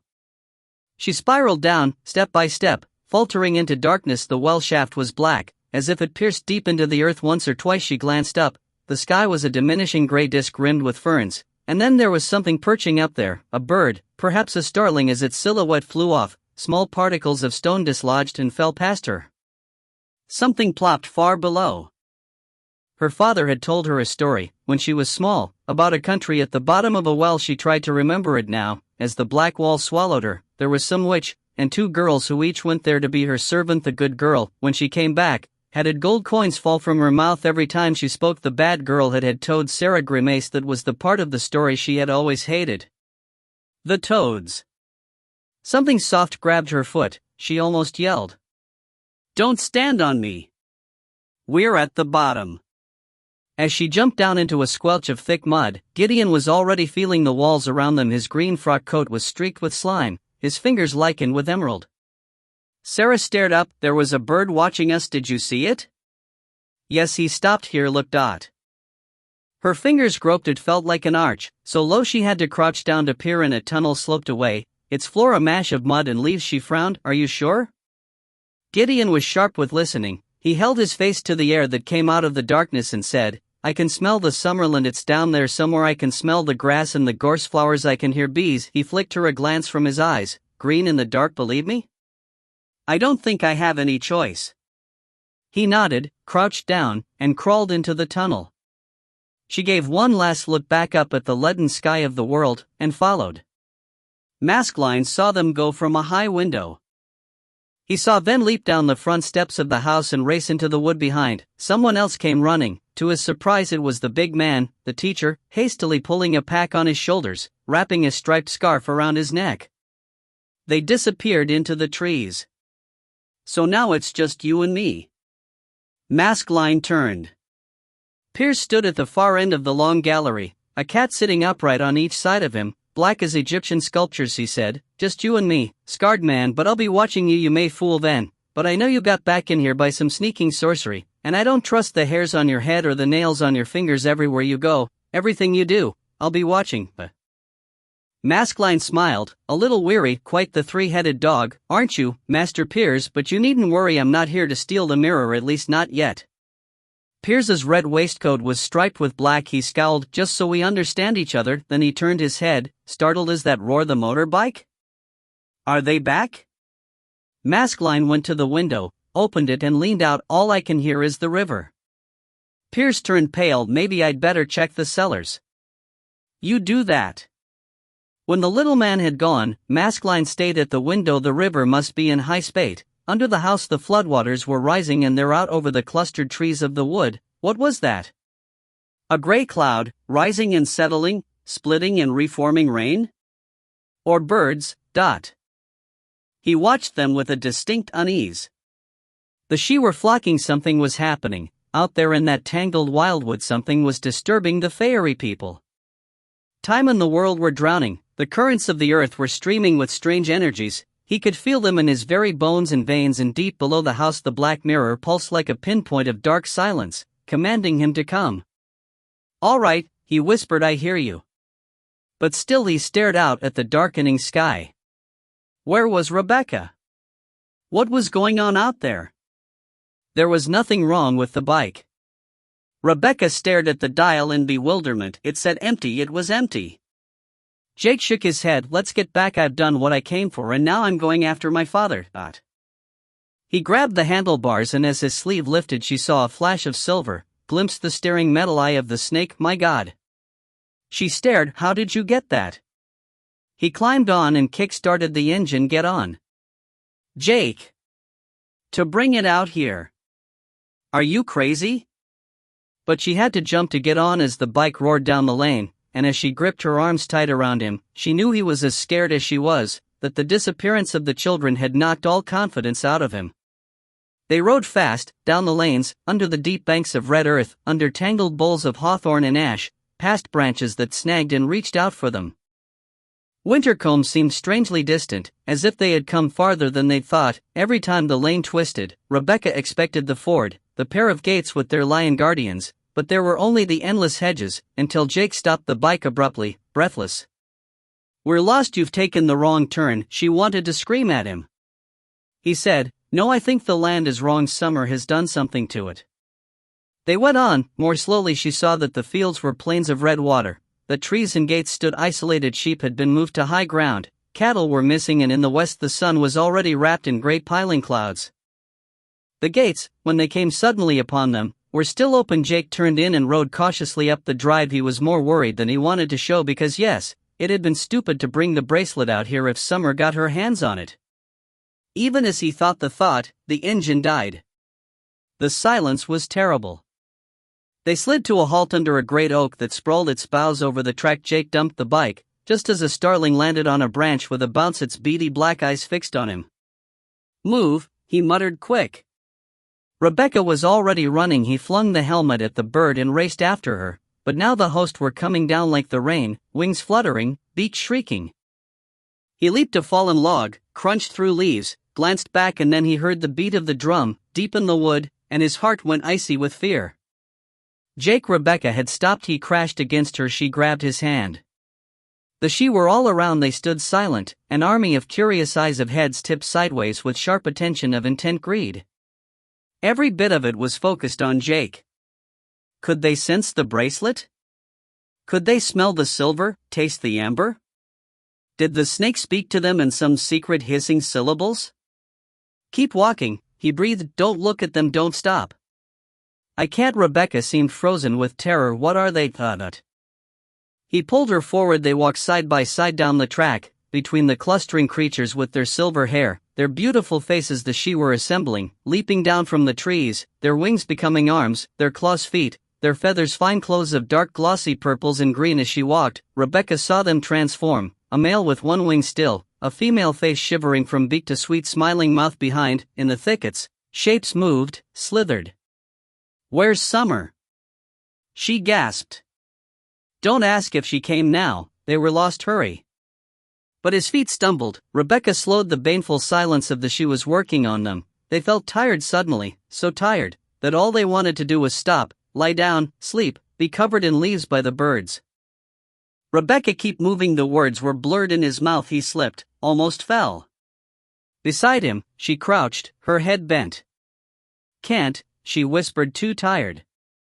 They would fall here, and the she would flock down on them, beak and claw, snatching for the bracelet, for the prize their queen would scream with delight to own. Jake knew it, and he didn't care. He slid to his knees. It was over. Until, like a pinprick of light, the voice stabbed him. Rebecca. Jake, get up.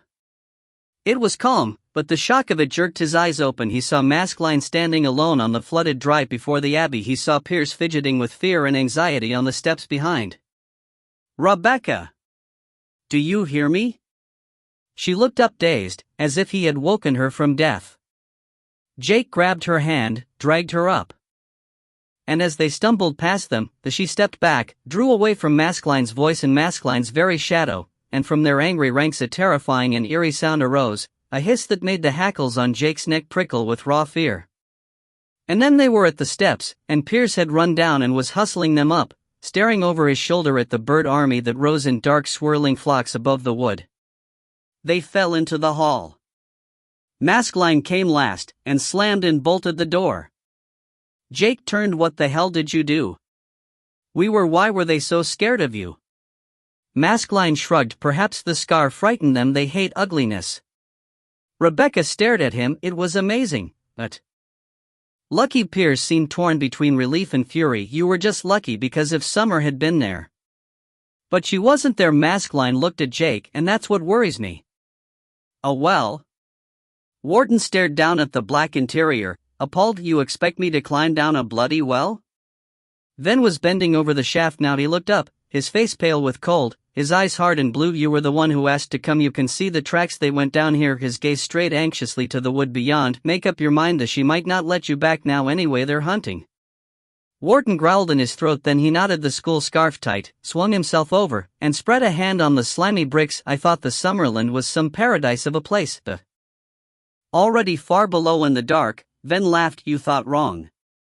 The sound echoed, hollow. Wharton frowned. No need to be scared. Whatever he was getting into, it was certainly no worse than a Chaucer lesson with the lower sixth. Last thing on a Friday afternoon after all, he told himself firmly. What worse horrors could the universe hold? So he descended into the pit. 18. The east face is the most deadly and has only been scaled once. This was during the tragic expedition of 2005, with Carl Morris, Edwin James, Heinrich Svensson, Oberon Ven, and Filippo Montaigne. The mountain is now considered too dangerous to attempt, and the Chinese government have, despite international protests, forbidden further expeditions. Katra Simba, Deadly Mountain. Article in National Geographic, 2013. They waited before the mirror like guardians.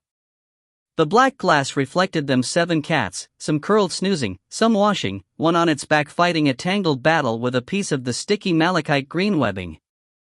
The house was silent, with only its drips and damp, the subdued rumble of the flooded river below its cellars, the trees on the steep ravine dripping on its tiles. Then the front door slammed, was bolted. The cats listened. Arguing voices came down the monk's walk. The cats sat up, attentive, their green eyes wide with curiosity. Jake burst into the room. It's a total waste of time even talking about it. I have to go back there because I already did, don't you see? Rebecca blinked. What are you talking about? Alicia. She knew my name. She knew me. He realized he was shouting. He lowered his voice and tried to keep it even and calm. He was aware of Maskelyne's eyes, as if the scarred man was somehow weighing him up, making some secret judgment. When I spoke to her, there in the rubble of her house, she said only waited to give you this, so it's clear we had met before. It's in my future, but it was in her past. Oh God, Piers muttered. My head hurts. Rebecca shook her head. But why? To speak to my father. He glanced at Maskelyne. It's the only way, because we can't reach him, can we, in 1347? I think he's too far for our resources yet. Maskelyne shrugged, but it may be possible to make a relay to pull him forward, even a few centuries. Jake stared. Could we do that? We could try to make a chain using our bracelet and the one he is wearing. It might be possible to get him back in controlled stages. For a moment it almost made Jake too happy to breathe. Then Piers sat on a carved chair and said, You know that Ven thinks Sarah, not you, has the bracelet? What? He was astonished. Why? Because he trusts her less than you, I suppose. I can't help but bewildered. Jake looked up as the marmoset swung down from the door with a screech of welcome and flung its tiny arms around his neck. And where's George? Piers coughed. Gone to the Summerland with Ven, he volunteered. Rebecca whistled. He must care a lot about Sarah. For a moment Jake felt a sliver of some emotion he could barely register. Was it envy? Jealousy? He snarled, We need him here. What's he thinking of? Fool has no idea what he's facing. But Piers's scorn was muted, almost admiring. Jake turned to Maskelyne. This chain, let's do it now. The scarred man glanced at him. He went and walked to the mirror, both hands gripping its silver frame beside him. Jake saw how Rebecca watched, nervous, chewing the end of her hair. Prepare yourself, Maskelyne said. Both of you. What happened next remains something of a blank in my memory. There was certainly a tremendous implosion, a whoosh of blackness like a vacuum, so that I had to hold on to the table with both hands, and even then the heavy chenille cloth was dragged away, and a stuffed cockatoo under a glass dome fell and was smashed. All my breath was snatched. For a moment I understood only that the time was stretched like elastic, that the mirror was sucking in the world, and that I would be sucked in with it, to that grim gray future. The crash was so loud that I fainted.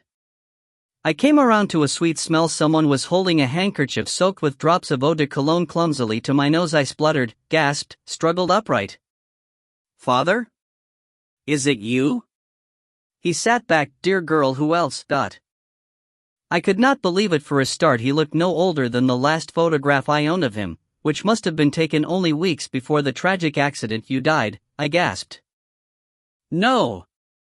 Not at all." He helped me up and we stood face to face, and there he was, John Harcourt Sims, the fearless inventor of my dreams. Well, perhaps a little smaller and plumper, but he made no attempt to embrace me. He seemed more bewildered than I did not die. I made a very great attempt to use the mirror. Mall, you see, had betrayed me with her devious little scheme, and so I still did not have the bracelet. He moved to the mantelpiece and stood there, one arm on the marble sill, the other smoothing his mustache. His voice took on the formality of a public lecture. I attempted a great feat, and failed. I seemed to float for whole hours in a terrible, black place of no light or time or gravity. Then somehow that man, the tyrant Janus, snatched me from it. I have no idea how. He shook his head. I emerged from the mirror into his grey room, and what I saw there, that was mere days ago, of course, but doubt crept into his eyes. He looked around the room, at the mirror, the new curtains, the recently installed electric light. Good heavens, I have traveled, no, journeyed. I have actually journeyed into my own future.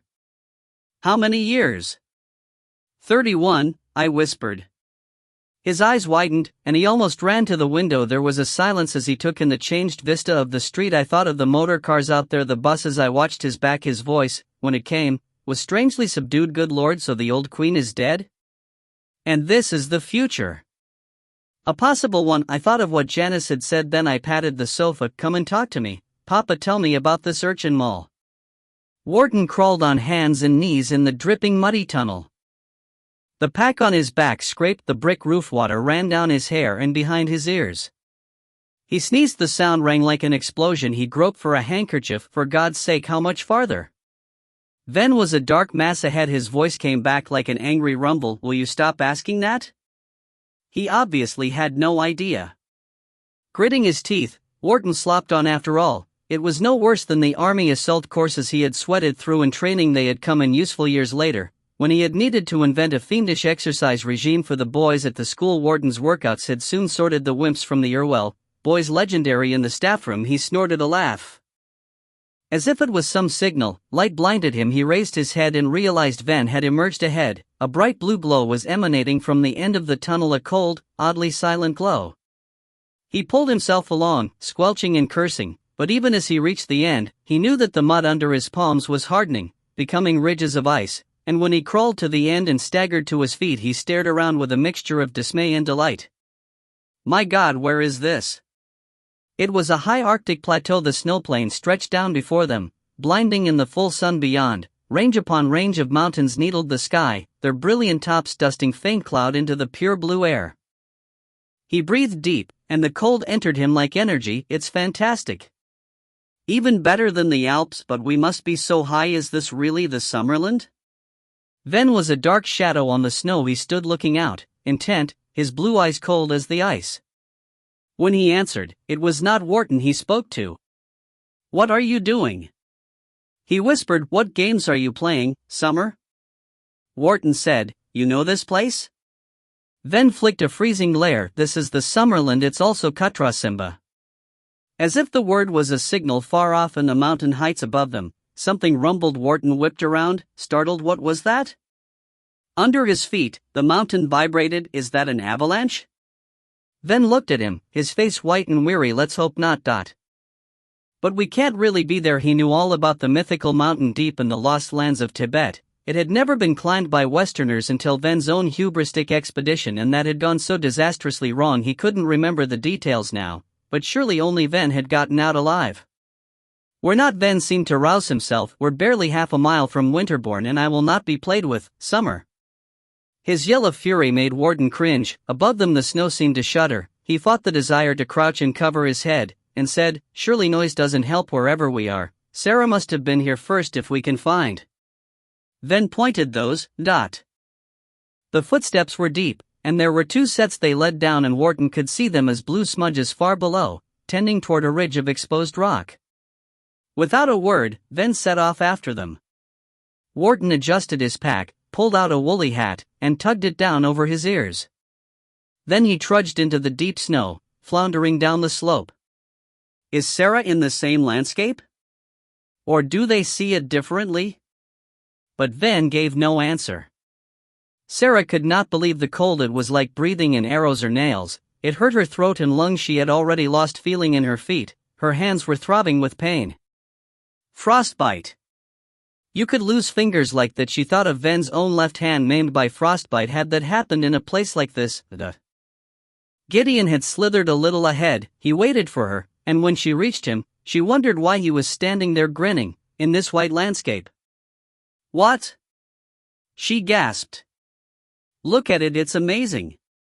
He seemed exhilarated, set free. I've never seen a place like this. As if the world goes on forever, as if you could just travel and climb and walk and run forever with no wall around you, no one watching you, free. She stared at him, his thin clothes, his lit face. Here his skin was as pale as any she's, one hand braced against the rock with its crystal veins. She had a sudden desire to bring him crashing down. She said harshly, it's an illusion, Gideon, it's just the Summerland. She still has you prisoner, but... His face held its brightness for a second more, then she saw the light go out of it, and he looked down. She was sorry, she said, look there, what's that? Below them, on the slope of the mountain, was a dark cube. It looked like a building poking up out of the deep drift, some ancient construction, roofless, its doorway an empty arch. I don't know, his voice was dulled, does it even matter? She pushed past him. As you said, at least it's there, nothing else is.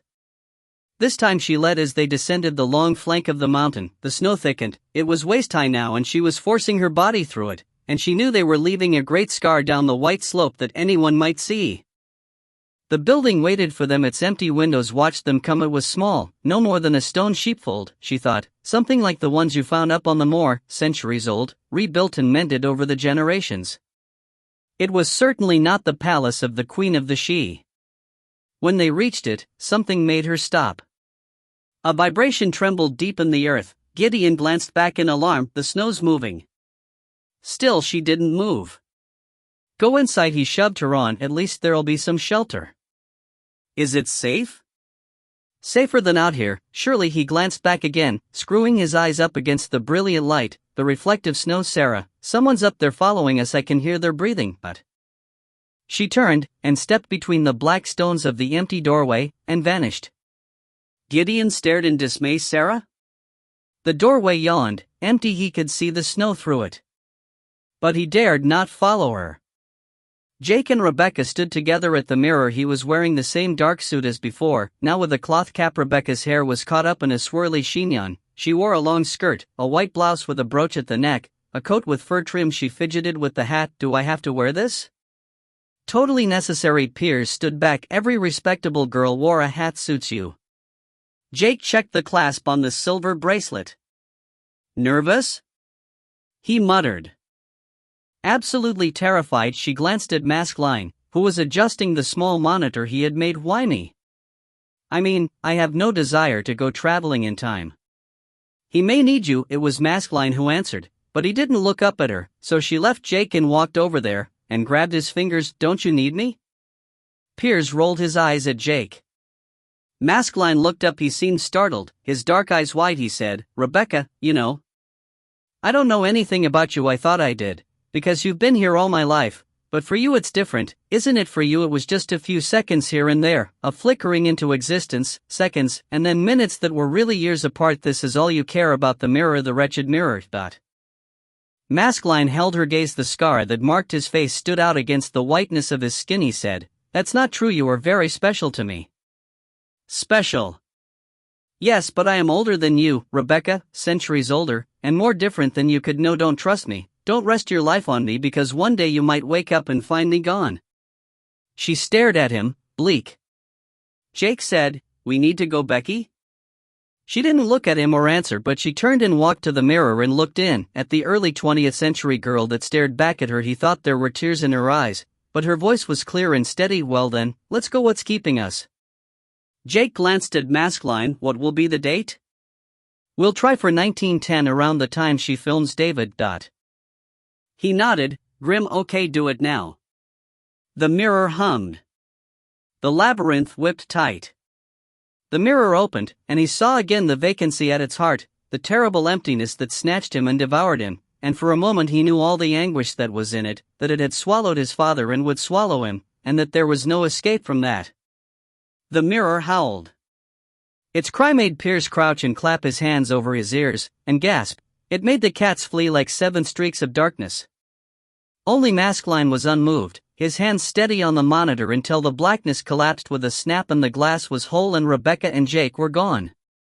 Piers lowered his hands and breathed out. He shook his head and hauled himself up. That thing is getting worse, and are you sure you can control it? Maskelyne looked up. No one controls the mirror, not even Janice, but at least I can monitor it now. I've sorted out Sims's dial. Piers wiped his hands on his apron. I don't know how you sleep at night if ghosts sleep. He stopped. Maskelyne was staring at the monitor with a fixed fear. Piers hurried over. What's wrong? He looked at the numbers on the dial, flicking back and back and back. 1900. 1800. 1700. 1600. He put both hands over his eyes. Stop it, stop it. I can't. 1500.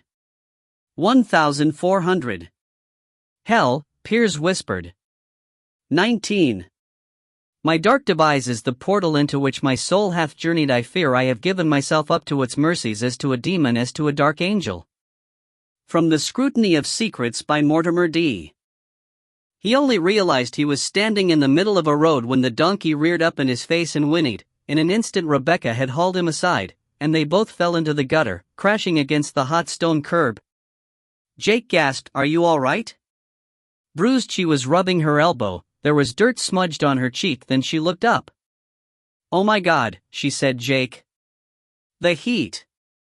The heat struck him like a blow. He saw a street too narrow, the houses too high, the bricks were tawny, the roof's red tile above them scorched a sky bluer than ever possible in London. The smell of sewage, of olives, of incense, burst onto his senses, and the donkey cart had a driver, who had leaped down and was kneeling now, crossing himself with terror, screaming out, "Demons! Fiends of hell!" in a dialect so garbled Jake could barely recognize it. Rebecca clutched at him. "Jake! Don't talk, keep quiet, that's Italian. You know what he's saying? Dad worked in Rome, we lived there when I was small." He could not believe this was all wrong, and early, so early. The people who came running from the silent buildings, who flung open shutters and stared down at him, were dark-eyed and olive-skinned. He knew, with a rush of joy and terror, that the mirror had betrayed him again. "Demons!" the driver screamed. "No, please." Jake summoned his Italian. "We are merely visitors. We startled you, please." It was no use. He realized that as he saw Rebecca turn and face the crowd that was gathering fast as rumor, as he looked at her ridiculous Edwardian clothes, his own dark suit slipping the bracelet as far up his arm as it would go, he said, "Run." They turned, dashed 2 women aside, hurtled around a cobbled corner. Into a line of armed men. Jake hit the ground. Rebecca screamed, scrambling up. He saw that one of the men had hold of her, and was laughing at her struggles. Her hat was off, her long red hair whipping free. The men stared and whistled. They seemed amazed. One made a sign with his hand, against evil. Jake leaped up. "Leave her alone, let her go." But almost casually, a man dealt him a blow with the flat of his weapon that sent Jake sprawling. Astonished with pain, he gasped for breath, got on hands and knees, was kicked flat again. The crowd roared. Rebecca screeched, "Jake!" As if her voice had released it, silence fell. Someone spoke, a sharp bark of command. At once the crowd fell back, slipped away, fled. The line of soldiers parted, and through them came a man on horseback, wearing a gown of black and gold and a hat of some red velvet wound elaborately about his head. His hair was dark and glossy, his nose curved like a hawk's beak. He looked as though he had ridden out of some pre-Renaissance painting. He drew rein and said, "Fall back, disperse the citizens." Breathless and aching, Jake scrambled up. Rebecca grabbed him. She looked terrified, but kept silent. As the soldiers cleared the streets, Jake tried to think. They were in trouble here, dire trouble. "Who are you?" The question was calm, but this man was clearly used to getting all the answers he wanted. For a crazy moment Jake was reminded of Inspector Allenby. "My name is Jake Wilde, Signore. This is my wife Rebecca." He registered her tiny gasp but ignored it. We are travelers from a far country. Where? Your speech is most barbaric. England. Ah, that is a distant island. The man clicked his fingers. Is the climate there really a constant fog so that the sun is never seen but on the morning of Easter Day? Jake risked a small smile. Almost, Signore. Behind the man now were others, a group on foot. He saw priests, a cardinal in red, a gather of well-dressed men, no women anywhere.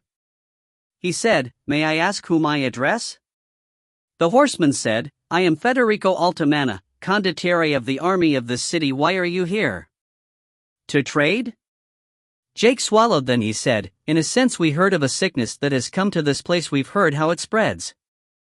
The men murmured. He heard the words Il Morto Negro. Rebecca squeezed his hand in a desperate warning, but he ignored her. "In my land we have knowledge of many medicines and cures, many cordials and tinctures. I have come to bring this knowledge to you, and the friendship of my king." Edward III, Rebecca breathed. Edward, King of England in France.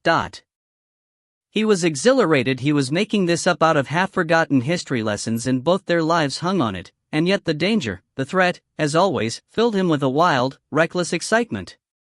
The horseman turned his head and beckoned. Rebecca gasped.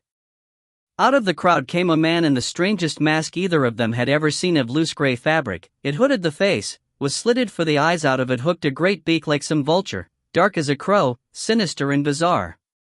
"Where are your medicines?" the signore demanded. "Where are your king's gifts? Your entourage?" "At Pisa, unloading from the ships. We came at once. Before them we hear that many are dying here already." He flicked a glance at the masked man. A pair of bright eyes stared back at him. The man with the eyes of a crow. The signore nodded. "That is unfortunately true," he considered, then said, "Il Dottore will take you to the monastery. I hope you will be able to help us, but this sickness is not so great. It affects only the poor and sinful. It will pass, as all sickness does." Jake frowned. "It may become a great plague." The signore leaned from his saddle. "Let us hope not. I await your king's gifts. If they do not arrive, you will pay for your lies." He smiled amiably, jerked his head to his men, and rode on. The armed men fell in behind and followed, gazing at Jake and especially Rebecca with curiosity. She tucked her hair up into her hat hurriedly. Only the masked man remained. He beckoned, and turned into a dark narrow alleyway stained with pools of ordure. There he unlocked a small door and bowed. They went through before him, uneasy. Inside was a dark room, lit by one candle. The bird mask turned to face them, was lifted off, and they saw a gray-haired man with an open, weary face staring at them with undisguised terror. Jake could hardly breathe. He whispered, one word, one syllable, and it was like a light coming back on in his heart. "Dad." When Wharton finally slid and floundered as far as the buried sheepfold, he found Ven standing with folded arms looking at it with suspicion. "Come out," he snapped. For a moment Wharton thought the man had really gone mad. Then Gideon stepped from the shelter of the dark stone. The changeling was pallid and shivering. His forest green clothes seemed to have faded. They were gray here, becoming white, like a stoat's fur changes in winter, and there was something fading in the boy too. Wharton thought, as if in some way he was becoming transparent, less solid. Wharton said at once, "Where's Sarah?" Gideon pointed at the ruin. "She went in there. She vanished." Ven said, "What's wrong with you? What's summer done to you?" "Stolen my sleep, stolen my dreams." Gideon sat in the snow and dragged his hands through his tangle of hair. "The only place I could go to get away." Ven nodded. "She's a mistress of torment." He looked at the ruined byre, touched its black stone, trudged a complete furrow around it in the snow. Then he said, "Why didn't you go in?" Gideon looked up. "I was going to, then I saw you." Liar. Ven crouched and grabbed him by the collar of his shirt. "You know where she is because you led her here. Summer wants the bracelet, doesn't she?" "What bracelet?" "The one Sarah stole from me." Gideon's blank stare was only too convincing. "She doesn't have it." Wharton said, "But are you sure?" "Then who could possibly?" The silence rumbled. It shivered and shook under his feet as he and Ven glanced at each other. It was as if the earth groaned. The mountain was ready to collapse on them. "Jake," Ven breathed. Did the word start the avalanche? Was the weight of that knowledge the tiny trigger? Because as they all turned as one, the white wall of snow was already crashing toward them, coming like a line of foam, like a wave that would flatten and destroy anything in its path. Then seemed frozen. Wharton heard him whisper, "Not again." Then he spread his arms wide, as if he would stand there before it, defy it, die. "Oh no!" Wharton grabbed him and shoved him with all his strength toward the doorway of the ruin, then toppled in backward and was gone as if through a plane of light. Wharton yelled at Gideon, "In, dot." They had no choice as the white mass hit. It filled the world with a roar that smashed them against each other, a tangle of limbs, and clutching of hands, a suffocation of snow as hard as marble. Just before it hit him, Wharton felt the momentum alone fling him head over heels into blackness. My father stirred his tea. He sipped it and then leaned back in the armchair with a sigh of pleasure. "Cake?" I said. "Oh my dear. Eclair? Or Battenberg?" "Eclair, please, all that lovely squishy cream." I lifted one with the silver tongs and placed it on his plate as he munched it, and the cream fell on the napkin tucked under his chin. I sat back in my chair with as much satisfaction as I ever remember feeling in my life. "And so this Moll lived with you for 10 years, dot?" "She did, little terror that she was. She ate my food and drank my whiskey and developed into quite a beauty, if all be told, and she was up to every scrape and trick and strategy under the sun." I felt a squirm of jealousy, but suppressed it, and all the time I was buried in that house in Yorkshire. "Your mother took you away. She didn't trust me, I'm afraid, and then we were so busy searching London for the silver bracelet we were so sure it must be there." Moll, poor girl, was also convinced that Jake Wilde would come back and take her to the future, but he never returned. "Did it break her heart?" I said, I must confess, hopefully. "Perhaps after a year or so she stopped looking out for him, but I don't think she ever forgot, and then one spring morning she slipped out of my house and never came back." I sniffed. "Once a street girl, always a street girl."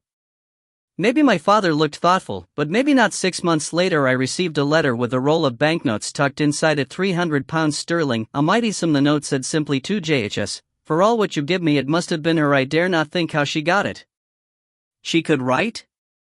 I taught her. She was a remarkably able little thing. I had heard enough about Moll. I dismissed her from my mind and said, "I wish you could tell me more about the future, dot." He seemed uneasy. I understand now the reluctance of David, when he worked with me, to speak of it. I saw little. Janice kept me in the same room, and I was only there for a few hours. Even so, it was a cold, bleak place. He leaned forward. "Do you know, I do not believe they eat?" I recoiled in mock horror. "Not eat?" Never was I offered one mouthful. "I believe they take a pill of some essential nutrients each morning. It would save a lot of time." I proffered the cake stand again, but it would not be much fun, Papa. He selected a coffee kiss. "Indeed not, Alicia, dot." I sat back and looked across at the obsidian mirror, where it leaned, safely veiled in the corner of my room. For a moment I had felt that someone was there within it, listening to us. I said, "Do you think I was right to save you in that way? By telling the tyrant Janice what he wanted to know?" My father licked coffee cream from his lips and dabbed them with the napkin. "My dear, you had no choice, and from what I know of David Wilde, and what I saw of Oberon Venn, they are men of resource and capacity." He put the cup back on the tray, not to mention the arrogant and cocky Jake. He looked at the mirror, and smiled a rueful smile. "Your career has been most adventurous, my dear. Truly, you are my daughter." I could not help a sigh of satisfaction. "Will Jake come for the film, dot?" "I have no doubt he will." He leaned forward and took my hand. "And when he does, we must be ready for him." There was no interval between the snow and the room, but she felt as though she had traveled miles and centuries to get there. Slush slid from her shoes onto the deep crimson carpet. A trickle of icy melt water ran from the ends of her cropped blonde hair into her eyes. Her hands dripped. She felt the chill of the high plateau thaw in her. The room was warm and silent. It was high-ceilinged, the walls papered with an elaborately flowered design, and the vast hearth of fire roared over logs piled high and spitting. Portraits lined the walls. Sarah moved. She hurried to the fire and huddled over it. Then she stripped off her soaked coat and scarf and gloves and boots and knelt in front of the flames until they scorched her skin and eyelids. The heat was glorious. Only when she was warmed through did she take a good look around. Tall candelabras stood in the room, each with dozens of candles burning. They burned with a cool, unchanging light. The candles did not flicker, and didn't grow any smaller. The windows were curtained with drapes of amber, tassels of knotted cord. Around the walls were portraits. In frames of gold she stood and walked under them, her feet deep in the soft carpet. They were all of summer. Summer in a white dress, summer in a crimson robe, summer in a ruffin gown, her face lead painted like some Elizabethan queen, summer in a 1960s mini shift of black and white stripes, laughing out of the frame. Sarah frowned. Turning, she saw the table. It was laden with food, plates piled high with lobster and fish and spiced meats. A row of tureens stood there. She lifted one, and the vegetables steamed below. She replaced the lid. "You know, that is a very old ploy," she said aloud. "It's in every fairy story going." No answer. Then, in the corner of the room, she saw it. It sat on a small white table, a circular table smooth as the snow slope had been. She crossed to it, reluctant. The table was covered with a scatter of small objects: a bone, an acorn, a gold ring, a pile of white pearls like pebbles. And among them, on small bald feet, a box. A small lidded box with a key in its lock. A box covered with red brocade. She looked around. The room was silent, the door closed, the windows shuttered. She reached out. She opened the box. 20. Oisin Van did not age, he did not grow old. He had wealth and land, and everything he turned his hand to prospered, and yet, late one night he came to the house of the priest and said, "Father, absolve me, for I am a great sinner." He sat by the fire. The holy man said, "God forgives all, my son, but He will not forgive me, for she offered me a choice of mortality or to be with the she forever, and I could not choose, so I have sworn to her that each of my descendants will face this choice, and that one day, one of them will be hers. I have betrayed all the unborn generations, for I dare not anger her." Chronicle of Wintercombe. How far? Piers almost ran around the table. The dial remained at 1400. "I don't know for sure." Far enough. Maskelyne was infuriatingly calm, but even Piers could feel the fear in his stillness. "Do something." "I am." His fingers touched the controls that he had rigged up. Figures rippled across the screen. "Oh my God!" Piers pressed his fists to his face. "We've lost them, Jake, Rebecca, both the bracelets. Ven will absolutely kill me." "No, not kill. Kill would be too easy. Imprison me in a tree for centuries, saw me down and burn me on a bonfire, grind my every atom into sawdust." Maskelyne flicked him an irritated look. "Always about you, isn't it, little man? You can talk. You think the mirror belongs to you. It does. You wish. You can't even make it work properly. I could once." In a flash, Maskelyne lost his temper. Like a flicker of lightning, he seemed to transform to a being of raw ferocity and dark fury. "Before I had to spend lifetimes plunging through time and space, piecing my memories together again. What would you know about that loss, that terrible descent?" Piers squared up, his chin jutted. "More than you might expect. I'm not all cooking and cleaning. I have a history too, so you can just..." A muse silenced him. He looked around. A black cat stood there, tail in the air. It snarled at them both. Well, Piers took a breath. Suddenly he was a little ashamed of himself. "Well, yes, of course, you're right," he muttered. "Not the time, not the place." Maskelyne stepped back. The dangerous darkness seemed to gather inside him. He said nothing, but left the control panel and crossed to the mirror itself, gripping the silver frame with his fine-boned hands. He stared in at emptiness. "All the world is in there," he whispered. "All possible worlds, and I will journey in them all again." But Piers watched him, curious. "Is it alive, that thing? You talk to it as if it can hear you." "As alive as your replicant cats, little man." With an effort, Maskelyne looked away from the black glass. He stepped back, the reflection of the lab shrinking and rippling. Then he turned, and he was calm again, his voice husky and quiet. "It seems clear that Jake has managed to journey back far enough to reach David. Perhaps their longing for each other reached out and touched, like the snake and its tail. D recorded a similar result. He calls it the magnetism of the heart." What? Piers stared. Then he turned and ran to the desk and snatched up the D manuscript from under his pages of notes. "That's it. The heart. Oh my goodness, that means this and then this." He scribbled letters furiously, and Maskelyne came and watched over his shoulder. Then Piers stopped. "Do you see?" "I see." Together they stared at the words that had emerged from the random mass of symbols like a sunlight through the fog of a wintry wood.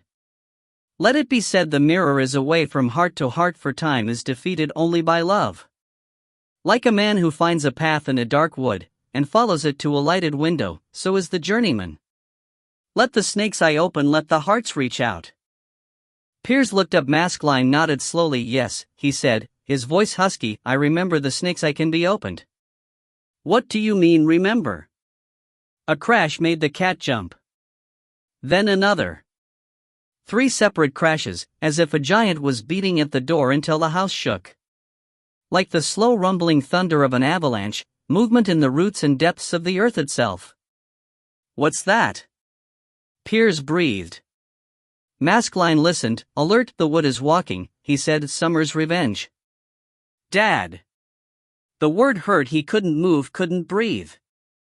But to his astonishment, the figure in the grey robe exploded into rage. What the hell do you think you are doing, Jake? Telling him you can cure the plague. How do you think you can say that? These people are dying, don't you realize? Really dying.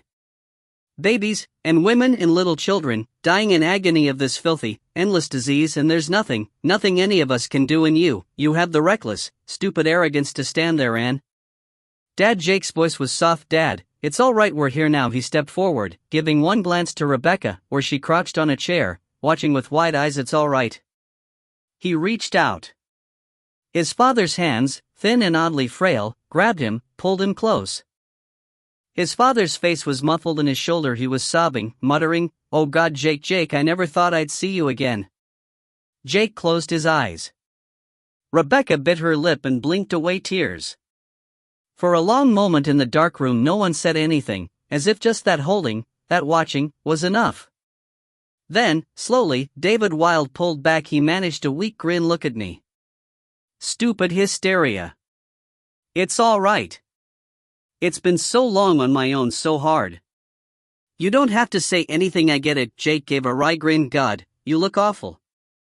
His father laughed, a rusty, snatched gasp of relief. Do I? You look great, so much more grown up. I'm sorry about what I said. The plague, I get carried away, caught up in the excitement. I know it's not a game, it must have been hell, but... David nodded. He cleared his throat, wiped his face with a dirty sleeve, and stepped back. That's one word for it, the one they would use here. He glanced at Rebecca. Is this? I'm Becky. She stood and held out her hand. He took it and shook it, slightly bemused. Why are you both dressed like that? Jake said, Bit of a mistake. We were trying to reach you through Alicia. I had no idea we could get this far. And Ven? Where's Ven? Gone into the Summerland after half a Greek coin. Look, I haven't got time to explain it all now. We need to get straight to the mirror and get you back home with both the bracelets. We should be able to do it, even in stages. Jake stopped. What's wrong? David Wilde turned and walked to the window. He unlatched the shutter and let it swing wide. Immediately he'd entered the room on a ray of scorching sunlight. Swifts screamed outside, high over the houses. Il Signore, his family, I can't just leave them. Jake stared. Don't look at me like that, Jake. I'm a doctor, it's my duty. No. Jake couldn't believe this. If I go, they'll die. I've been working day and night. I've managed to prepare a crude antibiotic. It's a tiny amount and the process is almost complete. If I could just... Before it could come again, the words, the flood of terror, Rebecca intervened. She took his hands and held them, and looked straight into his eyes. Jake was amazed at her strength. Listen to me, David, this is not your time. I'm a history student. I know about the Black Death. It raged through Europe and no one could stop it. It was there, it happened, it's over. It's not your fault, or your responsibility. If you stay, you'll die, and so will we, because I can't see Jake going back without you. David stared at her. She could see how exhausted he was, how worn to a shadow. He said, I lie awake at night and dream. You know about the mirror, it torments me. What use is a time travel device if you don't use it? I could go back to Wintercombe, get the drugs, bring them here. Perhaps we could stop the epidemic, stop it spreading, save thousands of lives, change history. We could do that. He stepped back, sat down on the meager bed, as if stunned. Think of what we could do. She threw a worried glance at Jake. Get burned for sorcery, more like, he snapped, and she had never been so glad of his self-assurance. What do we do? she whispered. Get him home, that's all I care about. He went to the window and looked down. The street was deserted, burning in the noonday heat, only the swifts screeched in the eaves. And we need to go now during the siesta. He came back and knelt at David's feet. Dad, where is the mirror? You said you knew. His father looked at him. He drew a hand over his face and said, Yes, I know, it's in the old palazzo. Can we get there? Il Signore lives there. His official apartments are there with his guards and his torture rooms. He frowned. But Jake. We go now. David stood, picked up the bird mask, and looked around for the first time. Jake took in the meager poverty of the room, its crucifix, its dusty jug of water, its bleached walls. You've got the bracelet? On my wrist, always. His father hesitated. Jake, there's something I haven't told you. Is there anything else you want to take? From here, Dot. There was a wooden chest at the end of the bed. Some garments were folded on it. Jake pulled one out. Maybe we could use this as a cloak for Becky, or... His voice died. It wasn't a cloak. It was a baby's shawl. A small sharp cry rose from the woolen fabrics. He tugged the topmost blanket aside, and stared. A baby gazed up at him. Its eyes were blue and wide. Rebecca put a hand to her mouth. Who's this? Jake whispered. He felt numb now. Dread lodged in him like something unswallowed. David hesitated, then he came over and picked the baby up, folding the coverings down around its face. This is Lorenzo. Jake, this is my son, your brother. Dot. Then felt the snow crash down on him like memory, as it had on Ketra Simba. The weight of the past whitened blank, blotting everything out. It filled eyes and mouth and nose, it filled grasping hands, it swept even Leah's memory away and bowled him backward into the doorway that he knew led to Summer's house. His whole being screamed out against it, but it was fate. It carried him along, and there was nothing he could do about it except rage. And in an instant he lay on the floor of a vast hall, snow slopping from him, with Gideon gasping on hands and knees and Wharton sliding far over the tiles, coming to rest with his face flat against the wall. Then felt as if his rib cage was crushed. It was a feeling he knew. He sat up, slowly, and looked around. 100 images of himself sat up around him. Gideon stared. He stood, and all the other Gideons stood too, an endless replication of tall pale boys in green frock coats that made him turn and stare and laugh in delight. What is this place? A hall of mirrors. Sour, then scrambled over to Wharton, turning the big man over. George, are you hurt? Wharton groaned and opened his eyes. One bloody great bruise, that's all I am. Ven helped him to sit up, and his eyes widened as he looked around for a moment. The multiplicity of people astonished him. He thought there was a great crowd there, crouched, standing, sprawled, and then he saw it was just the three of them, over and over, going on forever in the opposing mirrored walls. He took a breath. Where is this? Is this Summer's doing? Dot.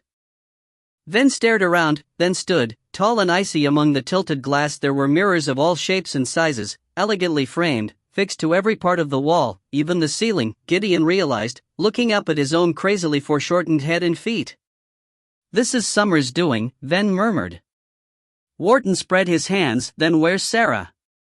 As soon as the box opened, a bird popped up. It was a tiny wooden bird with bright green and yellow feathers. It spun around and opened its beak and piped a high twittering song, so loud in the stillness she almost jumped. SSH, shut up, go down. She tried to close the lid, but it seemed locked open. She flung a desperate glance at the door, the curtained windows, but no one came in. As suddenly as it began, the song ended. The bird stopped twirling and fixed her with a beady black eye. All around it, the interior of the box was lined with scarlet satin. It seemed empty, but there was one tiny loop of ribbon that showed where a secret compartment lay. Sarah took a breath, then she reached in and her fingers lifted the ribbon loop, careful with the delicate sliver. She stared into the black hole. It was space, eternal and endless. It was dusted with tiny stars and distant galaxies, or were they strands of gold and diamonds and rubies? The bird said, "Nice, isn't it? It goes on forever and ever." She stared. "I can't tell you how good it is to be back," though it spread its tiny wooden wings and waggled them. "I am so bored." Centuries of silence. It whistled again, joyful, flew around the room and came back to perch on the box rim. Sarah took a breath. "This belongs to Summer? Her treasure box." Hope was dawning in her like pain. She said, "I'm looking for something that belongs to me. A coin, well, half a coin. It's been cut in two. It hangs on a gold chain and..." "No, the very thing." The bird nodded, self-important. "Just you wait there." It spread its wings, then looked at her again, oddly anxious. "You won't go away, will you?" "No. No." It flew into the box, and as she watched, it was lost among the distant stars. Night thickens, and the crow makes wing to the rookie wood. 21. He could not lie, he could not sleep. She stole his dreams away. She locked them in her darkest hall, with fiend and ghost and fay. He said, "I will not mercy beg. I will not bow the knee." But she smiled and thawed the snow, and set the flowers free. Ballad of Lady Summer and Lord Winter. Piers swung the casement wide and hung out. Rain spattered his face. "There. See it." Over his shoulder, Maskelyne stared from every window. A cat gazed. This corridor was at the back of the abbey, where the building crouched under the great crag called Winterthur, a range of slate that jutted through the wood far below. In its hidden ravine, the Wintercombe roared in flooded spate. Above, on that steep wooded slope, Piers could see movement. It was slow, a trickle here, a slither there. A bush would snap, a scatter of earth fall into the river below, but he could feel its threat in the very stillness of the air. The persistent drizzle of the rain. The whole hillside was slipping, inch by inch, shallow roots straining and tugging up in the saturated soil, until the weight tore them away already. A tree opposite the window was leaning against its neighbor, the trunk creaking as if in pain. "The whole lot could come down on us any minute," Piers breathed. He jerked back inside. "What do we do?" Maskelyne did not seem too concerned. "If it falls, it damages the house, but the mirror is safe and the monk's walk. That part is more ancient and built of stone. It would survive." Piers gaped. "It might, but I won't." "Have you any idea what Ven will do when he comes back and finds his house flattened? Have you any notion of the utter misery?" Maskelyne shrugged gracefully and walked away down the uncarpeted corridor. A trail of cats followed at his feet. "What can I do?" "Plenty." Piers pattered along behind him. "You have means." Maskelyne stopped. "Means?" "Abilities. Oh, I don't know for sure who you are, Mr. Scarface, but I know what you are. Nobody bottles me up in a jar unless they have magic stored up right to their fingertips. I never felt a spell as strong as that, and I've been around some sorcerers, let me tell you, so maybe a moving forest would be easy peasy." Maskelyne smiled, shaking his head. "Piers, I think you must have me mixed up with someone else. I can't stop the rain." Piers folded his arms, stubborn. Maybe not, but if the house is flattened, what's to stop the she picking the place clean, mirror and all? Think on that, Mr. Ghost." Maskelyne slid him a dark glance and then resumed his stride toward the stairs. Piers watched him go, smug that was telling him no, pulling the wool over Piers's eyes. He puffed his chest out and grinned, and then saw the cats watching him, and the grin went. "Well, if I don't guard the place, who will? You lot." They slunk away, except for Primo, who rubbed against Piers's ankles. The little man scratched him fondly. The cat arched, then sauntered to a bedroom door and sat outside it, giving one piercing mew. This wasn't a corridor Piers got to often in the rambling house. He could tell that from the dust. Now he opened the door and saw the attic room he had given Sarah. "What?" he whispered. The black cat advanced graciously in and patted across the worn rug just under the window. It stopped. Its paw creaked a loose plank. Then it leaped up onto the windowsill and began to wash. Piers came and crouched. The plank was completely loose. He pried it out and found a dark space beneath the boards. He looked up at Primo. "She hides her treasures here then, does she? Should we be looking?" The cat licked on. Piers leaned in, groping. He pulled out a small notebook and a black pen held tight to it by an elastic band. The pen was from the future. He could tell that by its smell, and the big Z, as if for Zeus, on its clip. The notebook was gray. When he opened it, he saw it was full of messages, written by Sarah and someone else, someone who wrote in capitals, a jerky, amused, bitter handwriting. Who signed himself Janice. He read the last one. "I have sent you my children." Piers put his lips into a whistle shape, but no sound came. "Oh, that's bad," he whispered instead. David sat on the narrow bed, the baby in his arms. He said, "There was a woman. She was pretty and young, and we started as friends. She was the only one I felt safe with then." "I don't want to hear the whole sordid story," Jake growled. He had gone back to the window and was standing in the shade gazing out. Rebecca said, "Jake, stay out of this is not your business." His arrogance infuriated her, but she could hear the raw pain too, so she just reached out to David. After a moment he handed her the baby. She was surprised at his warm weight. Then he went over to Jake and stood behind him. "Don't hate me, son. I don't hate you, but it just happened she told me she was pregnant. We got married." "You're already married. You're married to my mother. She's 1,000 years in the future in a country not even discovered yet." He tried to smile. "She never need know." Jake spun. "This is not some joke, but..." "No." His father's tired eyes held him. "No, it's not. Not when Gabriella was carried home from the market and I saw the first black lesion on her neck. 24 hours. Jake, that's all it took. 24 hours of agony from a healthy woman to a corpse suppurating with dark sores." He gripped Jake's arms. "I couldn't save her." Jake said, "The mirror you could have. And spread the pestilence to some other age? Not even for her." They were silent outside. A church bell began to clang for mass, somewhere far across the city. Rebecca shifted the weight in her arms. The baby made a small contented noise. Jake took a step back. He said, "Okay, look, whatever happened, whatever you did, doesn't matter. We have to go now. The baby comes. He has no one else." They stared at him. Rebecca said, "Can we? 2 bracelets together. We can try." Jake breathed out hard. Then he nodded. "Right, all right, let's go." 10 minutes later they raced down the stairs. David had replaced his doctor's mask. Jake wore an old apprentice robe. Rebecca had a cloak swathed around her and the baby was tied in it. "You'll have to carry him," David had breathed, fastening the swaddling. "It will look more natural." "Will it?" She had felt ridiculous, but as if he knew, he said, "You would have been married here for years, Becky. You'd almost be old." It scared her now. Running down the dark stairs, she wanted to flee, suddenly afraid that the life she had always thought was in front of her was over. The thought of that other girl, who had gone from beauty to corruption in a day, terrified her. At the street door, David peered out. Then he said, "Walk behind me close. Don't speak. Put your arm around her, Jake, as if she's sick. Everyone will stay clear." The streets were deserted. They hurried, but the heat was like a great hand on their chests, a film of sweat on their faces. Above them the narrow tawny buildings rose, castellated houses and towers, each with a barred wooden door at the base, the windows fixed tight against contagion. The city stank of its own dying, as if it was already a silent graveyard. With a sudden shock Jake recognized it. These were the scribbled towers on the manuscript Sarah had brought. Turning a corner he came face to face with a statue of a man on horseback. He whispered. Rebecca was desperately trying to remember all she could about the disease that had wiped out 1/3 of the population of Europe. Had it been spread by fleas?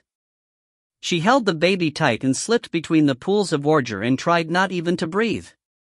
Like a knife edge of darkness, the shade ended. They came to a small piazza, shimmering in the heat. Opposite it was a gray stone building with a narrow tower. It looked ominous and heavy. 2 guards leaned wearily at its single door. David glanced out, then drew back. "That's at the Bargello Town Prison. Take a look up there." Jake looked. 2 masses of bone and clothing that might once have been bodies hung from a window on the 2nd floor. They turned, slowly, in the rancid air. "God," he muttered. "Il Signores, hold up here while the plague is running." David wiped sweat from his face. He managed a weak grin. Visited it in 1986 on holiday. Once had an ice cream in a cafe just about here. For a moment bewilderment seemed to flicker through him, as if he no longer knew where he was. Then he turned back and stepped out. They climbed the steps slowly. The guards straightened. "Doctor? New patient." He waved at them. "Stand back, well back." They couldn't do it fast enough. Jake, his arms around Becky and the baby, hurried past. He had hoped it would be cooler inside, but the stone chamber led to an open courtyard, with a stair running up the side. David puffed up. "First floor, hurry." They pattered around an open loggia stacked with stores and chests, as if the signore had had all his riches dragged in here too. Ignoring them, David ran into a stone-flagged hall, its high windows wide so that the sun made slants of burning molten light across the floor. "There," he gasped. At first Jake didn't see it. Only sculptures, gods and angels, great painted chests, a table laden with an unfinished meal. Then, in a shadowy corner against the marble wall, it leaned like a dark doorway. The obsidian mirror. The bird was a speck. It grew slowly, circling toward her, and when it came out with a rush of speed, she drew back with a gasp. In its beak it held the broken coin. Sarah held out her hand. The coin was in her palm. Now, the bird said, don't make the mistake of running off with it. All I have to do is screech and the whole host of the she will come crashing in down the chimney and through the walls. I wouldn't like to think what will happen to you afterward. She swallowed. So you threaten as well. If I need to, it preened a small yellow feather back into place. Sarah looked at the broken coin. The half face of the Greek god stared out past her, and she felt a stab of guilt, because she was forgetting them, forgetting the whole horror of that distant bleak future, all that the group had planned, all their sworn friendship, forgetting Kara and Max. You're not crying, are you? The bird said, its head tipped, sidelong. No, she lied. Look, I have to take this. It belonged to me. I gave it to Summer. Oh, don't say her name. The bird seemed to shrink. At once it was tiny, a shiny miniature. She'll hear. Now I'm taking it back. It's vital. I can't explain why, but... Are you one of the Vins? She didn't know what was best to say, so she nodded. The bird whirled on its axis with an agitated rattle. Then it grew, just a little, and said, I've seen him, you know, Oisin Ven, a handsome man. She torments him wonderfully.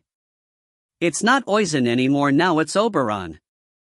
The bird made a shrug in its depths. Oberon, Oliver, Oscar, all the same to her, that is, she's like the weather and the earth, ageless and pitiless. Come closer. Sarah approached, pulling the chain around her neck. Look, I've got to.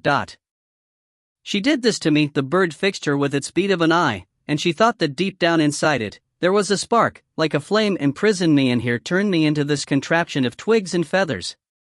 Why? Disobeyed her. Once there was a place in the wood, a trap. It looked just like any other piece of grass, but if a mortal stepped on it, they'd be stuck there while time went by without them. A step that would last 100 years. Her idea of a joke, so everyone waited for one to come along. Despite her fear, Sarah was interested. Everyone except you. Well, the bird preen sort of felt mischievous. I wanted to annoy her. The mortal was a real yokel, spade over his shoulder. Right off the fields the she were all clustered round like flies, so I warned him off, whispered in his ear, you should have seen him run. It gave a soft, sad whistle. Then she found out. Sarah said, I'm sorry for you, but I have to go. With that? The bird gave a cheep of scorn. You'd never get out of the room unless... What? But she already knew what. Take me with you. Put the box in your pocket. I'll guide you all the way out of the Summerland refuse. And I screech now. Sarah almost laughed. The pompous pride of the tiny thing was almost funny. Then, outside, there was a crash. She whirled. What's that?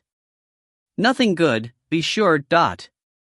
She decided the mirror's destruction depended on it. Without a moment's hesitation, she grabbed the box and slid it into her pocket, and even as she turned, the door opened. There was no door out. Even the one they had come through was gone. There was nothing except the repeated surfaces of the obsidian mirrors, all identical and all, Wharton thought, illusions. He said, she's trapped us here if we step through any of these, without a bracelet. It doesn't matter. Gideon was gloomy. We won't be going anywhere. All this is in the Summerland, and that goes on forever. Ignoring the paradox, Wharton stared at himself. Really, he thought, he was getting a touch overweight. He said, what do you think? Then frowned. He went up to the nearest mirror and put his hands on it. It was black and solid. We're so used to going through mirrors, he said, that we've forgotten what they're really for. He stared into his own wintry eyes. They show us what we think is real, but it isn't. Nothing is real. He opened his fingers. And to Wharton's astonishment, the wall of black glass held the tiniest point of light, diamond bright. As he watched, it grew, as if it zoomed toward them, became a circle, then a square, then filled the mirror and was a window down onto some peculiar street, narrow, sun-slanted and cobbled. As they watched, it closed again. Was that real? Wharton said, fascinated. Ven had stepped back, every sense alert. Possibly in some other time, or it might be a trap set for us by Summer, because I'm beginning to think she knows we're here. Wharton didn't like the sound of that. There's nowhere to go. Maybe. Ven turned suddenly to Gideon. You tell me, why did you bring Sarah here? Gideon's green gaze flickered. She begged me. I felt sorry for her? Ven advanced on him. I don't think so. Gideon stared back, fierce. We made a deal. She told me that she would help me. How can? She said that in her time there were no she. The words seemed to spill like a whispered wonder into the room. Gideon clenched his fists, hugged himself, as if he had said something terrible, something fascinating, that should never have been spoken. Then too, Wharton saw, was both astonished and intrigued. He stepped forward and lifted a hand, but as Wharton jerked forward in alarm, Ven's fingers stopped inches from Gideon's white glare. "No more," he breathed. "Don't talk of that here. Summer will hear." He paced, restless, furiously watching his own reflections pace with him. All, Wharton noticed with a sudden chill, except one. Because there was one mirror that held no Ven, that held nothing but darkness. Wharton looked at it, sidled closer. Then turned. "I'll smash every panel in this place if I have to. There must be a way out." Wharton reached out. The mirror was black, but not glass. It was a door painted dark as midnight, and there was a tiny handle recessed into it, and he reached out and turned it, and it opened. Gideon yelled, "No!" Ven turned and lunged at the door. But Wharton was gone. All he saw was his own face in the mocking glass. 22. Progress Report, Alicia Harcourt Sims. Subject observed continually seems to meet co-conspirators only at alleged seances. Information likely to be passed here. Subject may be aware of surveillance. Yesterday she left the house and winked at this officer. Allenby Covert Operations. The room was set up as a crude laboratory. Alembic stood on the bench. A rack of bizarre glass retorts bubbled and spat. A skull watched them with empty eyes. David crossed quickly to a small cupboard in the wall and unlocked it. He took out a tiny vial. "This is it." He brought it over. "I've been trying to isolate an antibiotic. It's crude, unrefined, but it might work, Jake. It might save a few lives." The vial was filled with a grainy substance, amber as honey. A noise somewhere in the building startled them. They froze, listened to footsteps running up the stair outside. The baby made a small snuggling motion against Rebecca's warmth. The footsteps came close, past the door, then they pattered on up and died into the distance. Jake breathed outright. He undid the bracelet from his own arm and slid it onto Rebecca's wrist, clicking it shut. "What?" She stared in alarm. "But we're all going together, aren't we?" "Of course we are, but this is just in case." For a moment she stared at him in dread, the possibilities of being lost in the endlessness of time reeling out before her. Then he turned her to the mirror. "What do you use to operate this, Dad?" "There are no controls." "I've learned a few things about the mirror." David came toward the silver frame. "All that electrical input, you don't even need it. These letters here, these words, they're enough if you know how to use them. You put your hands here and here. Sometimes I think it reads your DNA." But he shook his head, stepping away in dismay. "For God's sake, Jake, every time I've tried I've gone further back. What if we all end up in some prehistoric swamp? What if?" "We won't." Before his father could object, he moved, grabbing Becky and pulling her close. "Do as he says." She touched the silver frame. Under her fingers she felt it tremble, felt it sense the bracelet she wore. The terror she felt it waken and become interested in her. "Jake!"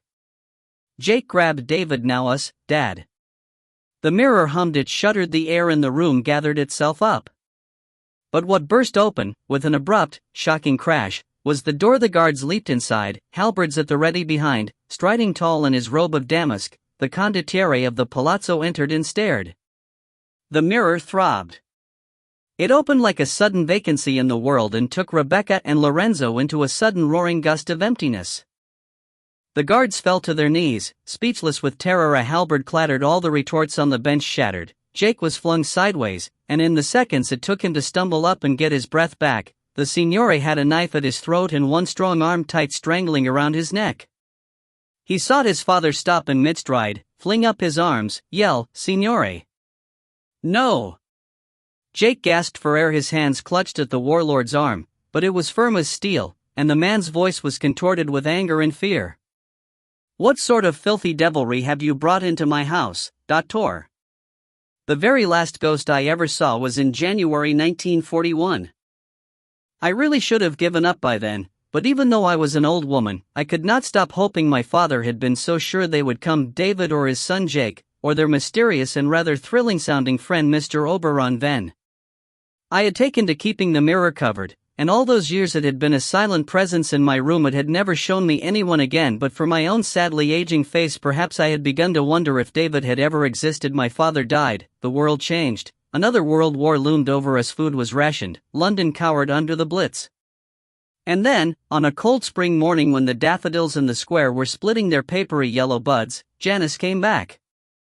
I had long since ceased to be able to afford a maid. I had become a dusty old woman, grey and lined, but still my spirit was high. I was happy with my séances, which had become strangely popular, and my tea parties and my dear friends from the Psychic Society. So when I entered the study that morning, the fire was unlit and the blackout curtains drawn. I opened them myself, letting them rattle in their great rings, and was gazing sleepily out into the street when he said behind me, "Hello again, Alicia." I turned, my heart thumping. He had not changed by even the growth of a hair, small and uniformed, his hair lank, his glasses blue discs. He stood on my hearthrug and smiled that twisted smile that had no warmth. "You?" I gasped, not my most original retort, I admit, but I was so shocked to see him out of the mirror. It leaned behind him. One of my china dogs lay smashed on the tiles of the grate. "I hope you don't mind me appropriating your parlor." He waved a small hand. "I intend to meet someone here." I stared, astonished.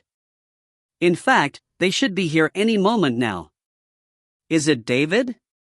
I confess my voice quavered. He smiled. "Yes, you have wasted all your life waiting for David. How pitiful a thing that is. Now, I take pity from no one." I rose, drew myself to my full height, and said, "My dear sir, I have waited for anyone who would come from the other side. My father and I spent many years contemplating our next visitor, and be assured, we did not waste our time, but..." And with what I hope was a suitably grandiloquent gesture, I put my hand up and tugged at the lever hidden discreetly behind the curtains. The concertinaed cage crashed down from the ceiling. Electric wiring crackled on. Janice stood startled and unmoving in the trap that for years had been awaiting him. To say I felt satisfied would be too inadequate a word. I really felt rather gleeful. I turned, sat demurely upon my sofa, folded my hands, and contemplated my handiwork. A tyrant from the end of time was my prisoner. It was really rather gratifying. Janice said nothing. He reached out curiously as if to touch the steel bars, but I said quickly, "I would not wish you to harm yourself. There is a charge of 25 volts throbbing through that metal as we speak, enough to give you quite a nasty shock. My dear papa designed the whole apparatus." "Did he now?" Janice nodded. Folding his arms, he looked at the mirror, safely beyond his reach. "My dear lady, I congratulate you. I really do. I'm only sorry you have no chair in there. I have no wish to make you uncomfortable." He gazed out at me. The blue lenses of his glasses hid his eyes, and that made him so difficult to read. But with dismay I became aware that he was not as devastated as I had hoped. So I said, "I am quite aware that you are using my séances as a cover for some fiendish device to trap me. Your men are continually watching my house. Really, it's ridiculous." He looked amused. "My men? You really don't understand anything, do you?" I looked smug. "I have hidden all the evidence about my father's device in a safe place. You will never find it." He shook his head. Then he said in a voice as silky as poison, "Alicia, you are perhaps the most foolish old woman I have ever met." I bristled. "Well, I'm not the one in the cage," I snapped. "Ah yes, the cage. So may I ask what you intend to do with me?" he asked softly. In truth, I had no idea we had expected David, or Jake. We had expected to be able to demand the bracelet in exchange for their release, but I merely shrugged. "I have my plans," I said, deadpan. His smile was fixed. "Indeed, well, so do I, madam, and here they come."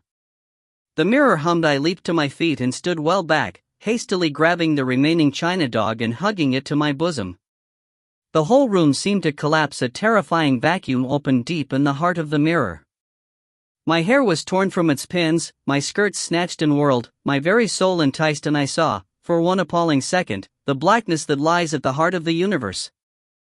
Maskelyne turned the pages of Sarah's diary with his long fingers, reading silently behind him. Piers fidgeted impatiently against the table. "So you see? She's been in contact with Janice all this time. And it says children." "What children? Those replicants?" "Almost certainly."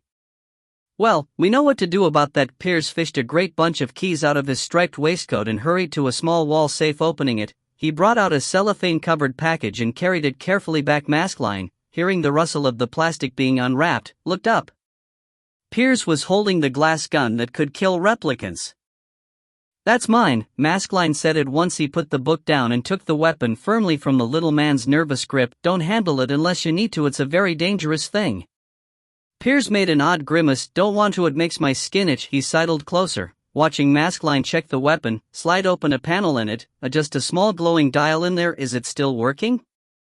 Yes. Piers shivered. Good, because something tells me we're going to need it. Outside, the crack and slither of earth seemed to shudder through the damp walls. Maskelyne placed the gun carefully on the table. Listen to me, Piers, from what Sarah writes here, these replicants have appeared to Jake, been targeting Jake. I would say Janice has been implanting prophecies in his ear, only too easy to do, if you come from the far future. Piers crowded closer. What prophesies? The Black Fox will release you as the first that came true. Then the man with the eyes of a crow, he frowned. Given the dates on the mirror, I have an idea what that may be, but what is this box of red brocade? It contains something vital, that's clear, something Janice wants and can't get, so he needs Sarah to get it for him, therefore something she desires. He looked up. Piers stared back, eyes wide. The Zeus coin. Yes, but Janice can reach anywhere in time if he knows where it is. Why not get it himself? And Maskelyne began pacing, a lean, dark figure in the gloomy lab, lifting a hand. Stop talking, and just think about it. The coin, if reassembled, will destroy the mirror. Janice doesn't want that, so he needs to keep the two pieces safe and apart. Who knows, maybe he's got the left side himself. The box must hold the right half of the coin, the piece Sarah gave to Summer. That must mean it's in the only place, the only dimension Janice cannot access, and it needs to stay there. They looked at each other across the malachite labyrinth. The Summerland, Piers said, gloomy. The Summerland. Maskelyne stood in front of the mirror, gazing at its blackness. That's where it is, that's where it's safe if Sarah brings it out. That's exactly what Janice wants. For a moment they were silent, then Piers said, what about you? You don't want that either? No, I don't. Maskelyne put the gun on the table and they stared at each other over it. Then needs to know, he said. Sarah turned and saw Wharton slide through the door and shut it with a gasp. He smiled at her. Sarah. Thank heavens. She stared. George? What on earth are you doing here? Good question. Then came after you, and I came because, well, I was worried about you. He turned and stared at the smooth white wall behind him. What happened to the door? What is this place? What the hell is going on? I wouldn't trust him. The bird breathed softly in her pocket. Ask him a question only he knows the answer to. Sarah sat on a cushioned sofa. We seem to be trapped in Summer's house of mysteries. When you met me at the British Museum, George, what sandwiches did you buy me? He stared at her as if she had gone out of her head. Good Lord, Sarah, how am I expected to remember that? And what on earth does it? Just try. Annoyed, he blew out his cheeks. Egg? Definitely egg and cucumber. She smiled. Was that some sort of password? He came forward, light on his feet. Sarah, we have to get out of here. We have to find Ven and Gideon. Why on earth did you come here anyway? What are you looking for? Don't say. The bird's words were less than a breath on the air, but Wharton tipped his head instantly. What was that? Did you hear something? No, so you want to know why I'm here? Why not make Gideon tell you? Gideon? He gazed around, baffled. I left him with Ven. What? No wonder you're puzzled. Sarah stood, wandering along the row of sumptuous sculptures, her feet sinking into the deep carpet. You don't know what would make me come so deep into the she country, do you? What could be so important? That's what worries you, that's what's tormenting you, because you're not Wharton at all, are you? You're Summer. George Wharton giggled. Then he began unraveling before her, his arms becoming slim and white, his boots shriveling to bare feet, his coat blanching to a turquoise and purple feathery dress with panels of lace. For a moment he was a patchwork being, part man, part woman, inhuman, unshe. Then he was Summer, and she was throwing herself full length on the sofa and giggling with glee. Oh, your face, Sarah. And I thought I was doing so well. Such fun. Tell me, what did I get wrong? Sarah felt only a weary irritation. If you must know, it was the cucumber. Really? Your mortal food is all very confusing. I really don't know why you bother about it at all. Summer stretched bare toes and pointed them. So, do you like my house, Sarah? It's beautiful. Sometimes it's a cobwebby, dark, damp hovel, sometimes a cave under the sea or a temple on a hot green island. It can be anything I want it to be. Sarah kept her hand on the box in her pocket. It must be boring, always changing, always staying the same. For a moment she was scared. A sliver of venom crossed Summer's face. She said, "Oh, I'm never bored. Sarah, now you have something of mine. I want it back." She held out her hand. Sarah was calm. She had rarely felt so alert, her mind sparking with plots and lies. It was like the day they had broken through all the wire fences and electrified corridors into Janice's lab and entered the mirror, not caring if they were caught. The sheer audaciousness of it exhilarated her. She took the box and held it out to Summer. "I came for this. The prophecies told Jake about it, and I came to find it, because I thought it would help me defeat Janice, but I can't reach what's inside it." Summer raised a perfect eyebrow. She snatched the box and opened it, and the bird unfurled itself, preened a green feather, and uttered a burst of tuneful song. Summer laughed. "You. I had forgotten all about you." She extended a white finger, and the bird hopped from its perch and gripped on a tiny thing of string and feathers. Summer glanced in at the bottomless abyss of stars and treasure. "Is everything in there? All my lovely things? Nothing missing?" The bird slid a sidelong look at Sarah. She held her breath. It would betray her, surely. This she could never be trusted. It said, "Gold and gems, diamonds and dewdrops, rubies and robins, marcasites and the moon. Everything is here that should be here." Summer looked into the depths of the box. She gazed a long moment, as if she could see all that it contained, and in that instant Sarah's heart almost failed her, because the powers of the Fairy Queen must be immeasurable. But the bird winked at her, and she tried to hold hope like a bright flame in her mind. Well, with a flick of her fingers, Summer snatched the bird, tossed it in, and snapped down the lid. "My box won't help you against Janice, and trespassers in my house need to be punished." She lifted her head and pointed a fine fingernail. "As you see." And Sarah saw Wharton. He was frozen, mid-step, in a cell of glass. It slid and protruded into the room like a great ice cube. His face was hard, caught in panic. "What have you done to him?" She ran to touch him, but her hand slid only on a flat, cold surface. "I've stopped him." Summer came and stood by her, gazing critically. "How very ugly some of these mortals are, Sarah, such ungainly animals, wrinkled and heavy and weighed down by the world. Not Ven, of course. Ven is a sleek white leopard, fierce and adorable." "Let him go." Sarah's voice was a growl. Wharton's face, caught in this rictus of ridiculous surprise, annoyed and upset her. She felt humiliated for him. "I'm the one you should be punishing." Summer smiled. "Well, yes, that's true." She did nothing, but the glass suddenly slithered down and became four silver-haired she in white satin coats who hauled Wharton by the arms and legs into the room. He came alive like a fury, struggling and swearing terrible army oaths as they threw him down before Summer. He landed on hands and knees. Then he saw Sarah. His astonished relief made her smile, but as their eyes met, she knew he had realized what she was here for, and his relief became wary and cold, and she felt a sudden, unexpected pang of something that might have been shame. "Don't betray me," she thought. "Don't." 23. Once, before he met his wife, I asked Ven what he loved best in the world. "Freedom," he said. After Katra Simba, after he was married, I asked him again. He looked away into the distance. "Leave me alone, Jean," he said. "You know the answer now." Jean Lamartine, The Strange Life of Oberon Ven. "Don't hurt him, he's my son." Jake felt Il Signore's surprise jerk the knife tighter. He tried not to breathe. "Your son, Doctor?" "Yes, come from England, as he says." "I do not believe the lies of devils. I saw the girl vanish through that black portal of hell," the warlord backed, dragging Jake away from the mirror. It leaned like a slant of darkness in the hot room. Flies buzzed in the window. "Listen to me." David took a step forward. "You know me. I've served you now for 4 years. I delivered your children. I bound your wound after the battle with the Sienese and nursed you through the fever it brought. I saved your life." No answer. The grip just as tight. Jake made himself hold still. Sweat soaked his forehead. He tried not even to swallow.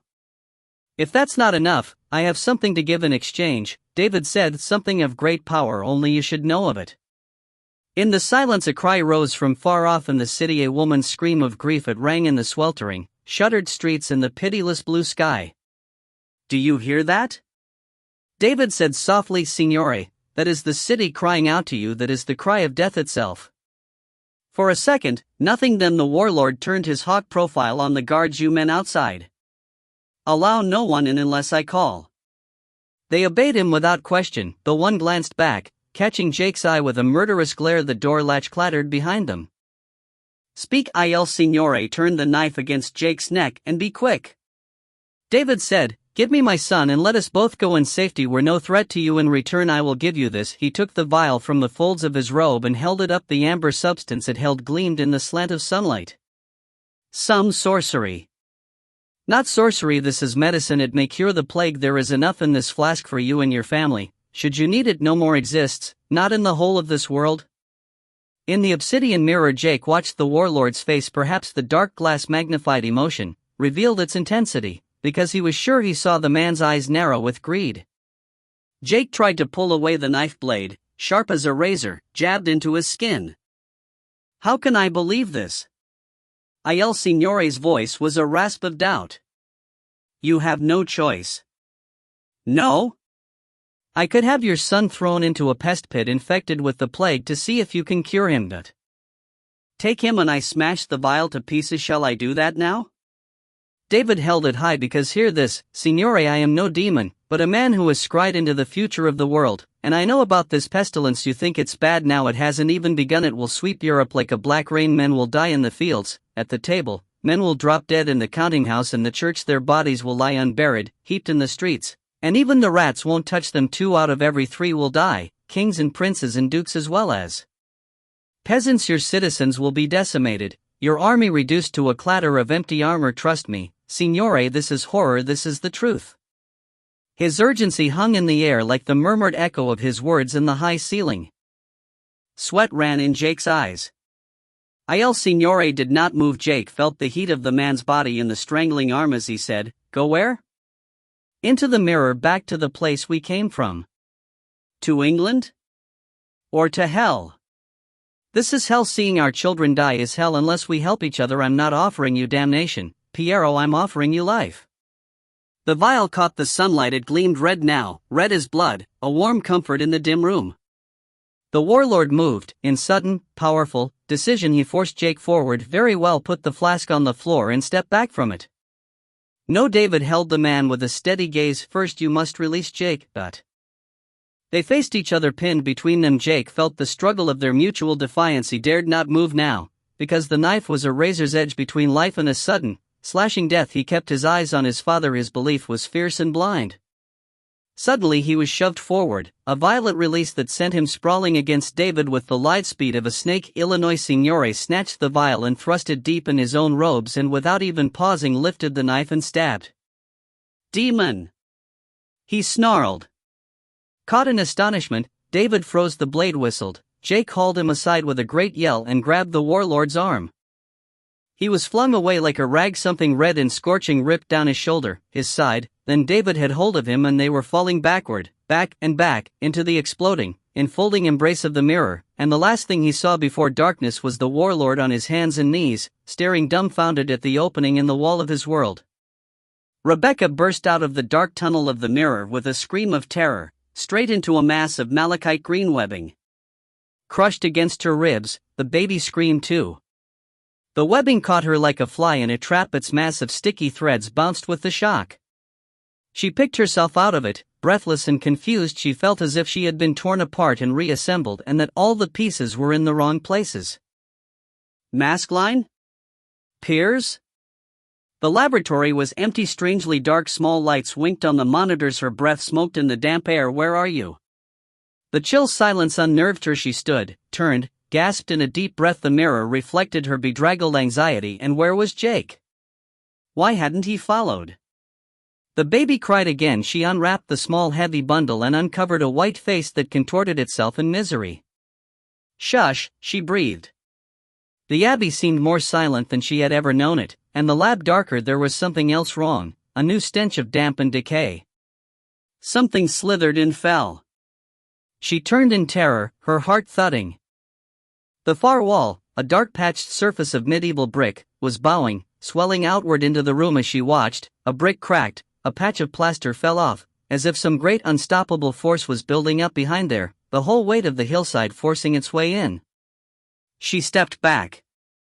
Then deep in the house she heard an enormous crash. As if a chimney had fallen. Or a bomb. Ven prowled the mirrored hall with tormented anxiety. Something's happening, can you feel it? Something's changing. Gideon, his face and hands pressed to one of the identical glass surfaces, gazed into his own green eyes. He too could sense it, a subtle distortion of space, a contraction, a breathing in. He said, the room's getting smaller. Smaller. It's closing in on us, collapsing. He could hear it now, the soft, creaking shrinkage of the chamber.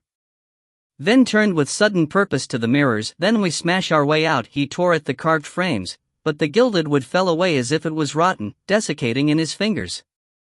Try this. Gideon found a chair, picked it up and crashed it down. Frail wood splintered. They each snatched a chair leg and attacked the walls. Already the room was half the size it had been, the floor and ceiling slanting at impossible angles.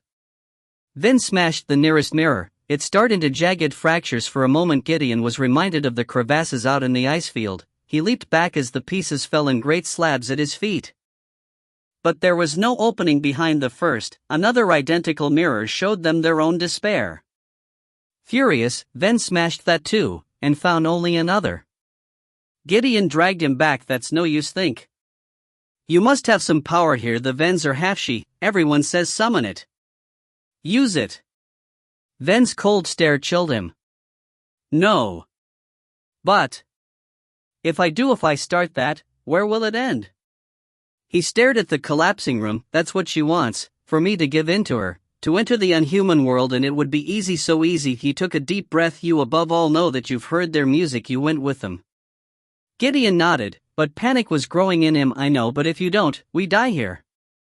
Summer would never. Gideon faced him. Summer would kill us like flies, he breathed. Ven was silent, as if he made himself face the truth of that. Gideon watched the man struggle with a cold compassion. You have to, he hissed. The Sheol whisper about it. Ever since Ois and Ven, your family have had the choice. The power is there. If you want to do it, then destroy her with her own gift. His voice was fierce. He knew his desire for vengeance on her shocked even himself. Ven threw down the piece of wood and stood still.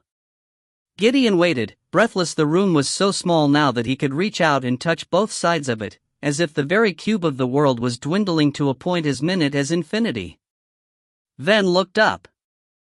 The ceiling was a glass plane, still out of reach. He seemed to focus on it with a bitter, controlled fury. Gideon waited, fighting down panic. Glass walls nudged his arm. His own reflection pushed against him. He was replicated, hand to hand, face to face. An eternity of Gideon's crowded together with his stifling terror. He would be suffocated, crushed against his own face, his hands clawing hopelessly against their glassy copies. He tried to turn, but there was no space. Ven shivered. He seemed thinner, paler, his fingers a little longer, his eyes bird blue. He had lost something of himself. He crouched on my shoulders quickly. Gideon climbed, light and fleet. Ven stood, heaving him up. Push hard. He strained, his palms forced against the glass roof, but it was solid, hard as ice, impenetrable. For a second he understood the whole horror of being sealed in, the fear of the baby in the womb, the chick in the egg. Push! Ven yelled. The walls crushed against them. Then, with a crack that sent Gideon's heart leaping, the world shattered. Water roared down into his yell of terror, into his mouth and eyes. Sarah said quietly, "Are you all right?" "I'm fine." Wharton was a little startled for a moment. He was not quite sure where he was. He looked around curiously at the sumptuous room, then at Summer, who smiled sweetly. Sarah held his eye. "Good, be careful please." She dared not say more, but if he guessed she was here for the half coin, surely he would know not to risk mentioning it. She felt the tiny half-moon of gold move against her skin, under her clothes. Now all she had to do was get it, and them out of here. "But where's Ven?" Wharton turned, astonished. "And Gideon?" "Oh, I think it only fair they have a little difficulty, don't you?" Summer stretched her small feet languorously. She fixed Sarah with a sudden sly glance. "Because Gideon was supposed to be bringing me one of those lovely magic bracelets, and he has failed me again. How very disappointing." She sat up. "And you see, Sarah, something else is all wrong." She stood and crossed lightly to the red box and picked it up. Wharton stared at it. "I don't believe you came for this. I think you came for something else." Summer pouted. "Now, I wonder what that could be." "Something so powerful you would even dare to come to my house for it?" Sarah dared not move. She sensed Wharton edge closer. Summer, open the box, you, in there. The bird popped up and chirruped brightly. Stop that. Summer extended a finger. Listen, I know she's taken something. What is it? Tell me at once or I'll turn you into a cockroach and you can crawl in dung for 1,000 years. The bird was silent. Then it looked at Sarah, a bold flicker of its beady eyes, and before it spoke, she knew that this time it would betray her. What do I get if I tell you? Freedom. You get to fly in the greenwood. And change my shape back. Summer shrugged. Maybe I could let you be a real bird. A starling? And fly with the host again? Why not? The wooden bird considered, then said, a half coin of gold on a chain around her neck. Sarah grabbed at the chain and leaped back. Wharton stepped between her and Summer. Summer laughed. That trinket. So the Emperor's face does have power. I rather thought so when I asked you for it, but it must be far, far more powerful than I thought. She came toward them and Wharton braced himself to stop her, but to his astonishment his body refused to move. His arms remained at his sides, furious and terrified. He tried to yell. Nothing came out but the faintest of gasps. Summer came up to him and stood on tiptoes to stare into his eyes. Sorry, George, she whispered. It won't last, I promise. He tried to squirm as she passed behind him. Summer came to Sarah and said quietly, when a gift is given, it should never be taken back. She reached out lightly and took the chain from around Sarah's neck, her touch light and cold as a spider's.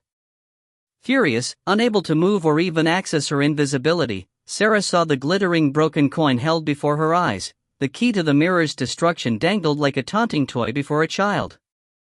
A terrible, wrenching anger surged in her. She cried out in her mind, a great cry of despair that seemed to well up and burst into abrupt sound as if her ears had popped. Summer stepped back, astonished, and in that single instant the tiny bird flew. It snatched the half coin from Summer's fingers and fled with it, up and up, into the high white ceiling of the room, into the curtains, through the open window out into the mothy night. Sarah collapsed. Wharton gasped. Summer screamed a shrill screech of fury and with a flurry of feathers became instantly a black hawk with yellow eyes. She flew and the room flew with her, the sofa transforming into a fallen log, the deep carpet a pile of leaves, the ceiling the crowded trees of the wood. And above, in the starry darkness of the sky, the tiny bird flew up and up and up, until it was lost to sight in the frosty galaxies, the endless black eternity of space. 24. Come with us. Join us, all you men and women who have courage in your hearts for what is life without freedom. Illegal Zeus transmission. Maskelyne hurried Piers through the corridors of Wintercombe. The crashing from outside was enormous, as if all the trees of the wood were marching down on them at the front door. Piers hung back. Why me? Why me? I can't. You must. Maskelyne grabbed the little man and turned him, pulling the white lab coat off him quickly. Piers, we're all depending on you. Piers laughed, a horribly nervous cackle. His red waistcoat darkened to brown, his clothes faded to the drabbest of tweeds. Got to blend in, then camouflage. He pulled a coat from the rack and huddled into it. Now listen to me. Maskelyne already had both hands on the door bolts. Get out there and find Ven. You have to tell him what Sarah is up to. You have to protect the Zeus coin if Summer gets her claws on it. He shook his head, anxious, the scar livid against his dark hair. You're the hero now, Piers, not the servant anymore. You're the warrior, the lonely defender against the dark. If you do this, then we'll never be able to thank you enough. You think so? Really? The little man swelled a little. Well, right. Ready? No, look, I don't. Maskelyne hauled the bolts back. The door crashed open. The gale hurtled horizontal rain across the hall. Piers's objections were snatched away. He took a great breath, clutched the coat around him and was gone, as if he were a small brown leaf the wind had sucked up and blown far away. Maskelyne instantly slammed and locked the door, leaning his back on it. He stood there a moment like a shadow in the hall, his eyes on the rain patterns, the damp tiled floor, the stairs going up into the deserted corridors and attics of the Abbey. Finally he allowed himself a small weary smile. Because now, at last, he was alone with the mirror. Ignoring the darkness, he ran swiftly along the long gallery and into the monk's walk. Down through the ancient arches the river foamed in its ravine below. The air was saturated with water, the walls running with damp. The mirror called to him. He could hear its voice, that strange toneless whine that was always somewhere deep in his mind, modulating and searching, tormenting him with its anxiety, as if somewhere it had lost the language it had once spoken and yearned only to find it again. "Hush," he whispered, "hush now, I'm coming." The lab was silent. He came in and stood there, listening. Then he approached down the tunnel of the malachite webbing. The mirror waited in its silver frame. He knew those words, he knew their meanings. He reached out to touch them, and his fingers caressed the archaic spell that he had seen forged and placed here centuries before. He said, "I'm back, I'm here, it's only us now, forget the others, forget Ven, they're lost, only we exist." He reached out for the new controls, and now they never need come back. His fingers closed on the switch. Then, behind him in the darkness, a sound made him freeze. The most peculiar mew, a gurgle, a message from a mind before speech, without language. He turned in terror. "So don't I exist?" A girl's voice, hard with bitterness, "or am I forgotten too?" She came forward out of the shadows, wrapped in some dirty robe, and his breath choked him because for a moment he had thought she came from a past so distant that he had buried all traces of it. "Rebecca? When did you?" He stopped, staring. The baby moved in her arms. He came and looked down at it, the round grizzling face, the tiny clenched waving fists. "What happened back there?" Her face was scorched with contempt. "Not what you think. This is David's son. His mother died of the plague." Maskline licked dry lips. "Look, Rebecca. What were you going to do?" She came forward, her head on one side. "Leave them there? Ven, Jake, David? Close the mirror against them? You know how to do that, don't you?" He did not speak, but she had her answer. She felt the baby squirm against her. She said, "There is no way in the world I will ever let you do that. I thought I knew you, Maskline. I thought I loved you, but maybe I haven't a clue about who you are, who you really are." This time I was a little more prepared. When the mirror opened, I held my skirts down and stared boldly into the black vortex. How shall I describe it? Like seeing for a second into the very depths of space, into the terrible emptiness beyond the remotest galaxy and the final ashes of the last star. And when it ended, my room felt tiny and crowded. A boy stood there, a tall thin lad in a dark suit. I saw at once that he was bleeding from a cut in the shoulder. He all but collapsed onto my hearthrug, and behind him, dropping a strange bird face mask and hurrying to his side, was, at last, David. "Jake." He looked up. "Ven. Get some." His voice stopped. He looked around at Janice, standing calmly in the bars of my father's cage. "What?" His eyes took in the details of my room rapidly. "A little detour, I'm afraid," Janice said. His smile was a mockery. I poured out some wine from the decanter and hurried over to hold it to the boy's lips. Instead he took it from me and drank a sip. He stared at me with dawning astonishment. David stood slowly. "Alicia, That's right, dear." I became very businesslike. "How wonderful that you finally made it. Now, this must be Jake, I presume, and really, what a nasty gash he is. Come and sit down, child." They were amazed. David said, "Why here?" And Jake replied in a murmur, "I don't know." Neither of them could take their eyes from Janice. "You mustn't worry about that wicked man from the future." I fussed Jake into a chair. "My father and I were quite prepared. As you see, he can never get out of that cage." They looked at me as if I was a child. Jake, quite a handsome boy, really said, "Don't you understand? He's a replicant. He can walk through that any time." "Nonsense, only a ghost could." I stood upright and looked at Janice. "Can you?" He smiled. "My dear lady, I would never be so impolite. It was then I truly understood the evil that was in him. As if for a second something dark and cruel flickered in my shabby room. I turned quickly. "He wants your bracelet. Go. Hurry." Janice was quicker. He reached out and pushed me aside so that I stumbled over the footstool and fell rather awkwardly on the rug. Jake leaped up. "Move." Catching hold of his father's hand, he stepped back against the mirror. I flinched from the terrible implosion. But nothing happened. Janice seemed as surprised as the rest of us. He laughed, a short, amused laugh. "Well, that is surprising. It seems you've been betrayed." "Betrayed?" David was frantically adjusting the silver ring. "By Ven perhaps, or by the scarred man." Janice frowned, as if at an irritating memory. I gathered my skirts around me and stayed on the mat. I was rather shaken, but David's anxiety was acute. The mirror remained black and solid. Jake snarled, "You'll never get the bracelet. We'll throw it in the fire first." Then you will have done what I want. The tyrant had a flat, unpleasant smirk. It became annoying really quickly. There was silence, but in the stillness I realized that the traffic in the street seemed to have stopped. There was distant shouting, a running of feet on the pavement outside. I saw Jake's eyes fix in what I can only say was utter alarm. He was staring at my calendar, a sweet thing, free with the Daily Mirror, decorated with pictures of kittens and puppies. It was open on the date, January 14, 1941. Oh my God, he breathed. He looked at me, hard, as if seeing for the first time my gray hair, my sadly advanced age. Then he turned on his father. It's now. What is? The raid, the bombing raid. This is the date I came here, the day she dies. It's today, it's now. As if to answer him, up from the depths of the city rose a sound they started at, but which I had grown only too used to, the wail of the sirens, the eerie early warning of the coming waves of planes. And far off, with the soft thudding of rain on a roof, the first bombs burst open on the East End, like murderous red flowers. Don't do this. Rebecca came toward him. They need you. Ven and Jake and Sarah, you made an agreement with them. That girl will destroy the mirror. I can't let that happen without them. You can't leave Jake to die in some plague-ridden past. I won't let you.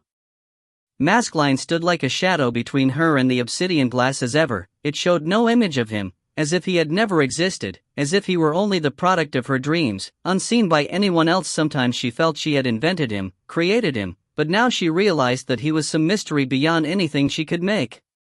He smiled his dragging smile. Don't hate me, Becky. Then don't make me. You can help them, work with them, you can wait. The threat to the mirror comes first from Summer and from Janice. She stepped forward, almost touching him, because who can save us from Janice if not you?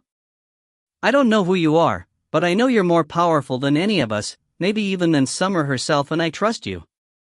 A gurgle behind them. She turned and saw the marmoset, Horatio, and the baby face to face, staring at each other in mutual fascination. When she turned back, Maskelyne was watching her, his eyes dark as the glass. I think only you keep me human, Becky, he murmured. Sarah and Wharton scrambled through the wood, torn by thorns. Can you see it? She screamed. He couldn't. The bird was lost in the misty cloud that hung low over the treetops, and the she were coming now, swooping down from the rain, a dark bird fall onto the gnarled and lichened branches. Be careful.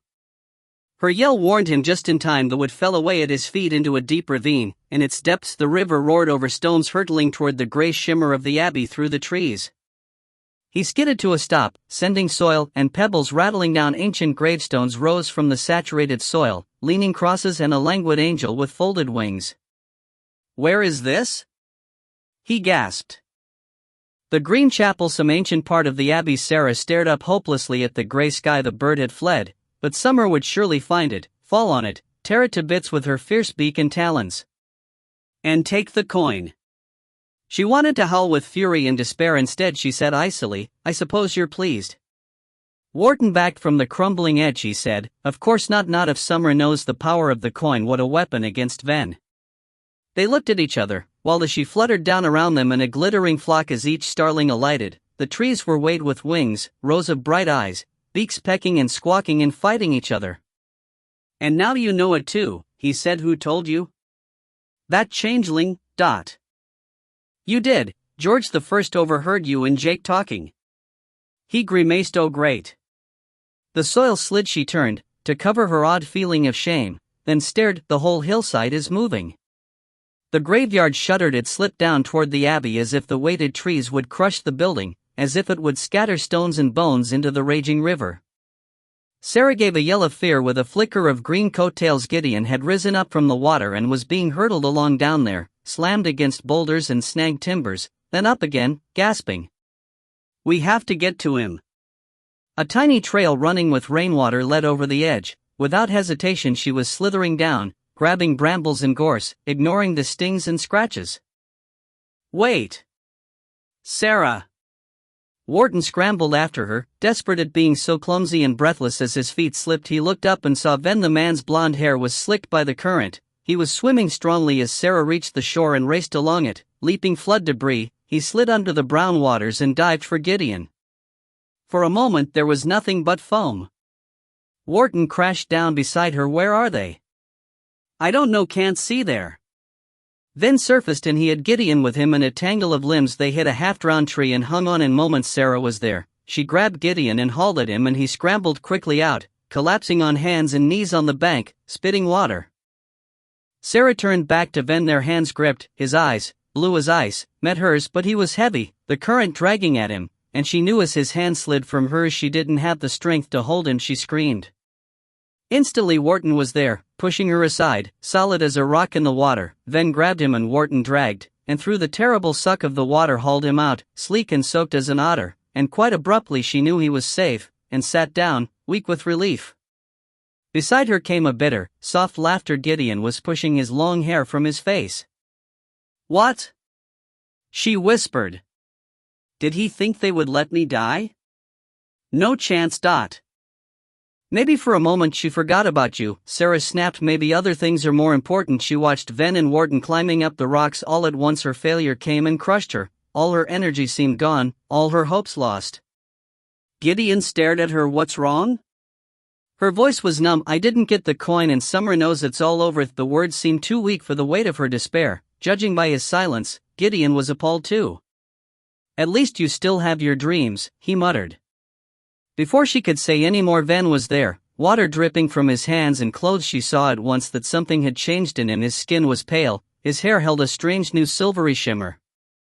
He stood and turned and yelled in an explosion of fury that shook the wood. "Go! All of you! Leave my house alone!" The starlings screeched. They rose in a mighty flock, so many of them, thousands upon thousands, that they darkened the sky, and Sarah felt the relief of the trees, the weight lifted from them, the slow, sliding arrest of their descent.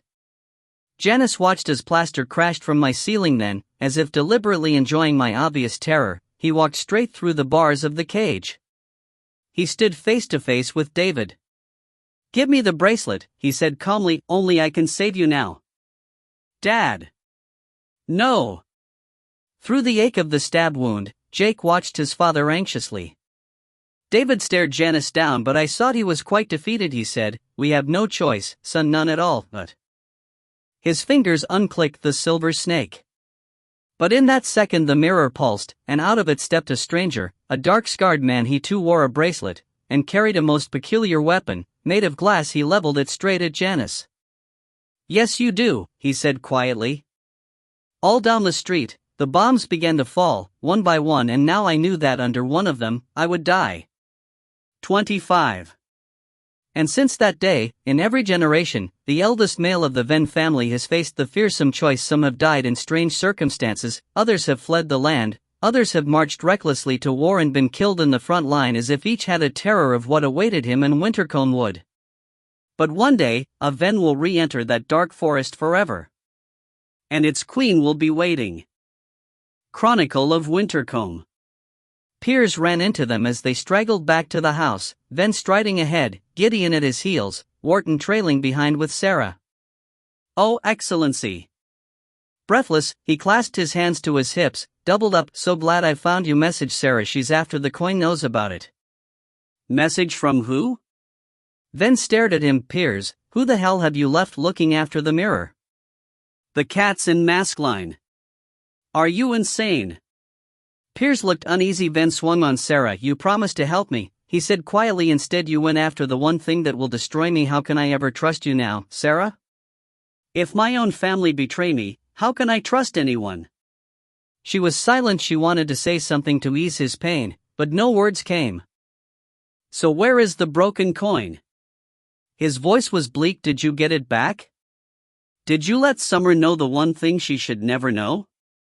She was all at once too tired and dismayed to care what he thought. "I tried to get it and failed. Summer kept it in a red box that seemed to hold the whole universe, and though I didn't tell her what it could do, I think she's beginning to guess." Ven snorted, looking straight ahead through the trees. "My greatest enemy owns half of the device that can destroy everything I've worked for, and you gave it to her." Sarah was silent. She felt Wharton's hand squeeze hers, a reassuring warmth. He said, "Look, hadn't we better get to the Abbey? If Maskelyne takes the mirror." Ven was already running. They raced after him, through the tangled undergrowth of the bare wood, along paths muddy with rain, leaping fallen branches, ducking out onto the overgrown lawns. Ven stopped, amazed. The hillside at the back of the house had moved now. The wooded cliff and its overgrown graves hung at a new angle, the ancient chapel up there broken in strange formation, on the edge of the ravine. He seemed struck by it. He whispered, "An avalanche of earth," and Gideon raised an eyebrow at Sarah. She said, "Like on Katra Simba?" Then turned his winter stare on her. "What do you know about that?" "Nothing except that you survived, and the others didn't.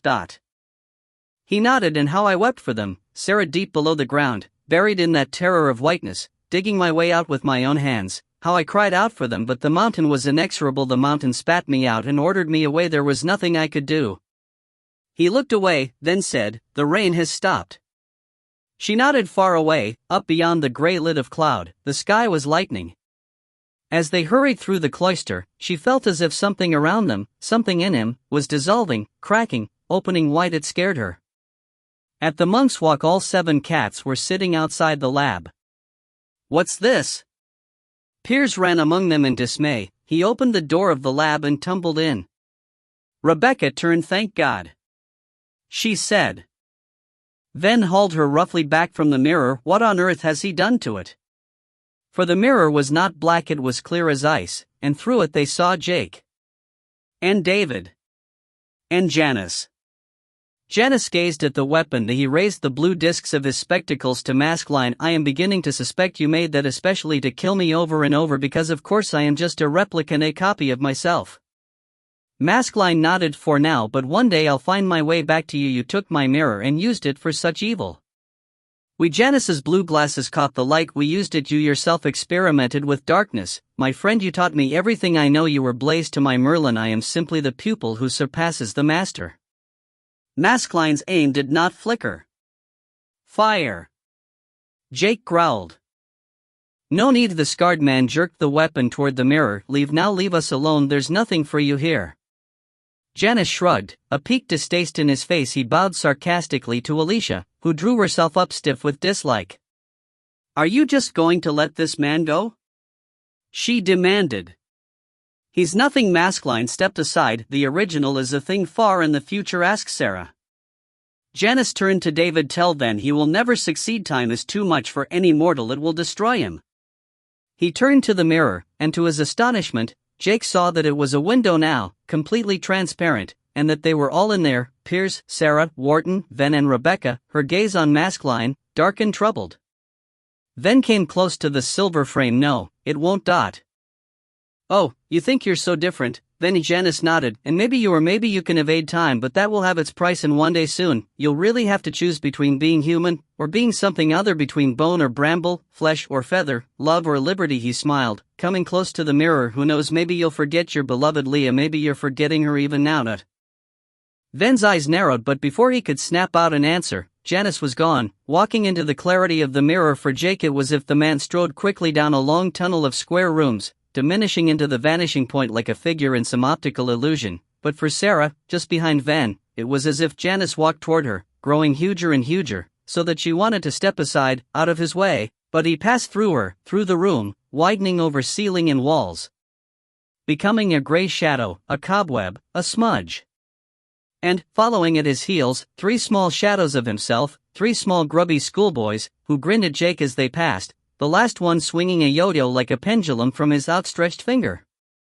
"Bye, Jake. See you, Jake. Soon, Jake. Until they too walked into the shadows and were gone. Jake's face was set with that brittle, angry look he often had. But Ven stayed staring into the mirror. He said, "David?"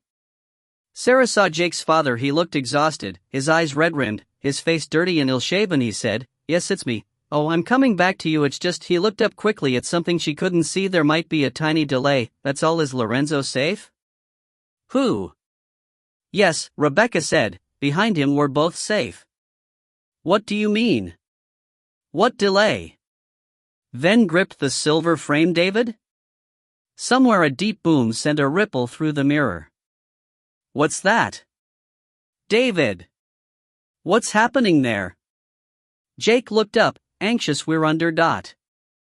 An explosion had sent an enormous shockwave of red-hot air across the lab. Glassware shattered. The mirror went black. Ven was blown backward. Wharton sent staggering into Piers, All the cat's fur flattened, the baby screamed, and even as she crashed against the bench, Sarah turned to stare at it in astonishment. Piers picked himself up from the ruins of the workbench. What was that? Wharton looked at Van. It sounded like a bomb, he whispered. The ceiling imploded, plaster smashing down, glass from the windows sliced in like shards of light, one catching Jake on the cheek with a splinter of blood. Maskelyne ducked, muttered something and grabbed him. Come, Jake, we have to go. No. He squirmed away. Dad. Listen to me, we can't leave Alicia here, she'll die. His mind was weary with fear and pain. He struggled to make sense of it. When I arrive, in a few minutes, I speak to her, but then later nothing. I thought she was dead, but what if she goes with you? Alicia, crouching by the broken sofa, looked up at him for a moment. Their eyes met. She said, You mean for me to journey through time? Oh, how absolutely marvelous. David caught her hand. All right, but go. We'll be right behind you. Maskelyne grabbed Jake. He looked at David and said, First, listen to me now. We found Dee's manuscript. What it says is important. He says time is defeated only by love. You must remember that. And the snake's eye on the bracelet, it opens. Use what you find inside. I will, but go. Alicia looked flustered. Wait. Jake, I have to give you the ticket to the left luggage office now. Where did I put that? Ah yes, the tea caddy. Pressure in the air. Jake gasped. He felt the scream of the bomb as it fell. He felt it hurtle down through smoke and tiles and rafters. Maskelyne was a darkness pulling him. The touch of the silver bracelet was spilled blood on his arm. The throbbing opening of the mirror. His death. Terrible desolation fell on him. No. Wait. He yelled. Wait. Too late. He was dead, in the darkness, in the mirror. It opened for him. He crossed the invisible threshold and fell out into Wharton's arms. Dad! He screamed. But George held him too tight and there was no going back. Hours later it might have been, he heard Sarah creep into his room. He lay with his face to the wall, and she sat on the end of the bed for a long moment before he spoke. He hasn't come, has he? She said softly, No, but... They must have got away. He didn't turn. She wondered if it was her he was trying to convince, or himself. When I spoke to Alicia first in the rubble, she was still alive. They never found her body. He rolled over and his eyes were wet and furious. They must have journeyed, Sarah, mustn't they? They must have got out. She had never seen him like this. They had every chance. But where? And it was my fault that he stayed with her. I needn't have told him. We could just have gone together. You did the right thing, Jake. You saved her life, and your father, he's not the sort of man to abandon anyone in trouble. You knew that. You think he's dead?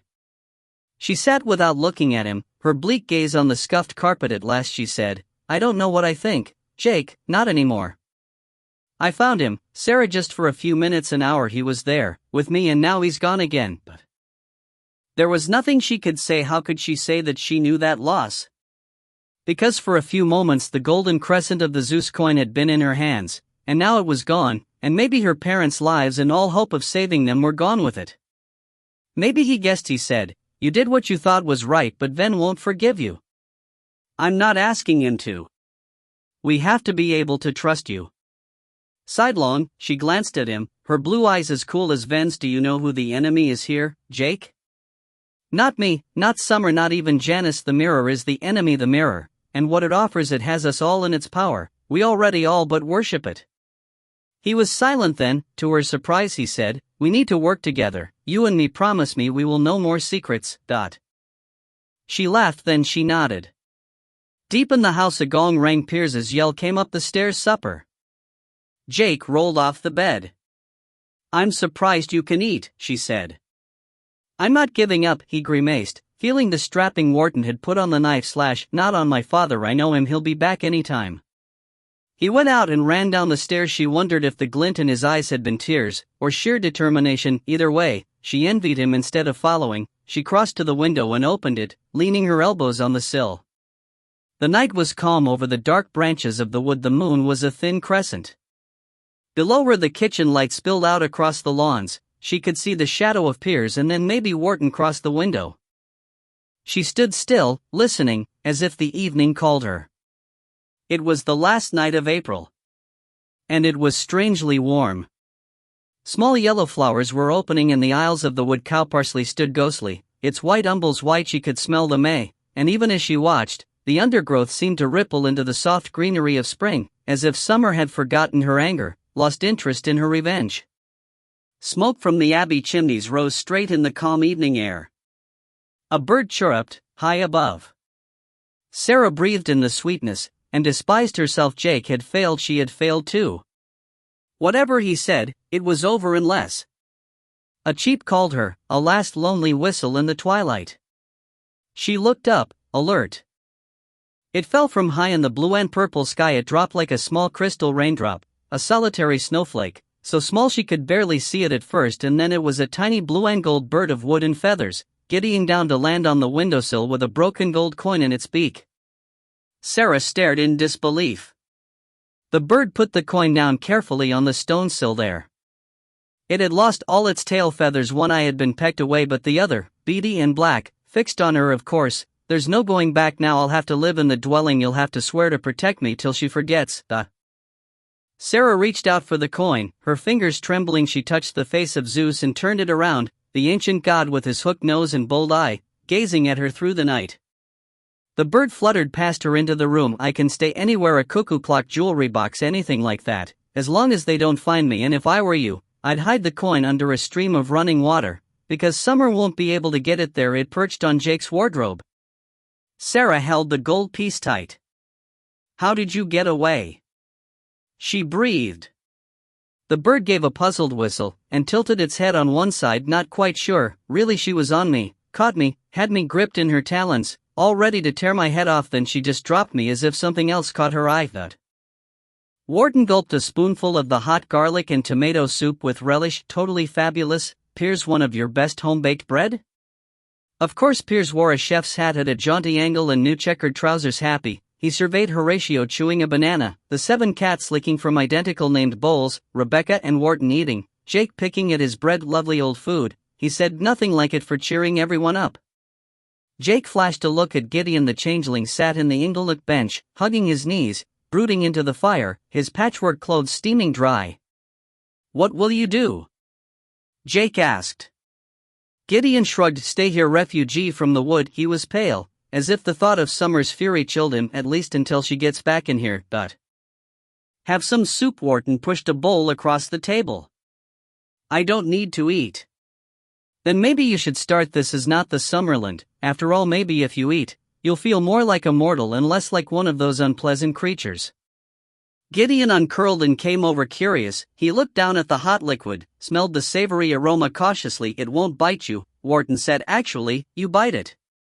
Gideon glared. He took the spoon, dipped it in, and tasted a tiny mouthful. His eyes widened, his whole body seemed to jerk. Wharton grinned. Well? It tastes. Of things. Gideon shook his head. How could he explain to them that he hadn't known until now that everything in the Summerland was tasteless, that their food was like leaves and ashes? He sat and filled another spoonful, hastily, intent over his head. Wharton raised both eyebrows at Piers. Jake got up and wandered over to the fire. The cradle had been set up at a safe distance. The baby, changed and washed and full of warm milk, lay gurgling there in comfort, one chubby fist clutching the soft pink blanket. Jake crouched quietly, so Wharton and the others couldn't hear. He whispered, "Don't worry, he'll be back. Your dad, mine, will get him back, I swear." He touched the baby's warm fingers. His brother clutched him, tight. In the lab, Maskelyne said, "You were right to rebuke me." What did Janice mean? About you teaching him things? That you worked with him? He touched the green webbing. One day I'll tell you everything, Becky, I promise, about how I came to find the mirror and... Find? She came closer, a tall red-haired girl in jeans, so familiar to him, though sometimes it seemed only seconds since she had been a tiny child crying in the night. I don't think you found it, I think you created it. Becky. She held his eye. I think you were Mortimer D., and maybe many other people too, down the centuries. I think you and the mirror have been together a very long time. He put his finger lightly to her lips. Then keep my secret, Becky. They were silent a long moment until she said, "For now not." Alone in his high tower room, Ven heard the spring arrive. He heard the flowers open on the hawthorn bushes, the bees wake, The small furled buds of oak and ash and rowan rustle and uncurl. He felt the wind change and the breeze shiver. Hedgehogs crisp through banks of leaves. Tadpoles in the lake open their eyes and grow tails and swarm in the deep green water. Folding his arms, he watched the moon rise and the moths flutter. He felt light and strange, as if the long dig out of the avalanche on Katra Simba had only ended now, and it was here that he burst out into the fierce blue air and breathed again. He knew he had taken some step away from being human. He waited until the hawk flew out of the night and landed on the head of a gargoyle on the sill. Her bright yellow eye, black-slitted, unblinking, fixed on him. Her talons gripped the stone. Then nodded. Even you can only delay the spring. What is it you want from me, summer? What's your price for our survival? But he knew her answer, even as she turned and flew off, high into the purple twilight, and as he watched her, he allowed his eyes to widen to the hard blue of sapphire, let his glance shift, let his face become beaked, alert, fierce as a predator, let his whole body cast off the weight of the earth and the pain of loss. And fly. So when Pierce slammed the door open moments later with the tea tray and said, "Thought you might like some soup," the room was empty, the window open, only a scatter of dark feathers drifting down on the sill. Pierce put the tray on the bed, came over, and leaned out into the twilight. Two hawks were soaring high up over the trees far off, in the wood. The strange rhythmic music of the she came to him, and he remembered that this night was Beltane, the eve of May Day, one of the magical cusps of the year, and that bonfires would be burning on the moor. He closed the window and turned, looking up at the portrait of Leah. Her face, pale in the moonlight, laughed down at him. "He needs you," he whispered. "He needs you now or he's lost forever." But she was silent and he knew she could not hear him. End of Book 2.